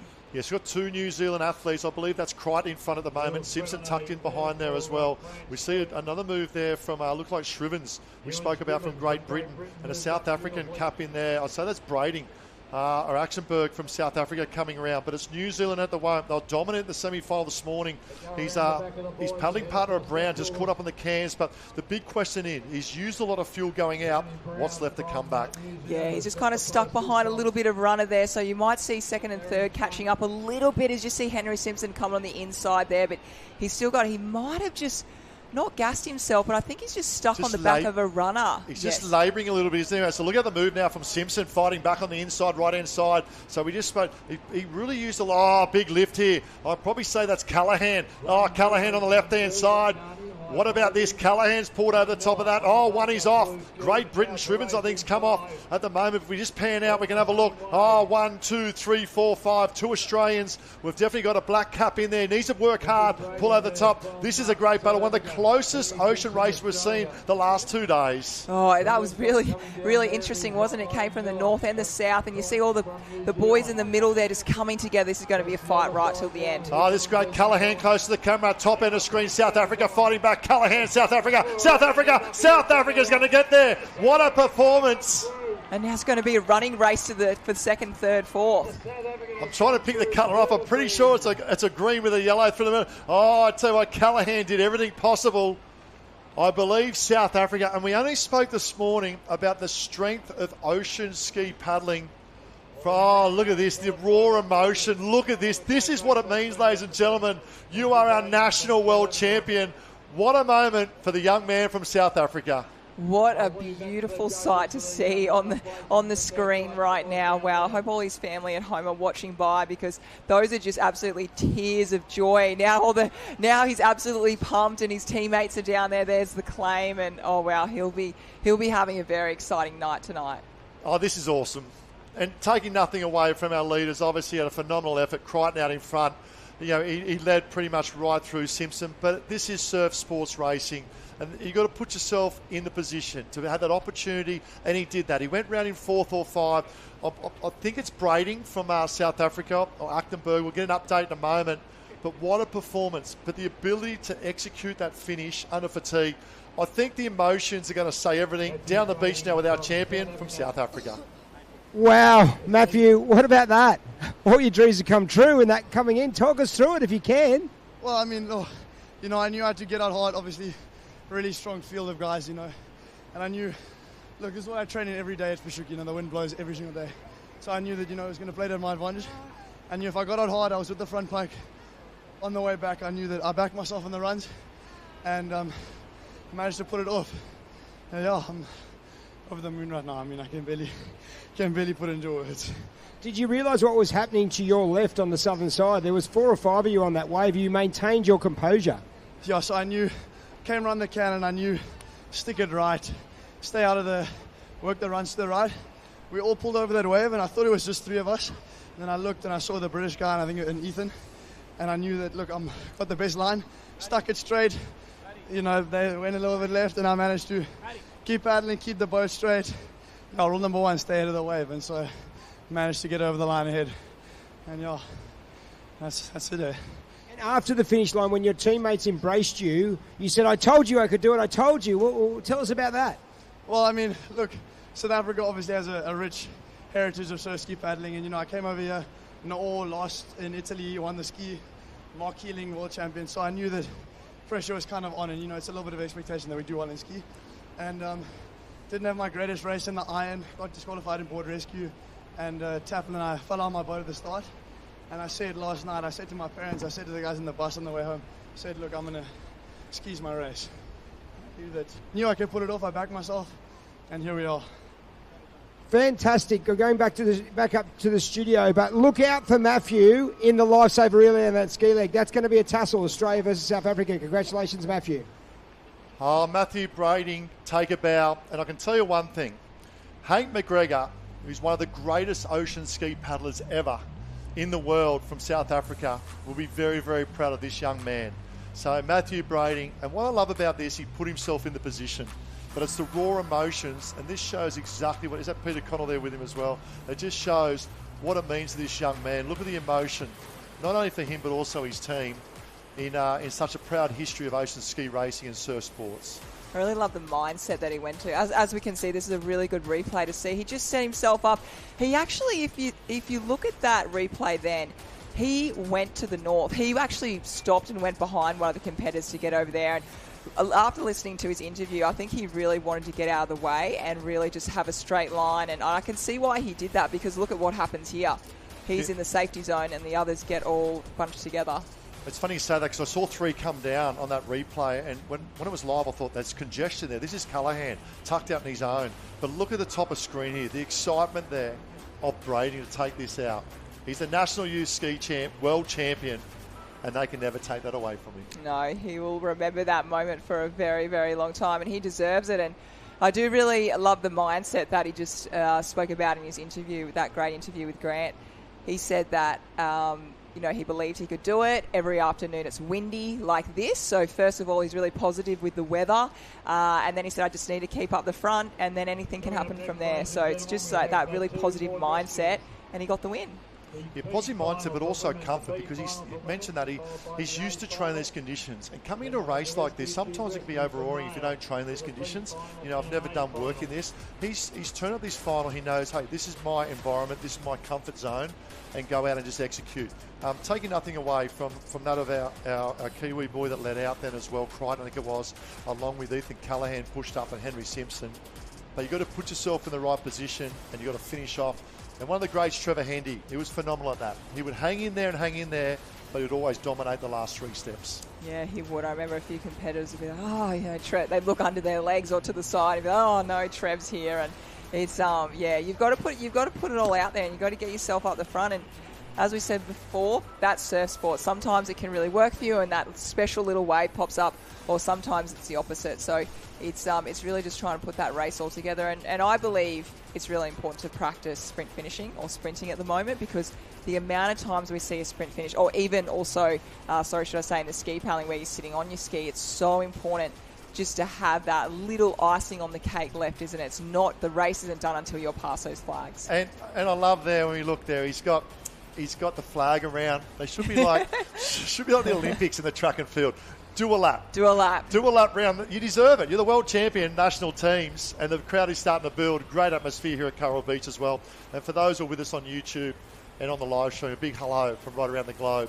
If we go back now to that, you're looking there, it's over in the UK. I think it's about 6 a.m. in the morning over there, or 5:30. So Lining up now, we've got the female board rescue coming up. It will be a B final for the female youth board rescue, but I've still got chills from that. It just means so much, and to see South Africa and the proud history of ocean ski paddling.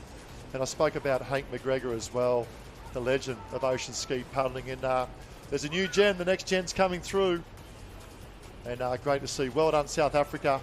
And well done to Grant Bordock. Great interviewing there as we line up now for that. The Open Female Youth Board Rescue.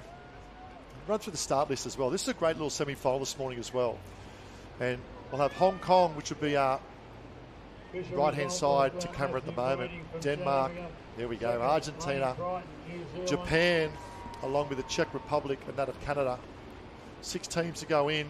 We'll have 8 teams in that of the A final, wrapping up 14 in total. Ooh, who do you like from this morning? There was some good racing, wasn't there? What club caps do you like?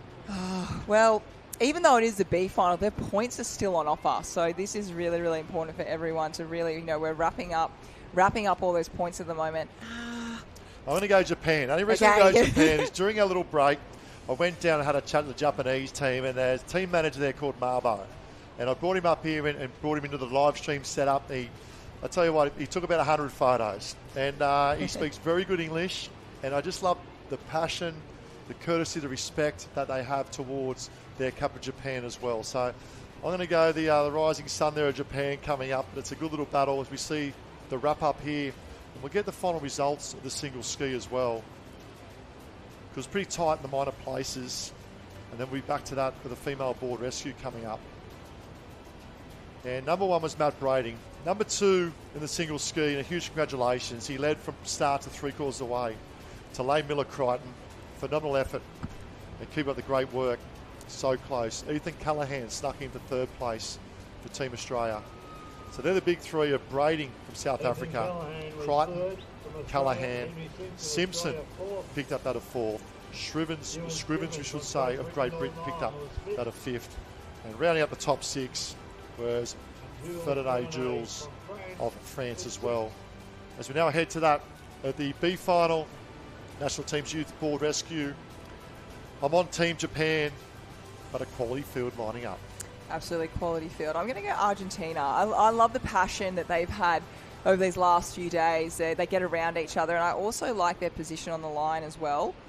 We've definitely seen the northern side at the moment. It's got that more of a run of the bank out. So it'd be really interesting to see whether the southern side, the girls from Canada, are they going to run across to the north? Are they going to stick with the deeper water straight out? It's going to be really interesting, especially being the first board rescue team. We'll wait and see what happens. And a shout out to the club we just had on screen there, Czech Republic. They're doing a phenomenal job in the water and also on the beach as well. And that's a very good point. Now we've got that nor'easter we spoke about. So on camera now, the wind is coming from the top left, the screen, to the bottom right. And that then, with strong wind, allows for movement of water in that direction as well. So decision time, it's not a long swim by any means. There is a lot of wading, porpoising, and you can see the flags at the moment. So the swell will run the same direction as that wind is at the moment. So you can see they'll probably angle a little bit towards what we call the north, which is in the background of the screen. Or screen now, they'll run to the right of the screen to negotiate. It's all about having minimal distance to the can. Yeah, being such a short swim, as you said, there's really no margin for error. So you really have to nail this, every little piece of the pie, and that starts up straight up. Are you going to take the bank, or are you going to go across to the deep water? Probably the other part there too, Courts, is the A final straight after this. So they'll be watching this very, very closely. They'll be looking at how far they run up. I'd assume 5 or 10 metres. Most competitors will probably make that distance, and then the A final then look to try and execute, because you can always, the shortest distance, you can always run faster than you can swim, and executing this will pay huge results. Then the ability to come home, and we spoke about that wind as well. Now you've got to remember, we saw the boards in the ski finals, and that's an individual. Now this is a team event, and the ability to get that board speed as a team in unison coming home will be critical as well. B final coming up, super quality field we have as well. Hong Kong, Denmark, Argentina, Japan, Czech Republic, and that of Canada on screen at the moment. There's my team. Go Japan. Away we go. Deciding to go probably more direct at the moment, all girls. So all deciding to go a little bit more direct, straight. They'll probably see left-hand side Denmark a little bit more to the north. We can see as well. So probably the reason is they're trying to stay away from that little bit of a hole you can see in the middle of the screen.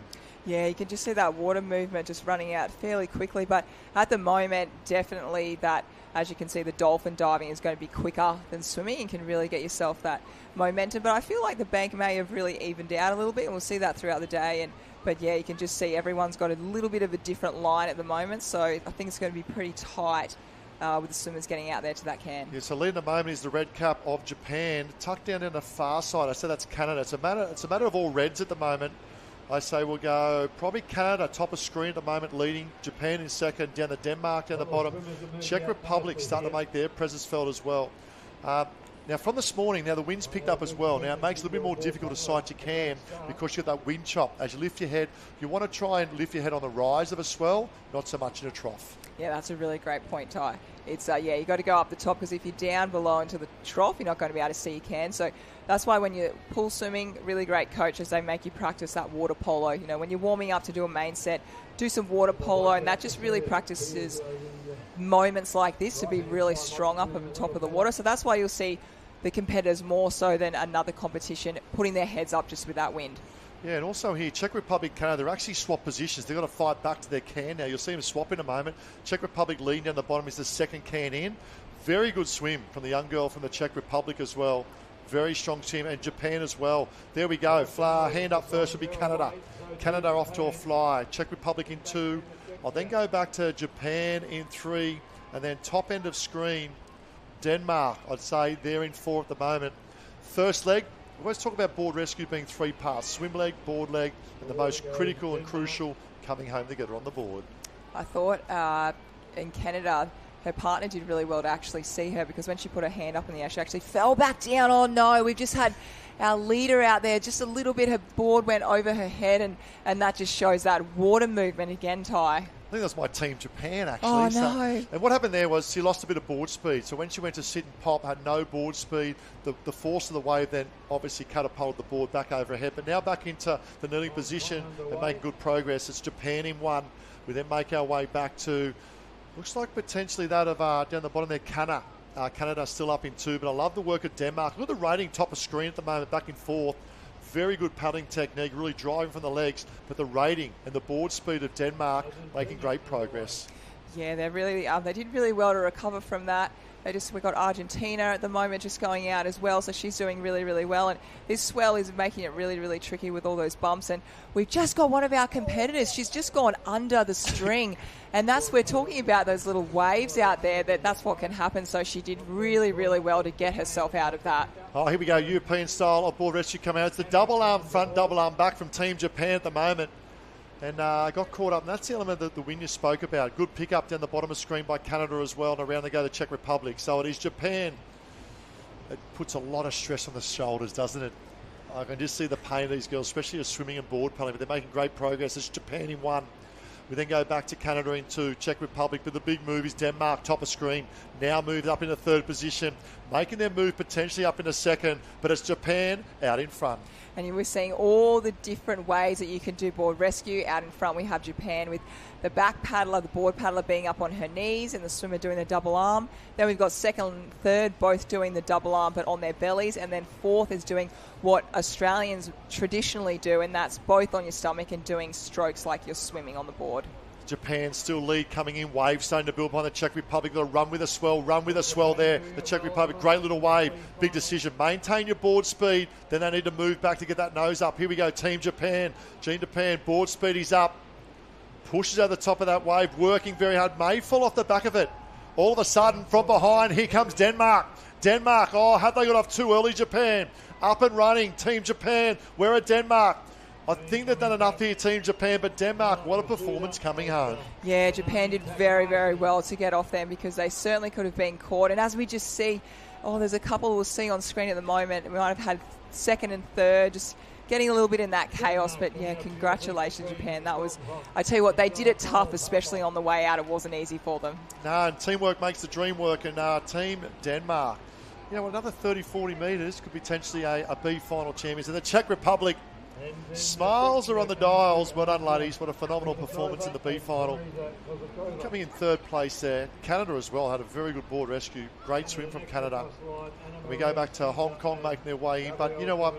It's the effort. And what a performance. They will grow so much. Argentina as well from this learning experience at the World Championships. Oh, they certainly will, especially with all that wind coming in about. And it's a really fun event. It is. I know the points are on the line, and everyone's going for that top position. But being out there with one of your teammates on the board, I tell you what, you go through a journey together out there, whether you're yelling at each other or whether what's happening. So it's a really fun event, and definitely one of my favourites on the program. I totally agree. I think you had the opportunity to do it with your sister. I had the opportunity to race at state national level with my brother as well. And it's something from a teamwork and the closeness. It's super special. Talk about special. Let's go down the beach with might be Team Denmark, I believe. It is correct. I've got Katrina and Stella here who finished second in that race. Katrina, what a great patient swim. Yes, it was better than earlier today, so I'm very... It was a great swim. And Stella, for you, that board paddle, Katrina put you in a good position. You had a good board paddle?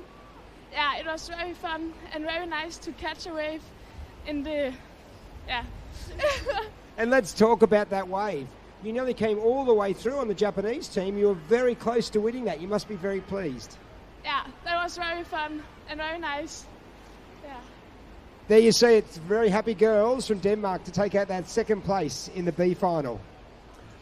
Oh, great job, and the smiles say it all. Look at the highlights here, and that's the bottom of the screen here. Great negotiation. Had the option to dive over that wave or keep the legs up for a wave. And it's the execution of skills. And there are so many processes that go into a board rescue and even a swim race.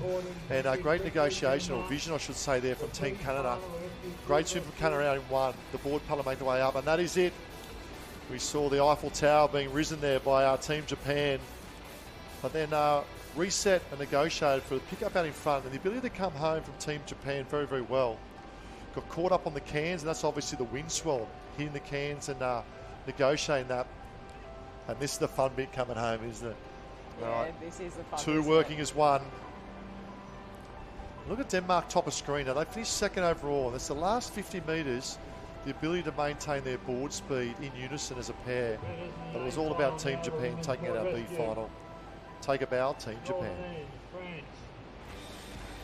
It just came really close there at the end. I tell you what, they had a little look over their shoulder then, and then they got there in the end and didn't do it easy, but well done. And definitely we've seen the A final, the girls watching on and picking up as many tips as they can, because there certainly is a lot going out there with the bank, with the wind, and here we can see the girls warming up. We've got New Zealand on screen there at the moment, getting ready to rumble. They're certainly going to want to do really well. That's Shotta and Petro, so that's a very, very strong team from those two girls. Yeah, very strong team. They finished second in the semi-final. Spain was third, and Great Britain took out semi-final number 2. Semi-final number 1 was won by France, ahead of Australia and that of Ireland. So here they are lining up. This goes back to the surf ski race earlier. And what a moment, an emotional moment for the boy from South Africa. Matthew Brading, take a bow. You are a national team's youth men's ski race champion for 2024. Young Crichton, New Zealand, had a phenomenal paddle as well. Simpson there in third, Callahan, Shrivens we spoke about. And right down to that of Denmark. Paulsen Olmo Nielsen from Denmark. What a performance, wrapping up 16. It is the A final, female board rescue, quality field. And I tell you what, this will be a quality race as well, Courts. Yeah, we absolutely. We're seeing on screen there's a couple of those little bumps again. So we've seen a couple of girls go down, but everyone seemed to really handle them really, really well. And it's definitely a bit of a challenge out here. It's not just run into the water and start swimming. You've got got your dolphin diving and all that kind of thing. So you can see at the moment actually maybe the middle looks like the quickest at the moment. Yeah, I was really impressed with the French swim in the semi-final this morning as well. And there are far left-hand side. Look at this. They've actually exploded across that shore break. And it's the skill sets applying from running to wading to porpoising to get up in that swim. It's around 150 metre swim to 200 metre swim on the way out at the moment, and it's all guns blazing. Left-hand side we have France, second from the right-hand side off to a very good start. New Zealand off to a flyer as well. Probably expect that potentially that could be, I think maybe Shotta, might be Petro, Shotta swimming and Petro on the board in that combination as well. Great Britain in the mix there as well. We'll have Macy Hawkins swimming for Great Britain. Look out for Charlotte Hart. absolutely flying on the board for Great Britain as well. So New Zealand really starting to stamp her authority of Tara Shotter. Yeah, this swim is so quick you don't even barely get a breath. So it's just a 1, 2, straight back into it, and all the girls just trying to line themselves up on those cans. And as you said before, you have to hop over the top of those waves, and we see New Zealand. You can see the look on their face when they start. She's almost there. She's going to pop her hand up in the air, and New Zealand will go off first. Yeah, great job from Shotter there, and look out for that of Australia coming through now, and South Africa as well. Ireland tucked behind them, and France up on the top end of screen. Away they go. Look out for the big move for Great Britain for my liking, this board leg of Charlotte Hart. She's had a phenomenal 2 days of racing here under the Great Britain Cup as well. She's resides in Australia with a family now, but she's a phenomenal board paddler. It is now New Zealand tucked in one. Great swim from Shotter. Now over to Petro from New Zealand. Here comes the move. Now we spoke about of Charlotte Hart. That's the red nose board on the right-hand side of New Zealand. Australia back a little bit at the moment, but it's New Zealand in one. Great Britain starting to make their move. The battle is going to be the way home. Oh, this is so tight, isn't it? You just saw that one little wave that actually New Zealand just got hit by Pedro come in there, so it's just closing up a little bit. And next to her, I think it potentially could be maybe, Charlotte Hart. Maybe next to her out there doing very, very well. But this pickup, this is where you're going to make a few seconds or a few metres up. Oh, Ireland up in third as well, doing a phenomenal job there in Ireland. And Australia now starting to make their presence felt with a great combination of Holt and Waller. Around they go now. And it's still New Zealand in one, but a great pickup from Great Britain. Oh, it's a double combo, European-style double arms. Wait for the move of Great Britain. They may steal this one, Great Britain. A long way to go. Australia, top of screen. I love the cadence and the board speed of Australia really starting to fly home. Yeah, the girls from Australia, they look really, really good at the moment. They've got more that traditional technique with both of them lying on their stomach. New Zealand just seem to be stuck in a little bit of a trough at the moment, but we actually look like we Spain, might have Team Spain down the bottom. Spain are flying. Australia and Spain have gone from third to fourth to 1 and 2 at the moment. Great Britain just labouring. New Zealand labouring. Spain are up and about. This could be a huge moment for the country of Spain. Can they get their swell building for Australia? Australia needs this wave. Spain building. Spain fighting. Australia may be on. This is it for Spain. Run with the ocean, Spain. They may have done it here, Courts. Over to you. Oh, this is incredible. We can actually hear, we're in the booth where we can hear the cheering on the beach all the way up here, and they are, look at this. This is so good for Spain, so good for Surf Sports and World Lifesaving. What a moment for Team Spain. The ability to come home. Oh, Cabanillas, Rodriguez and Barrios. What a moment. We said it'd be one coming home. What a performance from the Spain ladies. Oh, congratulations, girls. And you can just hear the cheers on the beach. I can imagine their team is going to come running into them at the moment, and they just look so happy. That was very, very special. And congratulations, wow, to the other teams that were coming Look through. at this. Ah, there they are. Brilliant. This is what it's all about. And going in this race, looking at the semi-finals, we said it was such an open field. Anyone could win this. And Rodriguez and Barrios, what a moment for Team Spain. They are up, they are about, and the Spaniards take a bow. I love the way they celebrate. It's so emotional and beautiful. And I know Grant's going to... Get them all in, Grant. Get them all in. Get them all in. Get them all in. This is not about the two in the team. This is about the country. The whole team. Get the whole country there, Grant. Oh, what a moment. Rodriguez and Barrios. What a performance. And they were back in, they probably picked up in fifth. But his ability to come home, so much excitement on the beach. Down to you, Grant. Girls, wow, that was incredible. Can you imagine what's happening back home in Spain at the moment, or family and friends watching? You just won the the Youth Female Board Rescue Championship of the World. Can you believe that? We worked really hard. We're so happy. And tell us about that changeover, and then paddling in, because at the pickup you were 4/5. Tell us, what did you do as a board paddler? We're together. We get on really well, and we get along really well, and everything went perfect. And it does show that being one team on that board, you're one team, aren't you, when you're paddling on that board? One team on that board. Yes. And how do you feel? Tell us, to describe how you feel right now. I'm really excited. Really, really excited. Back to you, Ty. Tears of joy down here for the Spanish team. Get in, get them a hug, guys. Oh, that is magnificent and so good. So good for the girls, so good for Spain, and so good for Lifesaving. What a moment. But the ability to come home, and we'll pick the replay up in a moment, the ability, they picked up probably back in 4th or 5th, and we spoke about, it's a race, it's a 3-part race. Part 1 being the swim leg we see going out. It was a great swim. I think it was Rodriguez. You can see there at the moment she's back in 5th position. Probably equal 5th to 6th coming out with France sneaking up as well. It was all about New Zealand going out leading. It was all about Great Britain and New Zealand. The pickup was an equal of Great Britain and New Zealand. Then you have New Zealand going out. Great Britain, Charlotte Hart on the chase there as well. They picked up 1-2. Now let's look left-hand side. Left-hand side probably back. It would be probably in 4th or 5th is the pickup of Spain. But the ability of these two young ladies to get that board moving in unison as a team, and that's what board rescue is about, has driven them to success. And they also never gave up as well. You know, they were, oh, here we are just at the end. This is where they won it, and they just moved so fast, that momentum. They had a little bit off to the right, but then they really pulled it together, and yeah, all class, all skill. Look at that. They haven't got the smiles on their face as of yet because they know they need to get past those flags, but it's not too far away. There we go. Oh, what a moment. And to pick up that swell as well. Now, it's not a direct swell coming, it's on an angle, the ability to pick that wave up and move back. Look at the excitement on the beach, the smiles, the raw emotion, and probably disbelief, but you have done it and you deserve it.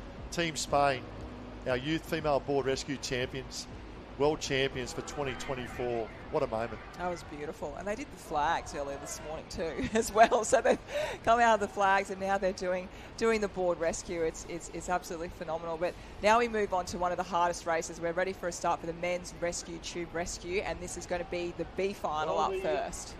Oh, I'm still on the emotion of the board rescue. I love those stories. I love it. Okay, B final coming up. Swimmer will go out. It's a team of 4. We mentioned this morning as well. Team of 4 swimmer will go out. The rescuer would go out, put on fins, swim out, pick up the patient, tow them back in for the 2-person carry to finish. It is the B final. And the day continues. It is the finals package. It is day 2 of the youth ocean. They'll head to the pool the next 2 days as well. But so many great stories. We'll try and pick up our leaders that make their way out. Yeah, absolutely. So in this B final, we've got Canada, New Zealand, South Africa, Hong Kong, Argentina, and Denmark for this men's B final.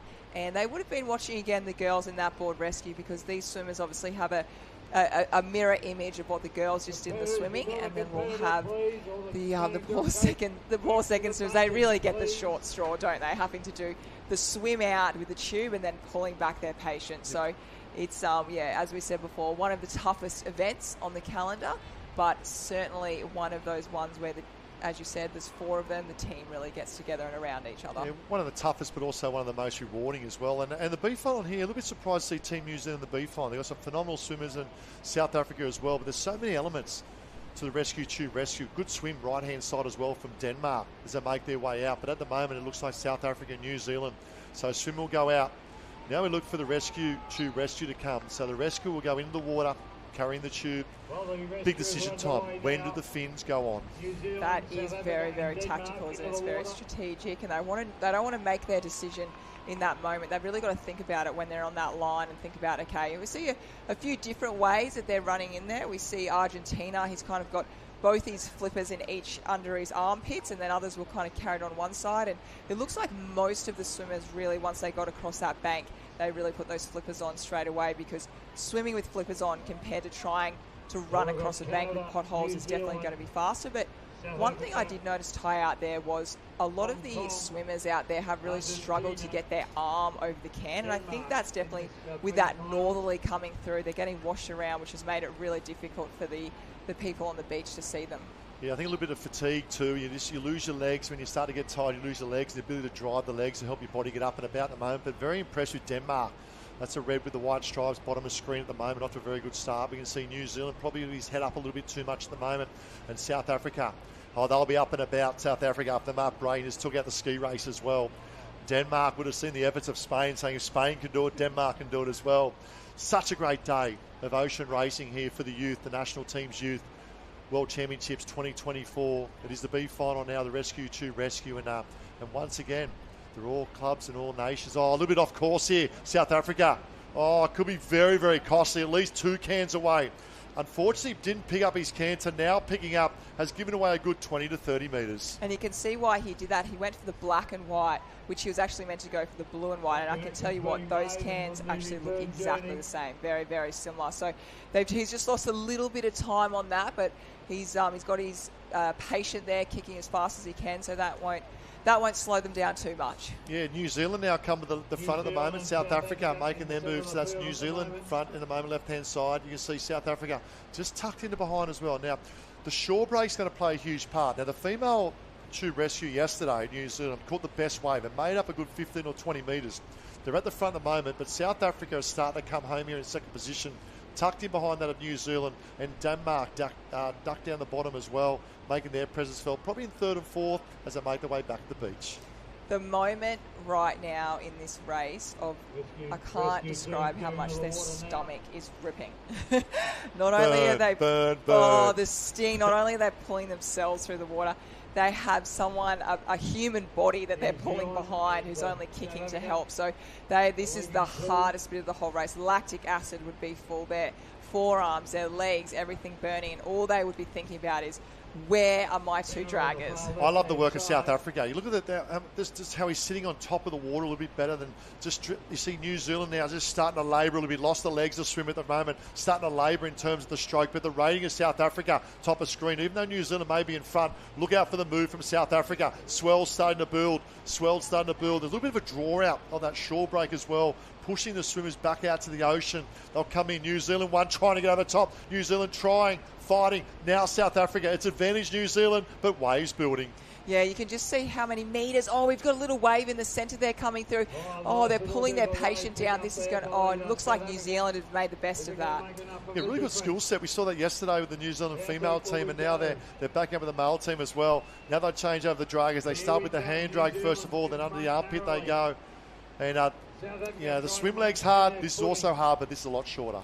Yes, it is. It's very explosive, and the draggers just want to have a look at those potholes and make sure they don't fall over, because falling over with both of you and your patient can be very difficult, but they look like they're doing it very easy at the moment. And the patient is going, please don't let go of me. Please don't let go of me. Please don't let go of me. Well done. New Zealand in one. Looks like South Africa finishing up in two. Great team event. Really typifies the rescue techniques used around the world as well. We just saw the board rescue, another phenomenal technique used in saving many lives around our beautiful globe. Canada coming through as well and executing. We can see that tube rescue, board rescue, the IB racing as well as part of the World Championships, the boats as well,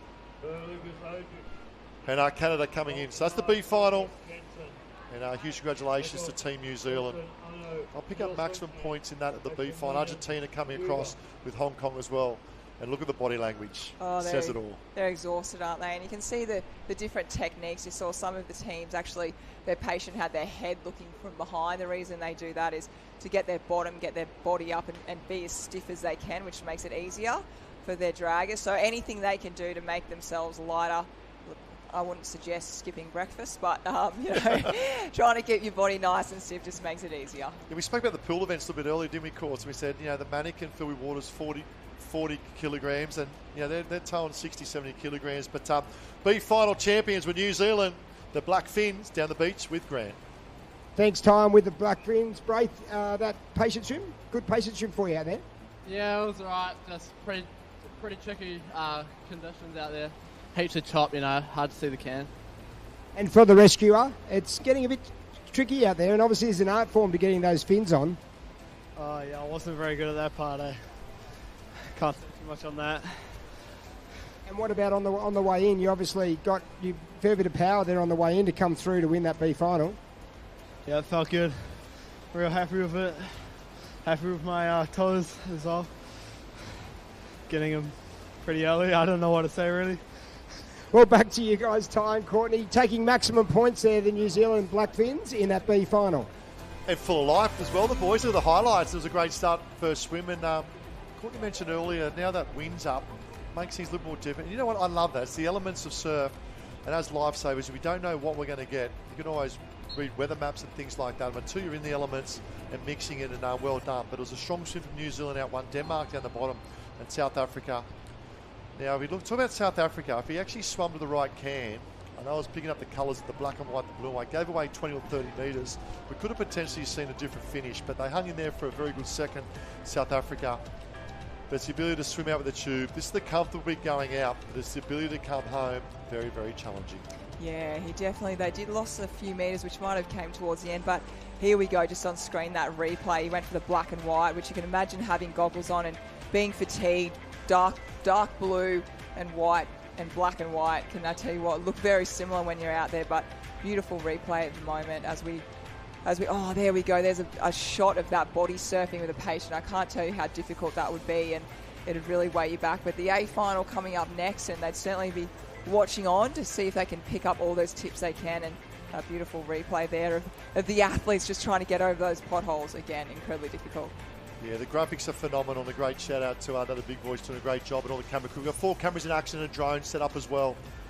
And just displays a showcase. We see foilers. We've seen whales out there earlier. We've got some kite foiling as well on the beautiful Gold Coast of Australia. Where else would you rather be? And a big thanks to that of tourism and events of Queensland, Australia's Gold Coast, Risk Intelligence, Curra Surf Club, Ampol, Race 1 and Event Co. More events coming up. It is the A final. And I'm going out on a wing. I like Ireland. Phenomenal swim this morning, Ireland. They might have picked up a 1 or 2 finish in the semi-final this morning, but Ireland looked very, very good in semi-final number 2. Australia's going to be hard to beat, the strength of Australia as well, but there's our results in the B final: New Zealand, South Africa, Denmark, Canada, Hong Kong and Argentina. But look up now, the A final. Is it the time? We saw South Africa take out the single ski for males. We saw the Spanish ladies take out the board rescue. What a phenomenal race. Probably my highlight thus far of today. Can it be their time? The Irish to turn one up on the beaches of Curra. They looked good this morning. They're on a good roll, so they have that confidence, and they're going to be over at the edge there, so they're going to be on the southern side, which, as we saw the girls from Spain, that's where they won their board rescue. So is that an omen? Yeah. Is that an omen? Positive energy out there for them. I think the danger he was talking about was the strength of Australia in semi-final number 1. Very, very strong team. Very strong team. And you look at Riley Brennan, Woodford, Gilbert and Henry Simpson. Riley Brennan, he's the captain Australia.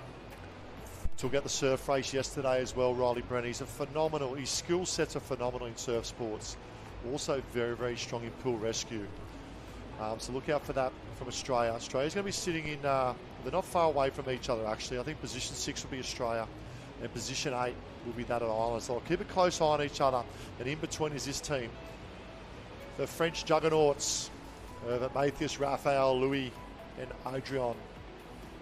This is it, the focus. There's Brennan. And it's also... looks like Brennan's going to be a dragger. Looks like Brennan's going to be a dragger by the looks of that.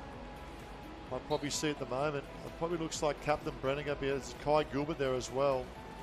So I'd probably say leading away with a swim might be Braden Woodford. We'll try and pick him up at the moment. Team Australia focused, ready to go, lined up. Bit of a yawn, nervous yawn, I would say, a nervous yawn. Well, it's good timing you saying that, because I was just about to say to you before that it's it's been a big couple of days, so it's really tactical with the coaches to see, okay, where do we put our athletes? So Riley, he's had a really big program.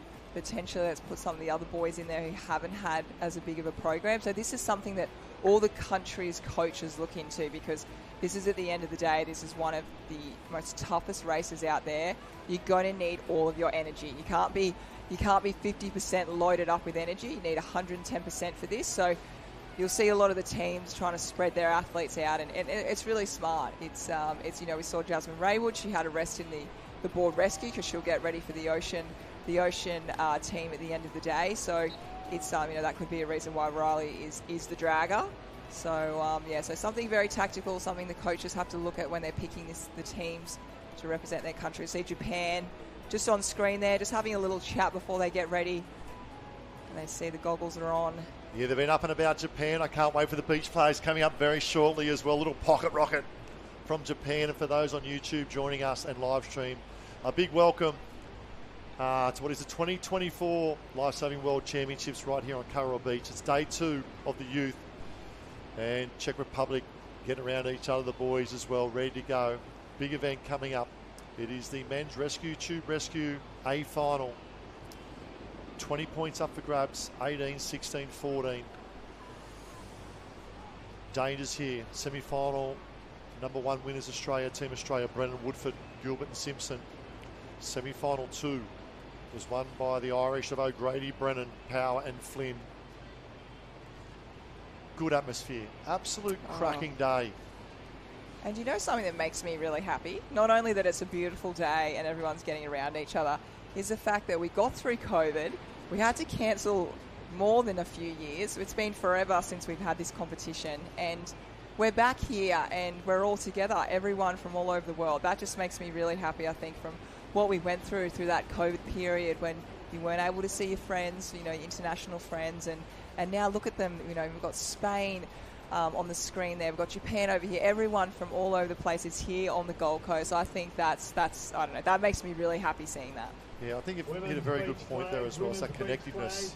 Not only that, it's about the connectedness of Lifesaving and how it's a world sport, global sport. Such a healthy sport. And I'd love to see it in the 2032 Olympics as well. It typifies here showcasing right around the world. Wouldn't that be fun?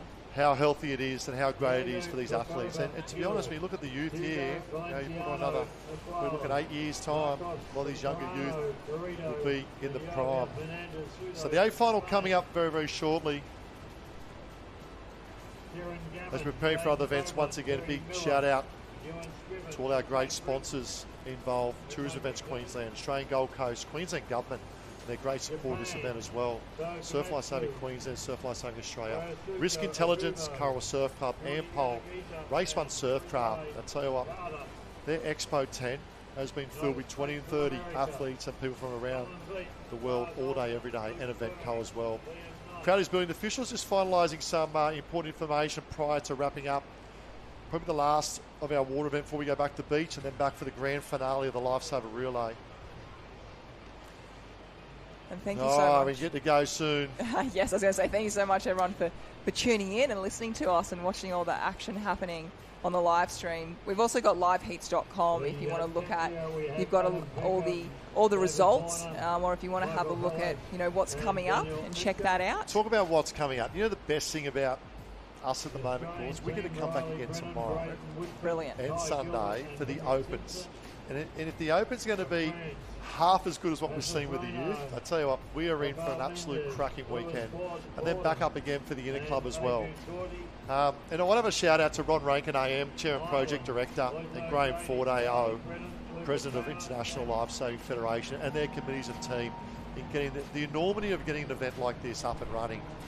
You spoke about internationally to come across, and we only spoke about in terms of travelling and the teams that travel. You know, we've got just under 50 countries here, over 5,000 competitors, 17 days of racing. But the ability for the German team, as an example, in discussion, has taken them 30 hours in place at airports, travelling 18,000 kilometres just to be here. And a big shout out to all the teams in making the effort, but also to their sponsors and supporters as well. As you look at these drone shots of the beautiful Gold Coast, and we're pretty lucky. We get to live here. We get to see this, and we're a little bit spoiled day in and day out. And this is a winter's day that we're experiencing here on the Gold Coast as well. I can't believe it's winter still. And we're experiencing, we've got the aircon pumping in here. It's the second last winter's day. Yes. So we're about to spring into spring, so to speak. And for those with us on YouTube, right around, and that's something to the time difference. We've got some, you know, here we are heading up to just after 2 p.m. in the afternoon. It's hitting the night in some countries. You know, New Zealand will be late after, you know, evening, 4 o'clock in New Zealand at the moment. And America's probably close to midnight. And early morning over there in UK. And for those who've just woken up in Spain, let me tell you, you've just taken out the World Championship for the youth in the board rescue. So jump on the YouTube, go back approximately 30, 40 minutes, and you're going to witness something very, very special for your country. South Africa, probably similar timeline as well. And to Matt Brady, South Africa took out the single ski. He's the world youth champion for the national teams as well. And what we see in front of us at the moment, ladies and gentlemen, that is the sandpit. That is about to come alive in approximately 15 minutes as we have the top 8 shootout of the females and the top 8 shootout of the males on the beautiful sand, the golden beaches of Kurrawa Beach here of Queensland, Australia. And a big welcome. And How lucky are we? More finals coming up. We've got 4 big finals coming up to finish off. The A Rescue Tube Relay, stay with us. That's coming up very, very shortly. The top 8 shootout, the female flags, the top 8 shootout, the male flags, and wrapping up with the mixed M Lifesaver Relay. 4 competitors, one will swim, one will ball, one will ski, one will run. Teams determine who does what. So very, very interesting to what we see in that combination. I think you've got to play to your strengths there, Courts. I know we have a similar event, the Tupman Relay, mixed Tupman here. I think it's the ability to play to your strengths as a team in terms of swim, board, ski and run.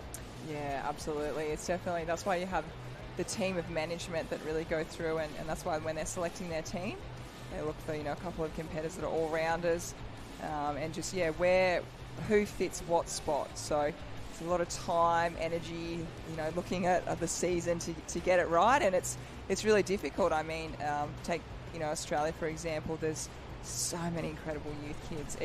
It's insane. So you're looking at the best of the best, and you can tell, by everyone at the end of their interviews, they're just appreciating so much to be able to represent their country. But it doesn't finish here. They can continue to stay here and race next week, which they have the inter-club, so representing their club. So it's a fantastic week. Fantastic, as you said, for Germany. I spent 30 hours in the airport coming over here. Well, hopefully, they really make a holiday out of it, go and explore. There's so much, tourist attractions, Dreamworld, When Wild, all those bits and pieces, and stay here and race, do it all again next weekend.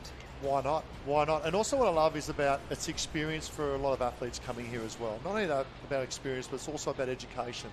Now, a lot of people don't know, in compare with me here, Courts, a lot of them don't know your background. So give us an insight. How many years of racing did you race in surf lifesaving? How many professional years of racing? And what were some of your highlights in racing in terms of performances?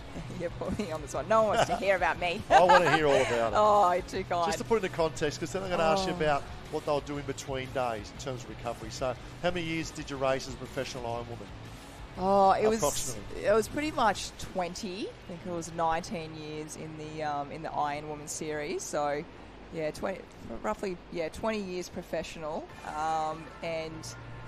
You put your heart and soul into it. So I really appreciate when I see the emotion and I hear the interviews. I love that because I probably wish I did a little bit more. It means so much to you, and I love when athletes say that because it really inspires the next generation coming through. And you don't wake up at 4:30 a.m. every morning, hurt yourself in the pool for 2 hours, go off to school, come back, as you said, Jasmine Raywood, you go do a 2-hour, 1.5 hour ski paddle, board paddle, then go running, and then might do pool rescue in the night, do your homework, study, come back, swimming again, and you do it all again. You're falling asleep in the middle of school. So it's it is a commitment. It really, really is, from yourself, from your family, and here we go. Here's a few hearts. So watching this brings a lot of memories. I want to come back then and talk about you don't need to come back to me. workload of training. But this was the ski highlights we saw from earlier. This is this morning, and it was a great start. This is the ski highlights this morning of the ski race, and New Zealand dominated. That was Crichton. You also dominated. We have beautiful Wales here.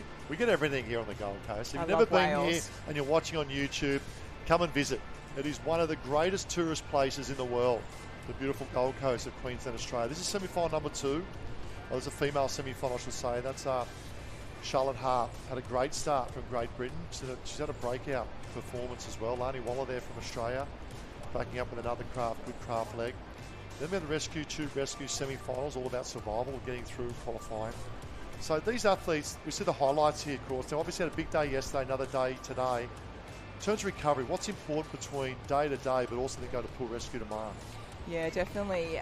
At the moment, for a lot of these teams, will be doing your ice bars, so contrast, hot to cold bars. That's just really, without being too scientific about it, really flushes out that lactic acid. It really calms the body down and gets a lot of swelling and fluid that your body really kind of gathers over that racing. So that would be something very important. Early night to bed, a lot of food, so a lot of carbohydrates. Make sure that you're really recovering properly, and hydration as well. You can get really excited and overwhelmed with everything. And as we look here, certainly talking about hydration and recovery, the beach competitors, round after round, they would have had to intake so much water and hydration in between this, and really just yeah, that's really kind of just keeping it simple, but making sure you do your recovery. You've had drama plenty in the flags. Even the young boy from Denmark, just more disappointed because he knew it was close enough. 24 runs of flags we had this morning, in the males and females. And then we went back to the water for the board finals as well. And it was the dominance of Raywood in the board, but here's Raywood also on the ski. She went back to back, took out the board in the Raywood. Captain Raywood, she's the captain of the Australian youth team as well. Took out the board race and backed up here with the ski race. You know, unlucky. Lana Waller was a little bit unlucky there as well, but that was a wrap-up of the morning. You see the difference in conditions as we now head down to this is it.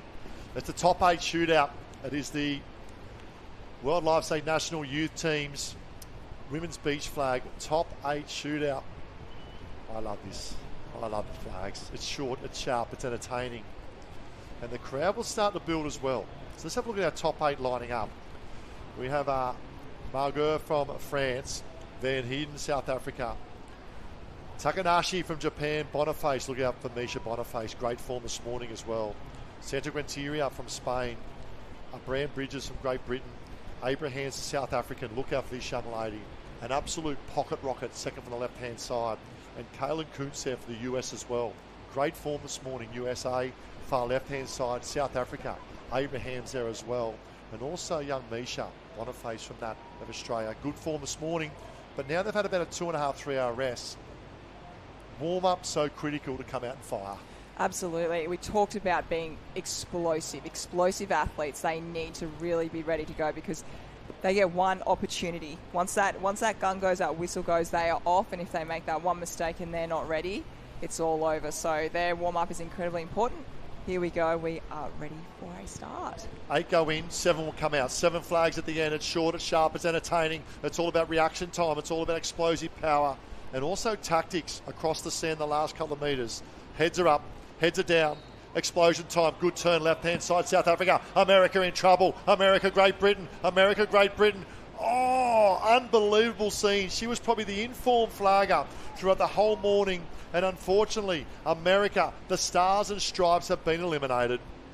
Wow, we'll definitely look forward to seeing that replay. That we just spoke about it just before. If you are not ready to go, there is an opportunity to easily miss out. So here we go for a replay. Left-hand side, just off a little bit. Slow turn. All of a sudden, realises South Africa's in front. Now looking at danger. Danger. Didn't respond quick enough. Kaylin Kuntz there from the USA, the Stars and Stripes. And to be off just that little bit, that little 1-2%, super costly at this world level. Left-hand side, just a slow turn. She's a lot quicker. Now she knows she's in danger. That's the Don, and also you've got one of the best flaggers next to you as well, of Abrahams as well from South Africa. And Great Britain just a little bit hungrier for that flag. And unfortunately, America has been eliminated. Wow. Yeah, it's up, and this is where the tactics are really high, aren't they? If you're next to someone that you know, potentially going to end up being kind of in that top 3 with, and you're similar speed. If you have that opportunity, as we heard, there's 2 South African girls speak earlier this morning. They said if they have that opportunity, they're going to take them out. Yeah, this is big as well because you've got 2 South Africa here and the ability to work together. Now, Abrahams goes, to me, round for round, pound for pound. I like the look of Abrahams and also from Amisha there as well, Boniface from Australia. Been 2 dominant performers. And I think we're missing one at the moment. Why have we only got 6? We only eliminated, I believe, 1 from the last one, being that of the USA. This is quite interesting. I'm not sure what's happening here in the beach flags. Misha Boniface is not on the start list at the moment. She may have picked up some sand in the eyes or something they might be attending to. But we won't get a start here at the moment. We're still waiting for one more to come through. We'll get an update on that in a moment. I think Grant's a little bit busy down the water area. But I don't see one of the favourites here, Misha Boniface, lining up. We'll try and pick up left-hand side. I can see she's down at the flag end at the moment. We see the other girls just resetting. Left-hand side, close to coming, it's Eve Abrahams. Phenomenal young athlete. They're just reviewing here at the moment.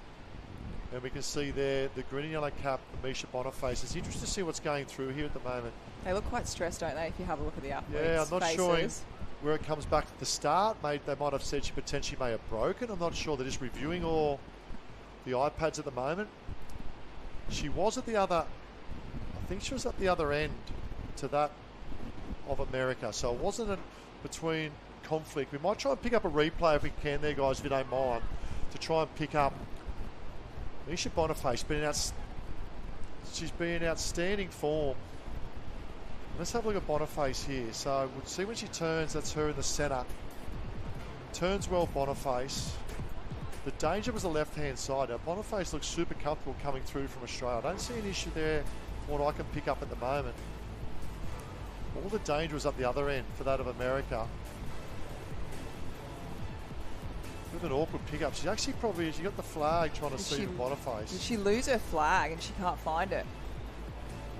Okay, hasn't found the flag at the moment. Hasn't found the flag. Okay. Boniface thought she's been eliminated. She has not found the flag. She thought she's been eliminated. All of a sudden, it might be null and void. It might be interesting. Do they go run off now? I've never witnessed this in beach flags in my many, many years, trust me, but that is interesting. Yeah, lapse in concentration, down the ground on the beach for an update. Huge drama. Yeah, thanks, Ty. Obviously, that was the first elimination. And what's happened is there was a loss. They're calling it a lost baton. So the baton got lost in the sand, and we're now we're going to have a runoff between USA and Australia. So there was probably 3 or 4 minutes then of deliberation with the officials, but they've declared it a lost baton. So they're going to have a runoff. So back to you guys in the booth. When was the last time you witnessed a lost baton in beach flags down there, Grant? It's very, very, very unusual, not very common in my beach flags experience. It's not very common to be lost baton. Normally I don't get a baton, but not very common to lose a baton. Here we go, 2 go in, 1 come out. Australia versus the US, the powerhouse of beach flags. It would be unfortunate for one of these to be eliminated. Oh, good turn. The speed across the sand. Australia may get there. Good turn from US. And it's very unfortunate because they have been 2 powerhouses through the heats of these beach flags as well. I think that was real. Yeah, the girls watching on would kind of be like, oh, one of the best girls is going to be out. But I really feel for our Australian just there. She just really found herself just in a bit of trouble there, and now she's going to have to back up and go again. So she's going to have to take a big breath, and unfortunately USA being eliminated there. Yeah, the replay coming through. I like the turn from US. Had an opportunity to get a shot in front, a little bit slow round, but it's the raw speed across the sand. We saw that with the beach sprint as well. Misha Boniface protects the flag as well coming down. Great technique, and she'll be able to get through that one. Yeah, that's really, really tough. Now she's got to get back on the line and re-go again. So it's, I've never seen that in flags before, and she was incredibly unlucky to have to do that extra one. It puts a little bit of pressure, so hopefully she can kind of, she seems like she's had a bit of a breather, now reset and just, let that go behind. But from here on, I'm sure we can definitely see her grabbing onto that button and not throwing up in the air, but putting her arm up in the air. One thing about Misha is she's from a very good stable down there in New South Wales and Mollyville, and the team that she has around her. So she would have experienced a lot of different scenarios, not only herself but also her teammates. And she knows the also opportunity here, just when something like that happens, just to go back, reset mentally, reset physically, and she'll be another dominant force. I still expect her to come out 1-2, top of the tree here, but it's about putting that behind and now starting to build each run back into the final here. We go to the top 7. So great young performer from Australia down the Mollymook ranks there. Great little team they have down there as well. But now on the left-hand side, and she's up against this, trying to pick up, it looks like could be that of Great Britain, I think, in her left-hand side as well. So 7 go in, 6 will come out. The big shout-out to those on YouTube. We love the sandpit, we love the beach flags, and this is the National Youth World Championships. 7 will go in. You're in the top 7 in the world for your nation. Oh, that's pretty good to have on the resume, isn't it? It is big. It is big. Lining up now. And we'll run through. Looks like Australia there as well. Great Britain. Spain in the mix as well. Great representation from all the clubs at the moment, but we still have that. We spoke about France being there, Japan, Spain, Great Britain. We still have 2 South Africans up and about. They are danger next to each other as well. Here we go, turn. France has to go. 1 South African in trouble. Great Britain getting boxed out as well. And Great Britain will be eliminated. Great performance, but unfortunately just falling short of Bram Bridges. Great performance, 7th in the National Team's World Championships. Congratulations. And it's, as you see, the girls they've given their batons in, and they're going to walk straight back to the start again. So this is where the finals are more difficult than the heats. They don't have the boys in between. They're going back to back, so this will really be, again, another test of their fitness. And just looking at Misha Boniface we spoke about, she doesn't show much emotion, does she? I know just deep in thought, think about process, left-hand side. That's a lot better turn for Boniface, left-hand side. Also Spain in the red with the yellow stripe down the middle as well. We know in terms of Abraham, South Africa, the smaller of the two South Africans there lining up is explosive across the sand as they go. Very impressed with Sanquitiria from that of Spain in that run.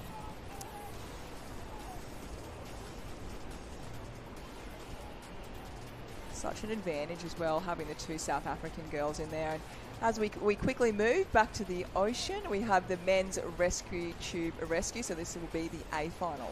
Yeah, we're going to have a full replay of this a little bit later on. The swimmers now made their way out. I can say that's Australia leading out at the moment at the male rescue tube rescue. That is Australia tucked in one.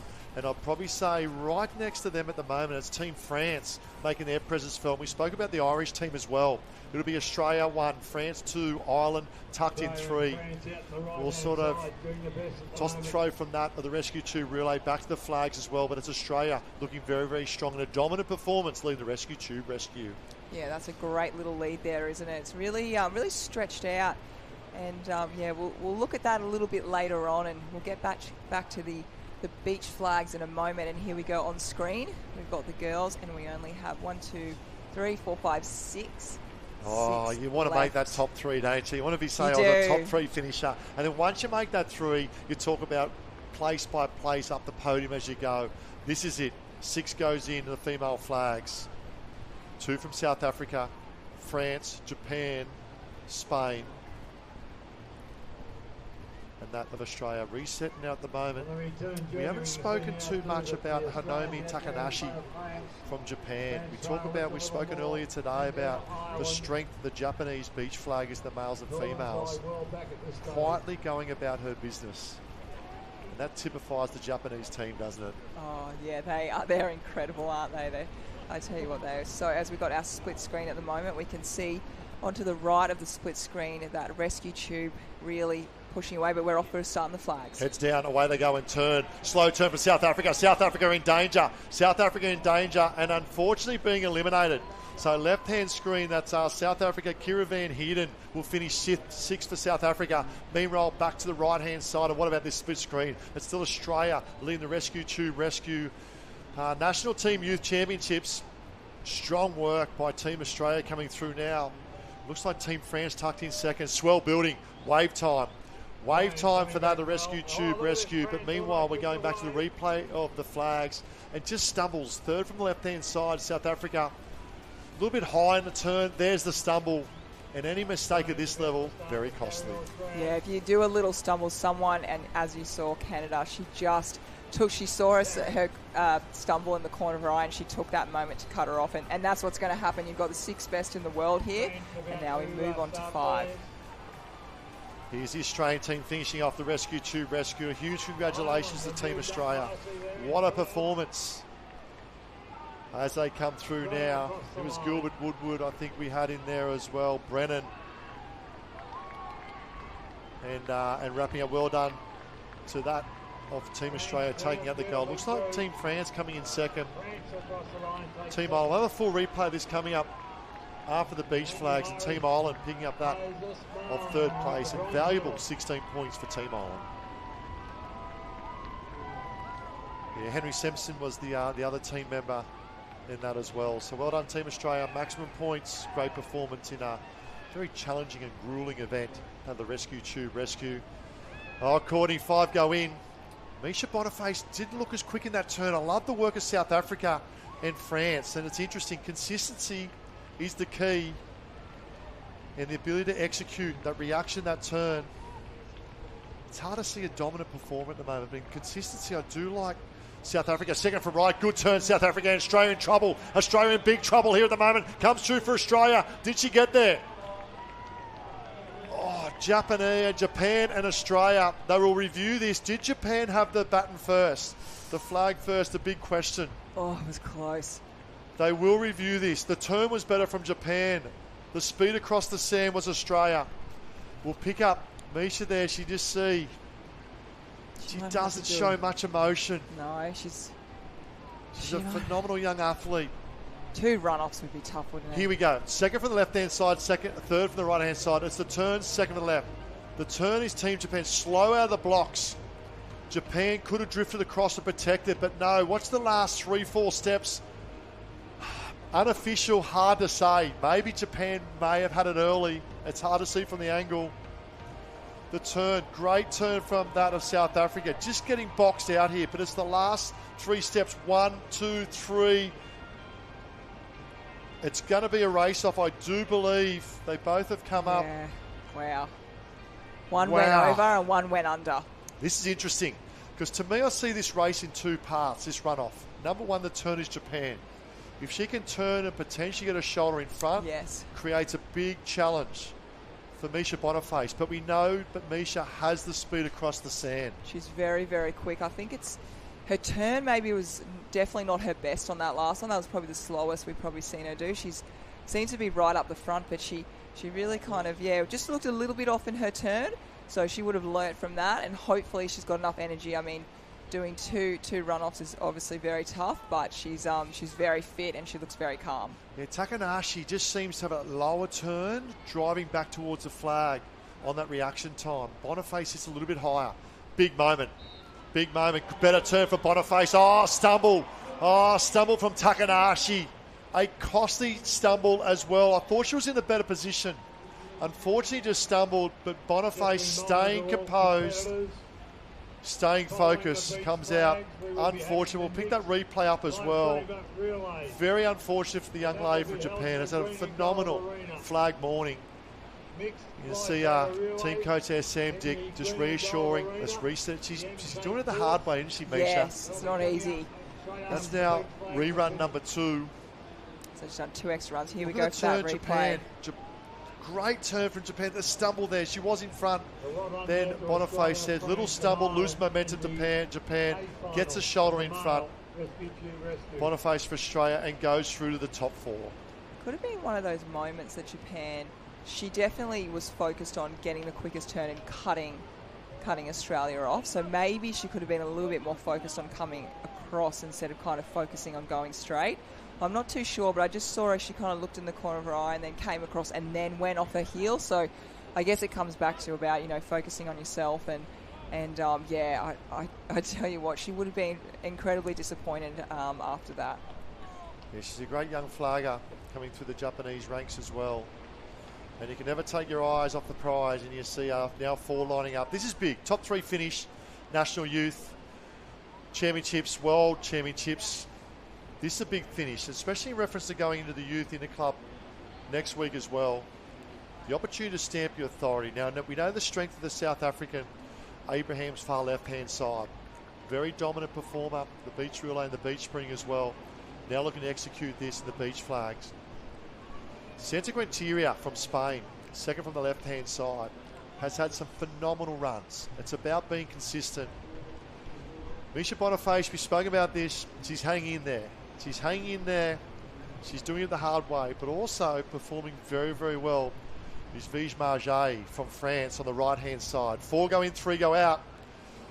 What do you reckon, Courts? Oh, this is the one you want to get through. You want to get through the medal rounds. Absolutely. Fourth can be tough to swallow. Here we go. Heads down, all about the turn. Boniface needs to get the turn. France, good turn. Spain coming across Boniface. Good work across the centre. Unfortunately, being eliminated, Team France, Santa Quinteria has performed exceptionally well. You can see the disappointment. She knows she's good enough to be there in the top 3. And just failing to execute under pressure there in that top 4. But hold your head very high. Great performance in the National Youth Beach Flag Championship, picking up 4th overall in some serious competition. Right-hand side. She got the turn. First 3-4 strides. Now Boniface starts to make the progress. Shoulder in front from Boniface. Spain also very lucky, changing direction. Yes. And you saw South Africa. She came across. Just wanted to make it a little bit, I guess, difficult for the girls then. So she had to do that last little pivot. And unfortunately, no flags left for her at the end of the day. See the excitement of Spain now. They're going off that run. South Africa probably going in favourite to Spain to that of... interesting. We are now holding off the top 3 of the females. Now, this is interesting. As a flagger, I would not like that. No, Reason me being, too. you're in the zone. You're ready to go. You're in the flow. You're in the zone. But not only that, your heart rate's up. The blood flows up. They're now going to wait for approximately 10, 15 minutes. And in surf sports, in any sport, these things happen. It's ability now to go back. You can see Mel Jackson in the background there with Misha Boniface. Go back, refuel, reset. Probably have a couple little runs prior. You want to come in hot to that big 3. Meanwhile, back to the top 8 of the males. The top 3 now set for the females. Will then go the males down the top 3. And there'll be a run-off 1 for 1. It's a mindset reset, isn't it, for the females? Yeah, Very interesting. This is tough. Yeah, I agree with you, Ty. It's really tough, isn't it? And as we set for the men, the officials just getting them nice and still and straight. But for the females, it would suit some of the athletes, and then not so much some of the others. You can see our South African athlete just sitting there. She was on a very good flow, so she'll have to do her best to get back into that flow. And as you see, the men's, they're ready and very close for a start. All right, here we go. 8 go in, 7 will come out left-hand side, the Italian stallion. Australia right-hand side, also New Zealand. Johnson there as well, going through, looking for elimination. It could be that of Great Britain, I believe. Or was it the Stars and Stripes? Might have been the Stars and Stripes, I think, are eliminated. And that's Roman Higgins, I believe, has been eliminated. He adopts the moustache as well. And quite interesting, he was in really good form earlier this morning as well. And I've had the 2 Americans that have been eliminated very early in this top 8 final. The big question is, were they warmed up enough, ready to go? I know they were in great form this morning. But unfortunately, he's eliminated in 8th position, but a great showing as well for Team USA. And a huge well done to that finishing 8th of Roman Higgins for the United States of America. From 8 we go to 7. Let's have a replay here. And it's the grey in the centre there. Just a slow turn out of the blocks for Higgins. He's got some great speed across the sand, but this is quality field. Oh, both gone for the Italian of Giovanni and Mastrorilli. See the team, but looking very well. Turning very, very well as well. I thought Yushin Seiko from Japan. Quite interesting. Yushin Saito from Japan has taken off his long black pants. Oh, top 3. Here we go. All of a sudden, we have turned up to a top 3 for the females where the temperature is hot and burning, and unfortunately eliminated. Team Spain has been eliminated. It'll be the green and golds of South Africa and Australia to battle it out for 1 and 2. But very unfortunate for the young girl from Spain, but still a great performance. Yeah, to get in that top 3, she, there we go. There's a little bit devastated at the start, but there you go. You saw the smile on her face. She's like, you know what? I got a bronze medal. It's fantastic. And from where they came from, for how many rounds. And here's that replay again that we can see on screen. I love the turn of Abraham to South Africa. And I love the pure speed across the sand of Boniface from that of Australia. Look at this. The turn is in the centre and the speed is on the left-hand side.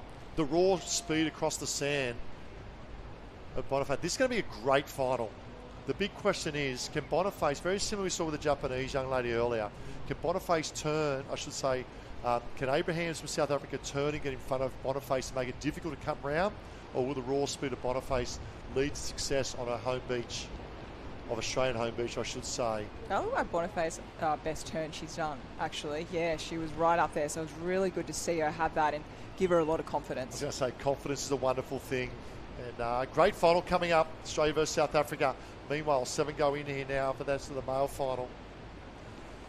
And we have that of Sorensen on the far right-hand side. Raphael, second from the right. Then we go across to, looks like that of the Italian stallion of Mastrorilli from Italy. Just being lined up at the moment. From there we go to Johnson from New Zealand, position 4.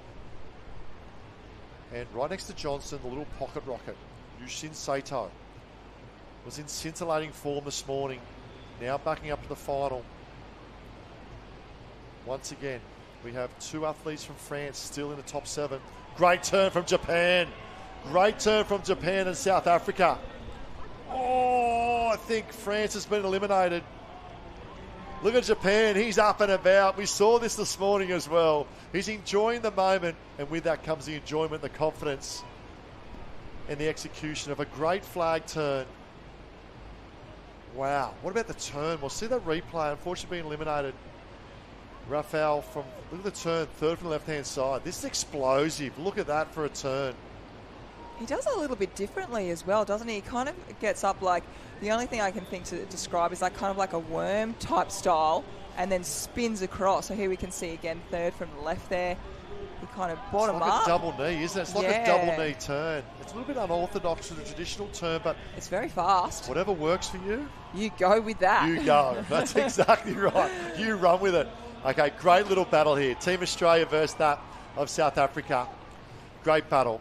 Now, from what we've seen, right-hand side, Abraham's best turn in the game.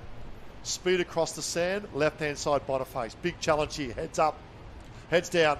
Abraham's going to execute the turn and drift across. Abraham comes, Boniface fighting back. Abraham protects the flag, and our champion from South Africa. What a performance. She took out, I should say, South Africa took out the single male ski race earlier.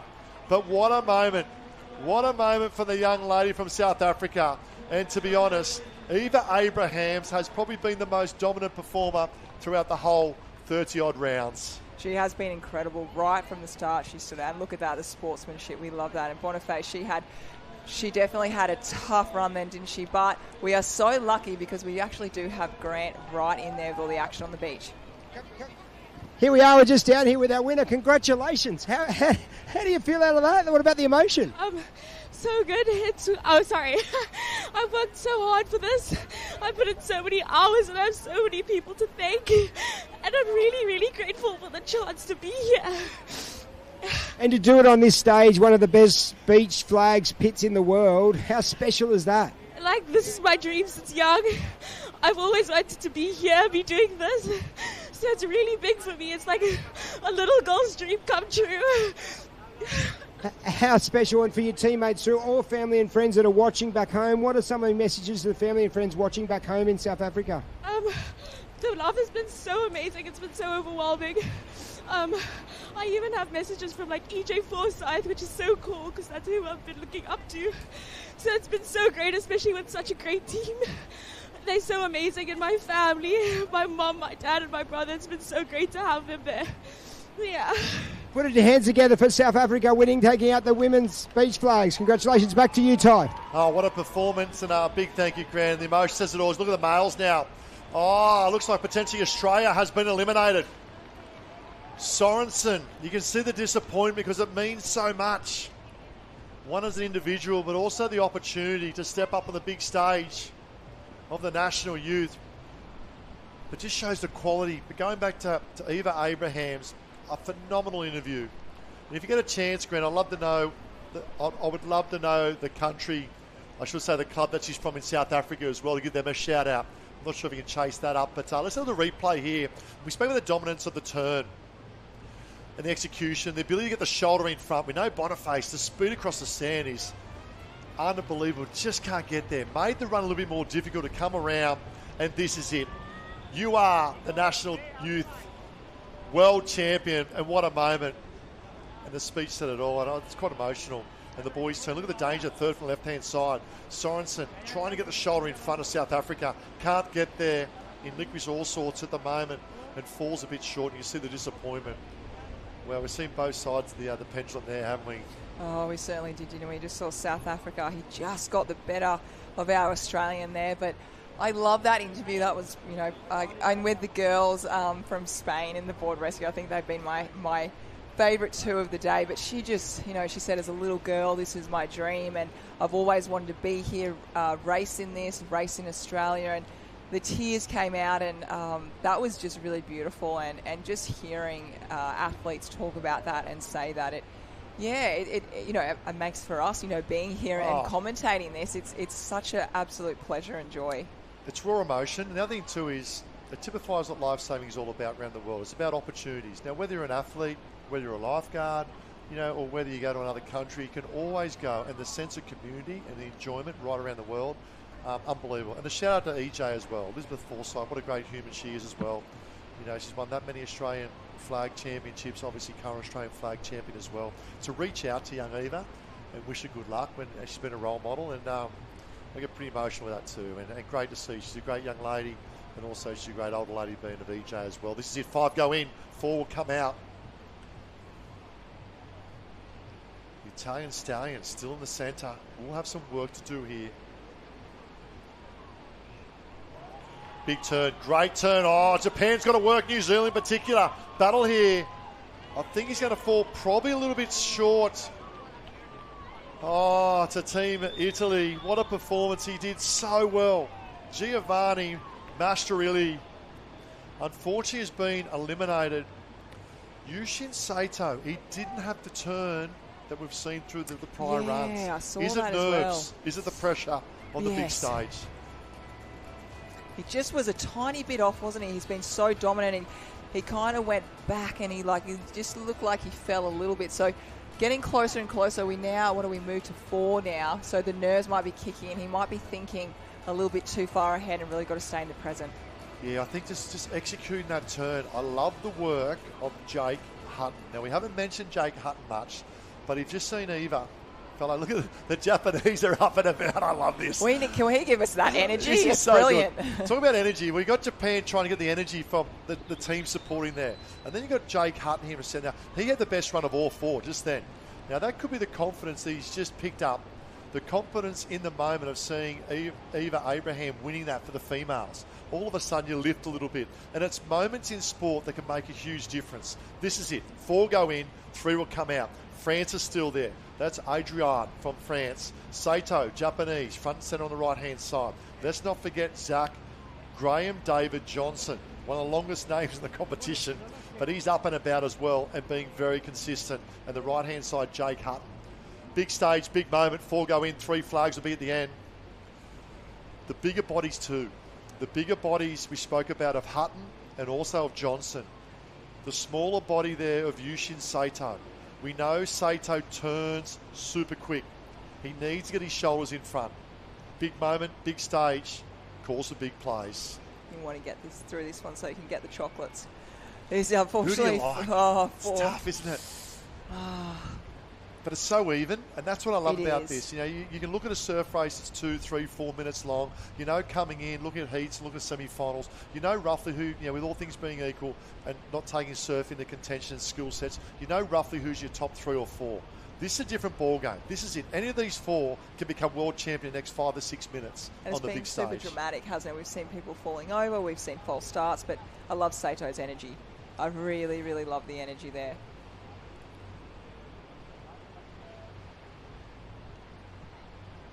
Heads up, heads down. Turn needs to be for Japan. Good turn for Japan. Needs to drift in front. Hasn't drifted. However, he was there good enough to get in front of New Zealand, and he's in the top 3. Oh, look at the excitement. The excitement of Yushin Saito. He's in the top 3, getting the energy of the crowd. I love this. But Jake Hutton, the South African, to me, is on point. Yeah, he's really lifted, and as you said, that team energy, the team environment. I think he's been incredibly inspired, and it's always interesting that. So every time they go back in for each round, they draw a stick, which will be their number. So this one will only be 3 sticks, 1, 2, or 3. So it'll be really interesting who's in the middle because they get the decision whether they go right or left. And a shout out to Zach Graham David Johnson from New Zealand. Great performance. He's got 4th, but a phenomenal effort. And I love this. Now, what I love about this, about Yushin, as he makes his way back, he has high-fived the Denmark team, the South African team. This turn, he needs to get his shoulder in front. He's the best turner in the game. He's got to drift here. He's got to drift because he knows he hasn't got the raw speed across the sand. That is the strength of Jake Hutton and Cordy Adrian. That is their strength. Left-hand side. Doesn't turn as well as that of Saito. But the raw speed of the French and the South African can get him. He needs to dominate that turn and drift in front if he wants to get the cookies at the end of this event.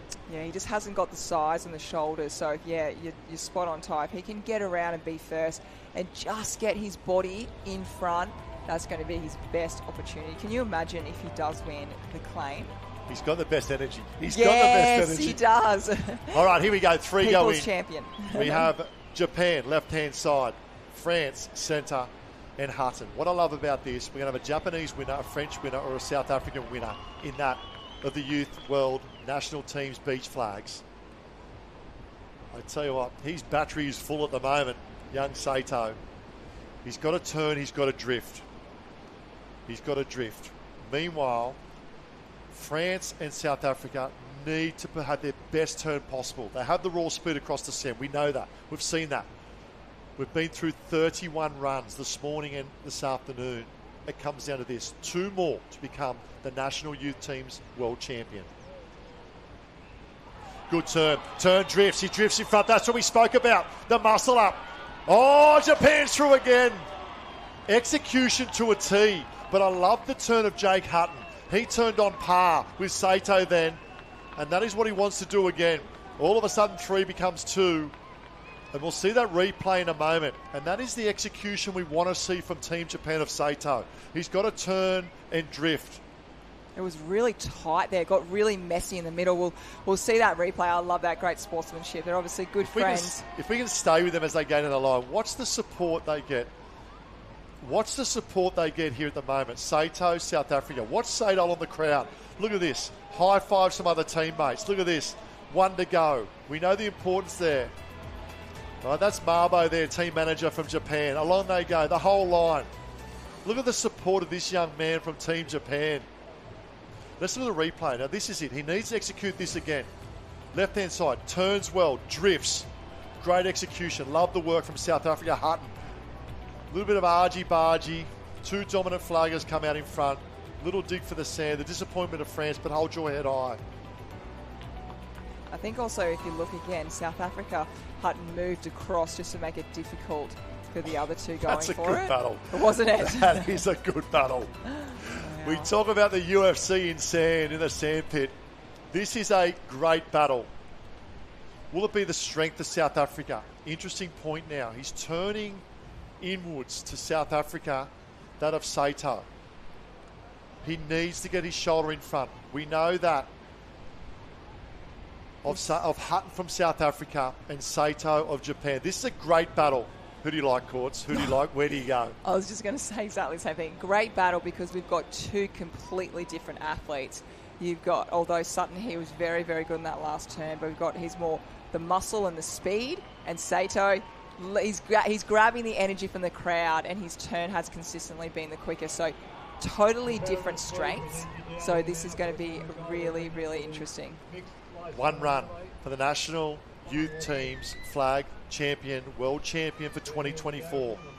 1 run, your best run. Do you think about how many times they have performed and executed a flag start? They need this one to be on point. Mistake free. I like the strength of Hutton in the last 3 steps. I love the energy of Sato. Sato turns, drifts in front. Here we go. And that's the strength of Hutton in front. The brawn strength of Hutton. He gave it every shot, Sato from Japan. But South Africa have gone back to back. The female and now male. There you have Eva, our female champion. And Jake Hutton, take a bow, South Africa. Oh, that was incredible. And he really was just waiting for his time, wasn't he? He just got quicker and quicker as every round went on. But they look like they're good buddies, great sportsmanship there. And we know that Sato is extremely happy getting runner-up. Yeah, phenomenal effort from Sato, second from Japan. But it was the energy, I believe it was the energy from Abraham winning the females that lifted Jake up as well. Let's go down the beach. Grant is with our winner. Jake, just come here if we can. Jake, congratulations. Just get marked off so it's official. Wow, back-to-back for South Africa. Well done. That was amazing. That was bloody amazing. Tell us about that victory. How much effort has gone in to get that win? I mean, you couldn't believe it. I mean, before this comp, even when I was selected, I put in enormous amounts of training towards it. And about 5 weeks out, during a training session, I tore my hamstring and I thought it was over. But I decided to not let that get into my head. And I came back stronger than anyone on this Flags Arena. And for that, I'm proud of myself. So, Jake, just to rewind there, 5 weeks ago, you tore your hamstring. That's correct. Unbelievable. What a comeback. And what motivated you, obviously doing it for team and doing it for Team South Africa? I mean, ever since I was about 12 years old, I saw Raul Damone from South Africa win. And since I saw him, I knew I wanted to win. As well as last Worlds in Italy, I saw one of my close friends, Sam Boyson, win. And ever since I saw him win, I just wanted to be like them. And now I am. Congratulations, Jake. You go celebrate with all your teammates over there. Wow, what a story, what a comeback story, Ty. And Courtney, back to you. Yeah, that is brilliant, and brilliant for a number of reasons. One, to win here at the World Championships, but to me that's resilience. It's a true test of resilience for a young man coming through as well. And from adversity comes greatness. What about that? A hamstring 5 weeks ago. But I love the mind strength of this young man. The ability to say, I'm not going to let that bother me. And also the confidence of coming in to say, I am the strongest on this beach today. And haven't we witnessed something? I get pretty emotional watching this. This is brilliant. It's world class and showcasing the best in surf sports, but it's beyond that. It's beyond the athletic performances we're seeing today in terms of mateship, teamwork, resilience, confidence. We see it all. It's amazing, isn't it? That was so special, and I agree with you. I think both of them going back to back and just drawing that energy from each other, that was incredible. And yeah, there we go, on the shoulders. Love it, absolutely. Oh, look at this. That is memories for life. This is brilliant. Do the lap down the Broad Beach Why Mall. not? Make your way up the Surfers Paradise down Covell Avenue. They own the beach. Absolutely. They own the beach. Now let's put this in perspective as well, because Matt Brady from South Africa got the confidence ball rolling a matter of about an hour ago when he took out that ski race. And that's what I love about surf sports. Look at the run here. We know the turn is Japan, and he tried to execute. Sato did everything he did to try and get in front, but it's the strength coming across the line there from Hutton from South Africa. And we started with 32 competitors. He's had 31 runs to get to where he is today. Right there, 31 times of executing, and to make this one his best one and the most memorable. Take a bow, Jake Hutton, South Africa. Yeah, I definitely think he got quicker. I think his 31st run was his quickest, so it shows a lot of fitness. And I just love how he had the injury, which most people would have been down in the dumps and thought, I'm not going to race, I'm not, not good enough, I've done this, I've done that. And he said, no, I'm going to come back stronger than ever, I'm not going to let this beat me. And he'll do big things in life, because mindset like that, you can do anything you want. That's right. If you believe you can achieve, and well done to South Africa. And at least one grand finale. We've got the update there. We'll go to the top 6 for the females. Abraham's Boniface, a great performance. Then we went down to the Spain of Central Canteria from Spain. What a performance. Margot there from France, Takanashi, and Van Heerden from South Africa. I tell you what, they have turned up in the beach arena, South Africa. What a performance from South Africa. We have one major event coming up, a live event. We're going to show the replay, the rescue tube relay as well. But Jake Hutton from South Africa, Sato from Japan, take a bow. One of the most favourable competitors of the beach flags, and there in France of Adrian, they're in third. But the replay going back to that of the men's rescue tube rescue, start off that with the swim first. It was the right-hand side where all the action was. This is the A final. And we can see that of Australia looking to stay a little bit longer on their legs to really maximise that weighting and porpoising across the back bank and negotiating. The interesting thing with the swell today as well is the swell's quite close together. We're looking at a 7 or 8 second period between the waves, which means a strong resistance. Australia went out 1, France in 2. Ireland had a very good swim. They're in 3 as well. Then it was over to the rescuers. The ability to put the fins on with the tube and swim out to the patient as quick as they can to rescue the patient. It is a phenomenal event, this one. Typifies the rescue technique right around our beautiful world and country, I should say world and countries. And the pickup, they clip in. The patient cannot use their arms. They go streamlined position. They are allowed to kick. And now this is the pure swim strength of the swimmer back. And it's Team Australia that had probably a 5 metre lead, you can see at the moment. But the big move was France, making their move up Australia. But a nice little wave come through. The handover now to those of the carry to carry, and they'll go across the line. It was Australia Team A in 1, France in 2nd. Congratulations to Team Ireland in 3rd. Czech Republic, what a performance in 4th. Spain in 5th, Japan in 6th. The USA in 7th. And a Great Britain wrapping up the A final in a gallant effort of 8th. What a performance. There's the wrap we see coming through. Riley Brennan, Team Australia. He's captain of the Australian team as well. Well done, Braden Woodford, Kai Gilbert and Henry Simpson. Phenomenal athletes that have executed the rescue tube rescue performance to a T. Team France at Mathis, Raphael, well done as well. Down to 8th spot, that of Great Britain. What a day of day 2 of the youth, with one major event to go. If there's an event you want to win as a team, this is the one. It is the Open Mixed Ocean M Lifesaver Relay. It'll consist of a run leg, a swim leg, a board leg, and a ski leg. 4 legs. The runner will run transitions as well. 4 legs, 2 males, 2 females, with each country and nation determining which male and which female will do each discipline. They will play to their strengths. If there's an event they want to win, it'll be this one. It's a Youth Mixed Ocean Lifesaver Relay. And we'll start with a little short dash of the run, in a swim, run board, run ski with a run finish. Probably going this, I'd probably say, based off results of the individual disciplines. I expect Team Australia to be potentially the favourites going to this, but we never know. Confidence is a wonderful thing. Look at that Team Australia: Simpson, Callaghan, Raywood, Boniface. So Boniface will be the runner. Ray would be interesting to see. I expect potentially Raywood on ski. Potentially on ski with Simpson and Callaghan with swim and boards. Look out for that. New Zealand, very, very strong team. Shotter, Swamberg, Miller Crichton and Pocock. I expect to see, well, look in there as well. We see probably most of them will opt for their second female to be runners by the looks of the team selected. As we come now down to USA, South Africa, Hong Kong, perform exceptionally well today. Denmark, Ireland, France. And the Argentinian, they have the best support on the beach. The Argentinian team, and a big welcome and a huge congratulations to all athletes, all team support networks as well, and management.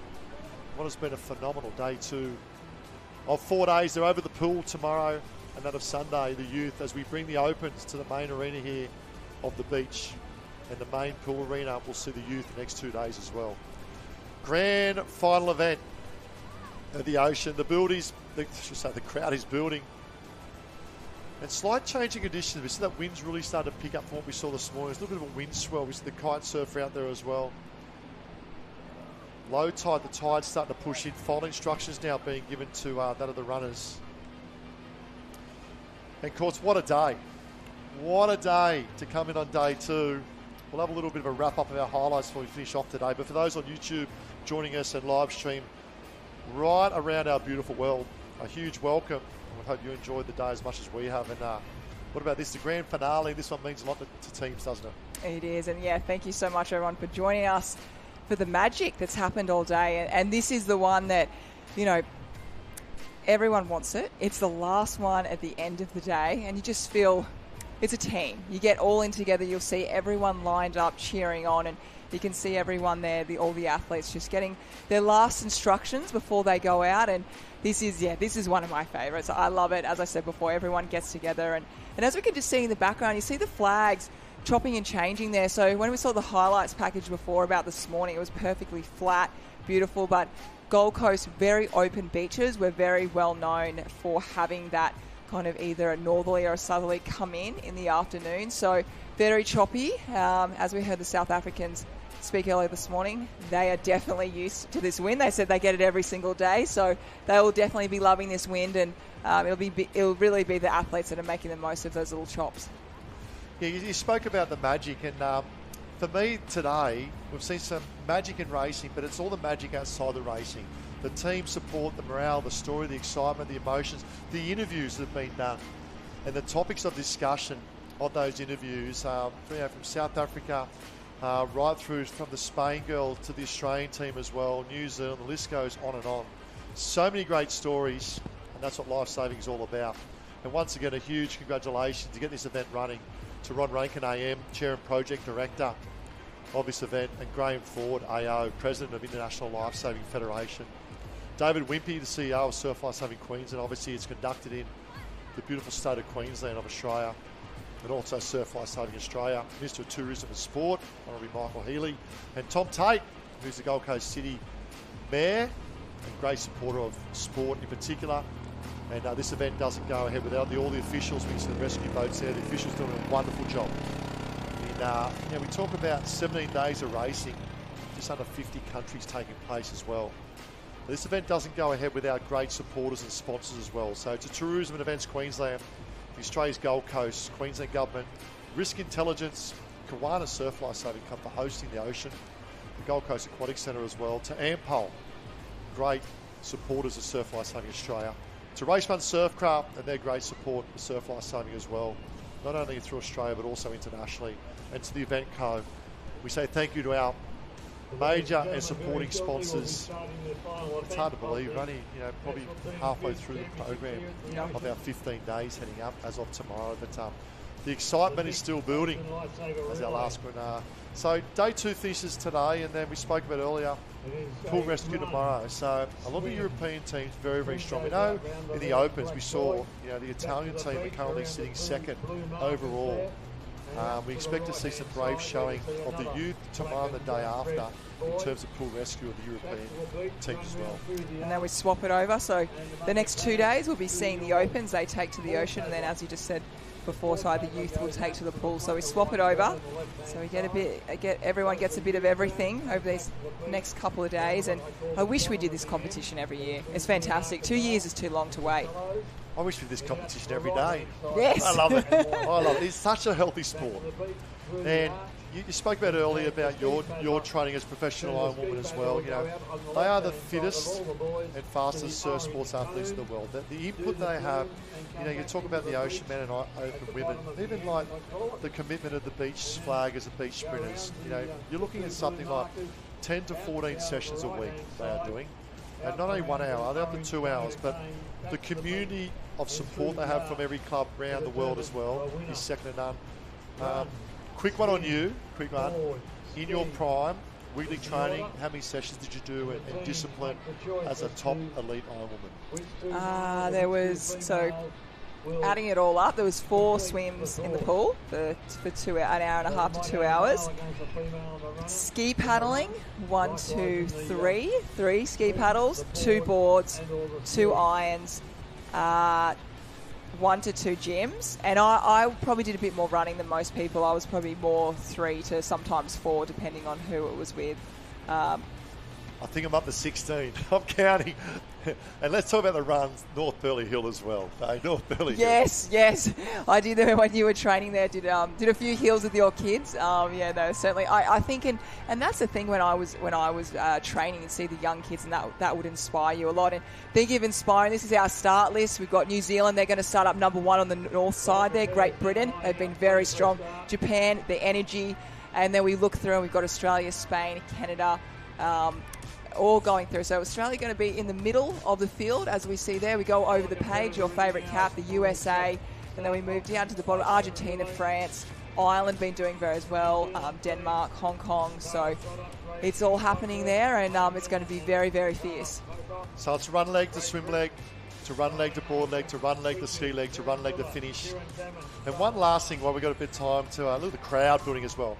A hot tip course for those watching around the world that want to step into surf sports. What's a hot tip for them to potentially one day try and be at this stage? Oh, I think starting off with nippers if you can. That's just the best. You make your friends, you get used to the ocean, and you start to be a part of that community. If you start a little bit later, that is absolutely fine, but it's learning how to swim. So getting in the pool and I guess, learning how to swim there first. And then, as I said before, nippers, and then being able to surf and just being consistent and having fun with it. Definitely don't put pressure on yourself.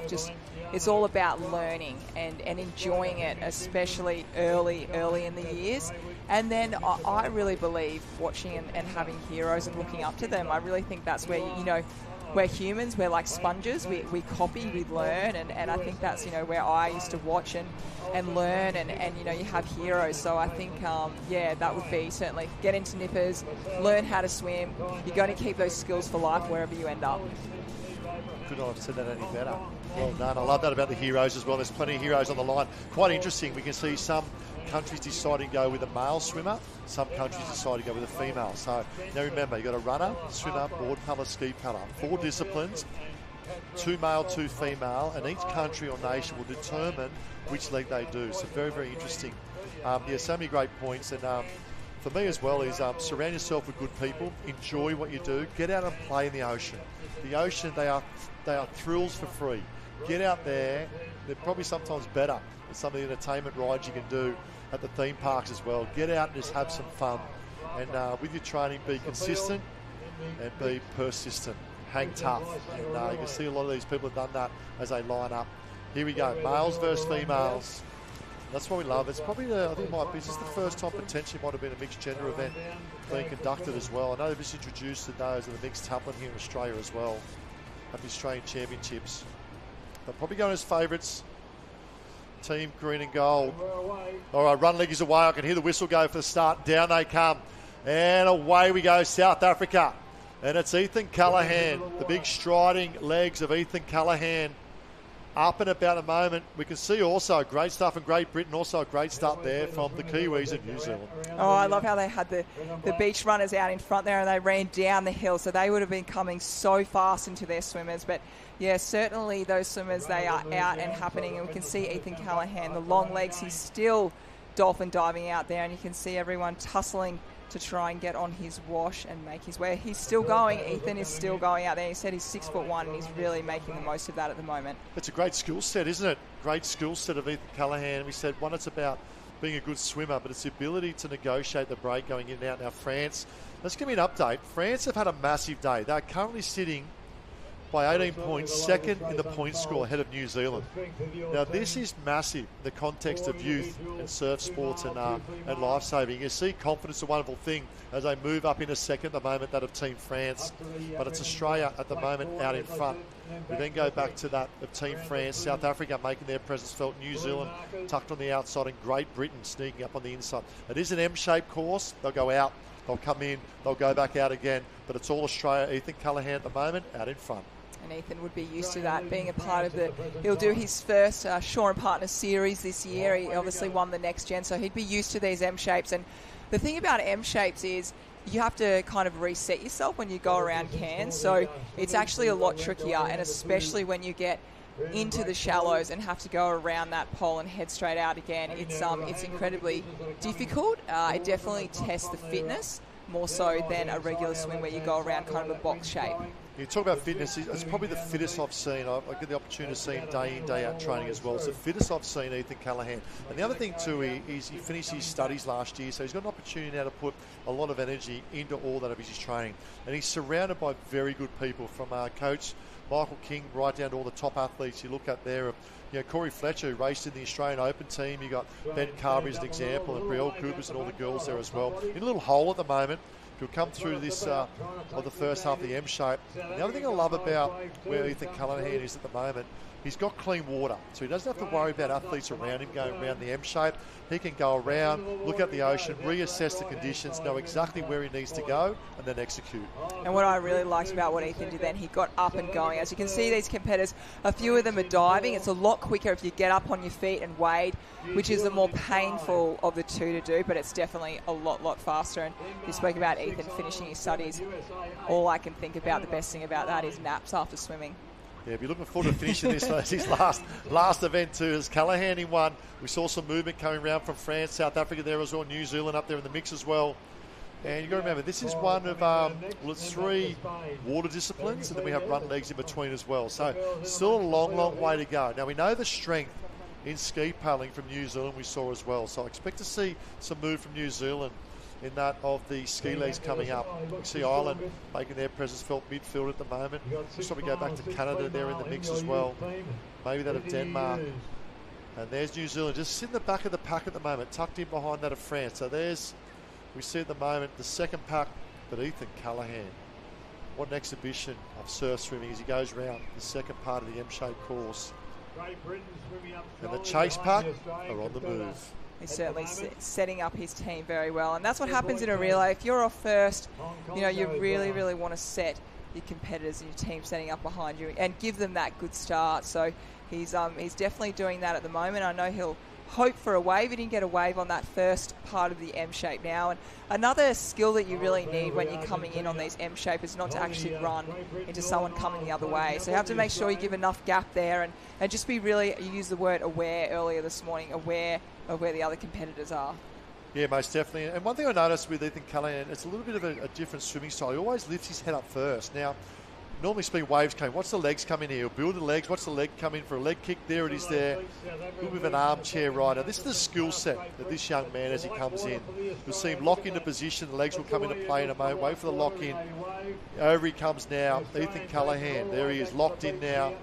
enjoys the ride. It's a good feeling when you pick up a wave, isn't it? It is, absolutely. He's done that so well, and it's a skill that you need in surf swimming and Ironman racing as well. So he'll just tap his runner there, and she'll get going, and she's got a big day ahead of her, a couple of runs. Yeah, well, you think she's had 30-odd runs in beach flags, Misha Boniface. Now she's backing it up now again. Now got to back up with another 4 runs. She'll sleep well tonight as she now hands over Jasmine Raywood. Hey, Carl, it's interesting to see if Jasmine Ray would be on the ski or board, but Raywood now, she took out the board race earlier today as well in very good form. It's probably the weaker of the 3 disciplines of a swim, board and ski. I'd say her board would be probably the weaker, but she showed today she can come out on top. Yeah, it looks like, the coaches have really backed her. She's in really good form. And I see what Australia have done there as we see South Africa are not too far behind, doing very well. But I think what they want to do, Australia, they want to finish off with a male on the ski. And then so you will have South Africa will really need to do some work now because they will finish off with their, looks like it potentially could be their female that'll be on the ski. If I was a male racing that of Jasmine Raywood, I'd be a little bit nervous. Absolutely. I would be a little bit nervous. Captain Raywood, I tell you what, she has a phenomenal day and a half. She's taken out every individual event. She won the swim, she won the board, she won the ski. And took out the Ocean Woman event as well. But what a captain's knock by Jasmine Raywood now. Obviously leading out in the females at the board leg as well. And superb captain's knock by Raywood. And it is a really, as we said before, doing an M shape in any discipline is so much harder than just doing around the single cans, which we usually do, the traditional way. So this is really fantastic that the athletes get to really experience this M shape, and especially when there is a little bit of surf on offer. Skills, they do pay the bills in this type of conditions. So we'll wait and see. And Jasmine Raywood, she would be another one that is very familiar with that M-shaped course. Yeah, that might be Nikita there. This is a good little battle. France and Great Britain. And I think that's missing Nikita there with that of Charlotte Hart. They are 2 superstars of our sport, one from France and one from Great Britain on the chase of.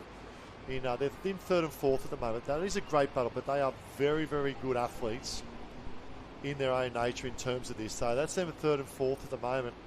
Chasing in second was, I think we're trying to pick up that second team that come through. Was that South Africa, I think, that come around in second. So Raywood in 1 for Australia. South Africa there in 2. Then we go back and see Charlotte Hart just trying to dictate and control the race in 3rd. Just cuts across a little bit to Nikita and says, look, Great Britain's coming through here. Old France can tuck him behind. So good tactics. Raywood, little swell now for Raywood. Try and pick up the cut. It's just in that deep water at the moment, but it's Australian one. She'd love an armchair ride, won't she, like Ethan Callaghan back to the beach. Yeah, she's having a little look over her shoulder, but she's certainly not losing that momentum. Here she goes. She's got a little bit of a wave there. There we go. That should set her up, and she'll be able to cut across so she can end up going exactly on that pole. So here we go with South Africa coming through. He's doing a very strong paddle. He's actually picked up a wave a little bit further out than what Jasmine actually caught her, so he'll be able to catch up a few metres on Jasmine. Yeah, that's a massive paddle. Now, big question is, do we have Matt Brady, who took out the single ski for South Africa, coming up as well? So this is very interesting. So this is the second part of the M now going round as Raywood goes out. Massive 2 days of racing for Captain Raywood of Australia. And I'm sure she'll sleep well tonight. And she's just as good in the pool as well. Yeah, she is. And she even did a bit of the beach stuff as well. She said she didn't want to speak about that one too much, but she certainly can do it all, and obviously a very smart cookie as well, doing her uni and everything like that. So she's, very clever, and also her sister being the team as well. Very supportive family, and she's doing all the right things at the moment. She's out there in front and really managing those bumps and little swells very well. Yeah, Australian 1 now. Made a little bit of a move here, South Africa. Probably pulled back 5 metres, I reckon, on that of Raywood. That's probably the benefit of going being in second. You can see where the leader is, so you can determine where I'm gaining or need to push a little bit harder. They should be working at mass capacity. Team America now comes round. This young man from America also did the beach flags, I believe, as well. So shows the versatility of the American team going out. On the chase now, we can see there's Great Britain and also that of France. They're still side by side. Let's watch this battle for 3rd and 4th. That's a great little battle between 2 countries where the athletes actually train here on the Gold Coast. So Nikita trains at North Cliff, and that of Charlotte Hart trains at Burley Heads Mowbray Park. So great little battle, but it's all Raywood in front at the moment. South Africa doing very well. We are now the 4th leg with 3 legs to go. South Africa still close enough. Yeah, they definitely are close enough. And we've seen the waves. They do, they are breaking a little bit further out than what they were this morning. So there is an opportunity to get on that and kind of click it up with the athlete in front of you. So we shall wait and see. I actually just saw the South African competitor. He actually did a board rescue turn. So instead of going around on his belly like we saw Jasmine do, he actually did a board rescue and spin it around, and he did that quite nicely. This is interesting because I'm trying to see which South Africa, whether they'll have to play their strengths at the ski paddle. They may have already, I think they had a male swimmer, so they may have a female ski paddler. And Raywood in 1, South Africa in 2. It's all green and gold at the moment, Australia and that of South Africa. The big battle I love is back in 3rd and 4th as well between Great Britain and that of France. And you can see there's Australia at the moment. So if South Africa, if Raywood comes into a little bit of a hole, a little bit of luck in the ocean for South Africa, he may halve the distance, so they're back in 2nd place at the moment. Raywood's looking for a little swell. Little one starting to build now for Raywood. This is the lift. This won't get there, South Africa. He may be on the next one. Raywood's all of a sudden may pull over the top, so he's really brought this back. We spoke about probably a 20 or 30 metre lead that went back to about 15 metres, now potentially back to about 5 metres. The big decision, I know the males, the Australian team have a male ski paddler. Finishing off. Old Misha, she's up again.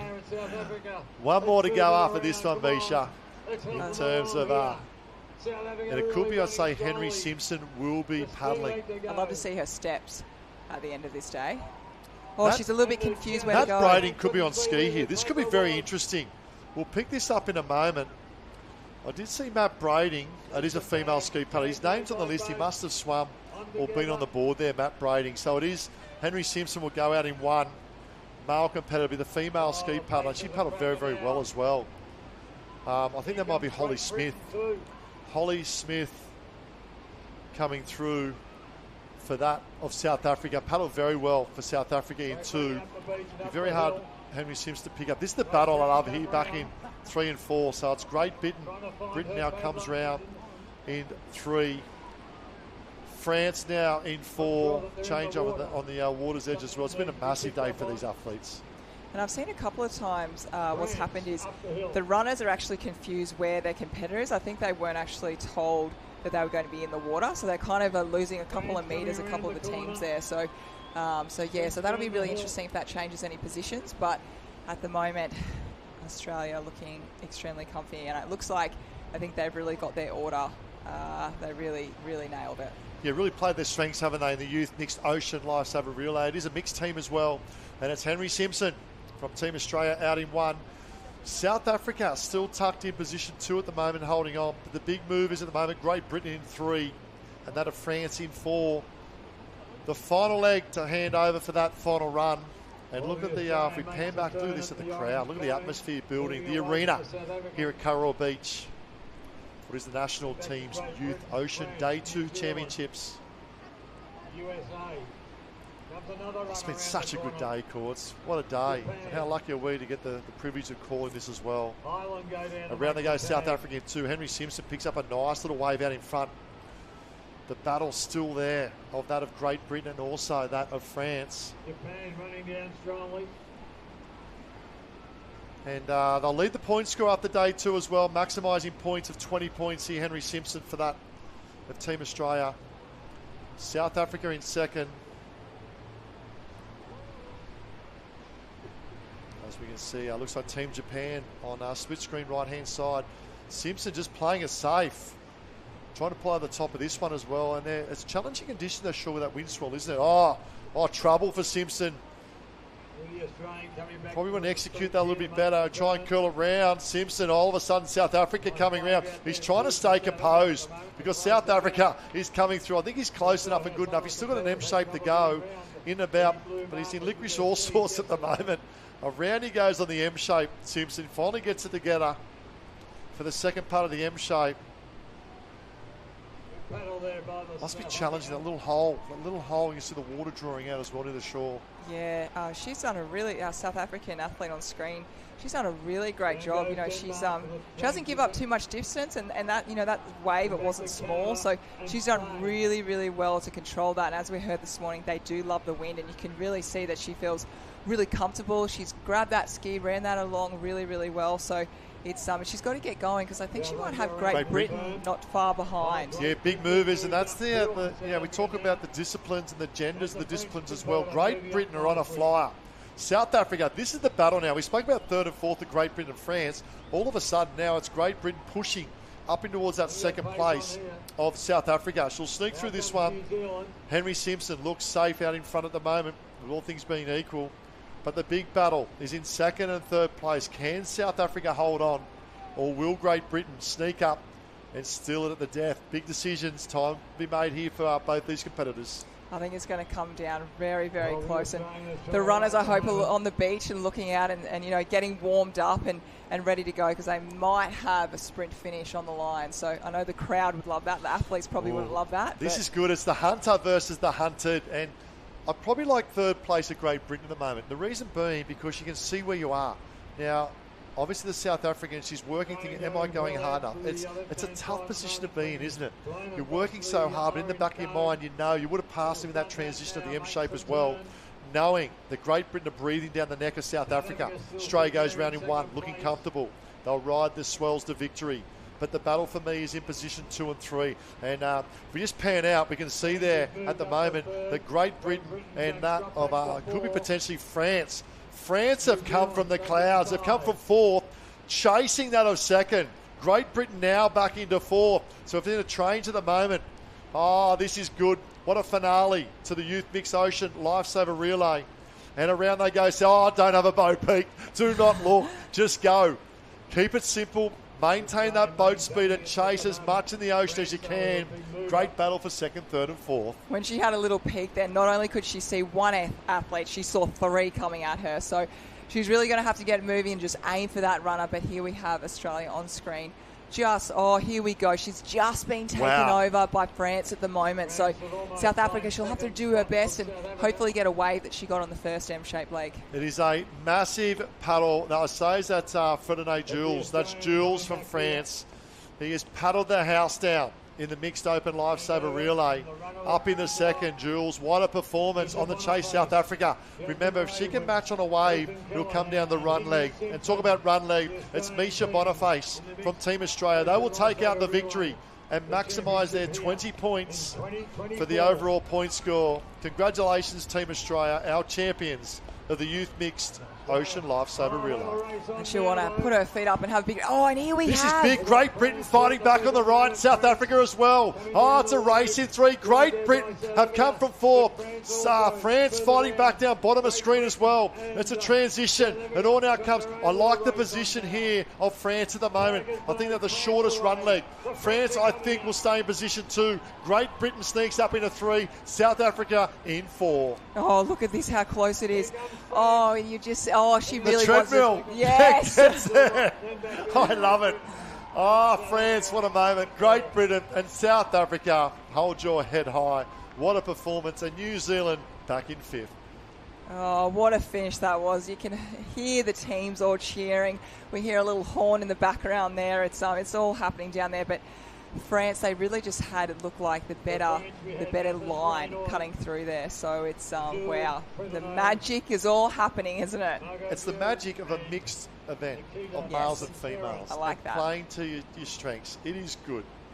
And great job to International Lifesaving Federation in putting their Surf Sports Committee, putting these events together. And the crowd, they love this event. And no better way to finish. You see Team Ireland, what a day. What a day. They've got the best accent as well, the Irish, haven't they? Love. Even Ali Day said the same. He said, and Matt Bevilacqua earlier today, I should say, Bevy said, I could listen to them all day. Yes. The Irish, which is great to see. And you see them coming in and wrapping up. It's been a phenomenal day of racing. But we're down the beach with our final runner and our champion, Misha Boniface. Thanks, Ty. Misha, what an amazing finish to an amazing day for you. Thank you. Obviously, it's very tough. Those 4 run legs, having to run at the start and running each time through the transition, it's pretty tough for you.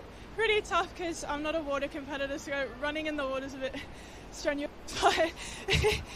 And how was that event for you? Obviously, you had some of the European teams chasing you down there, France, South Africa, and also Great Britain. It was really good, really fun. And for your teammates, they got you off to a flying start, didn't they? Yeah, they did all the work. It was amazing. Well done. Back to you in the booth. Congratulations to Australia on taking out the youth Lifesaver relay. Yeah, great job, Team Australia, Misha there, and also Grant. And look at the crowd, look at the atmosphere. What has been a great day too. And the final day of the Ocean before they head the pool as well. And Team Japan come in, haven't they performed exceptionally well? A shout out to Team Japan and their coaches and management of the youth team and all countries that are represented. And the smiles say it all. There's the ability to walk away from the ocean and the experiences and the friendships that's been developed over the last 2 days. Would have been a few nerves 2 days ago coming in, and now they've survived the ocean. And still testing conditions here at Karawa, but the experience, they'll walk away. Team Spain now coming in the finish, and another great performance as well. But so many highlights from today, Courts, and we get to do it again next 2 days with that to the Opens. We certainly do. I'm so excited. Yeah, it doesn't finish here. We don't get to go on that downer just to yet. We've got a few more days, and yeah, as you said, all these athletes should be so proud of themselves. You know, they're super young as well. This is the youth. We're not talking about Open yet. We're talking about youth, and some of these competitors, some of them have never even been in surf before because they don't get the surf from where they're from. So to come out here, and you know, there might have been a little bit of fear, but they've done themselves proud. They've done their teams proud, their country proud, and look here, isn't this just fantastic? We've got a sprint finish actually on. Might be potentially between Canada and Spain. Great, but look at them giving it all as well. Well done to Spain, well done to Canada. It's been a big day. It's been a massive day. We see the other teams going through and finishing off with their final ski as well. And the conditions we spoke about change as well, become a bit more challenging, just like Team Denmark coming through as well. They've had another great day. Some phenomenal swimmers in the Denmark team. Oh, this will be a tough wave to hold. Very, very tough wave to hold in the shore break. I think he's done a phenomenal job on his race 1 surf craft as well. So they're challenging craft, the old skis, aren't they? They are, certainly. And a lot of these competitors are not on their ski. They train every single day. You can see the competitor now. I think he's got a borrowed ski. It's a little bit long for him in the legs, and he's managed that really, really well. But it's it's certainly challenging the ski, and being on a borrowed ski is even harder. So they've done so well, and it's been as we said, the word magic is definitely going to be the word that we're going to use and finish off for today. Absolutely. I like that. And it's been a great, as we said, great day. And we're heading, for those who are joining us on the YouTube, we're just around just after 3:30 p.m. on the Friday afternoon here on the beautiful Gold Coast. We've got a few more competitors come through and finish. What a great job they've done as well. In testing conditions, this event doesn't go ahead without great sponsors, Tourism Events Queensland, Australia's Gold Coast, the Queensland Government for their great support, Risk Intelligence, the Karawa Surf Pub, the Ampole, Race 1 and Event Code. Let's look at the highlights of this great event. It's the mixed ocean relay, but the results that they stand for the top 7, Team Australia led from start to finish. Team France, what a performance in the last ski league for Team France. Great Britain, South Africa, New Zealand, Ireland and that of the USA rounding out the top 7 of the youth mixed ocean lifesaver relay.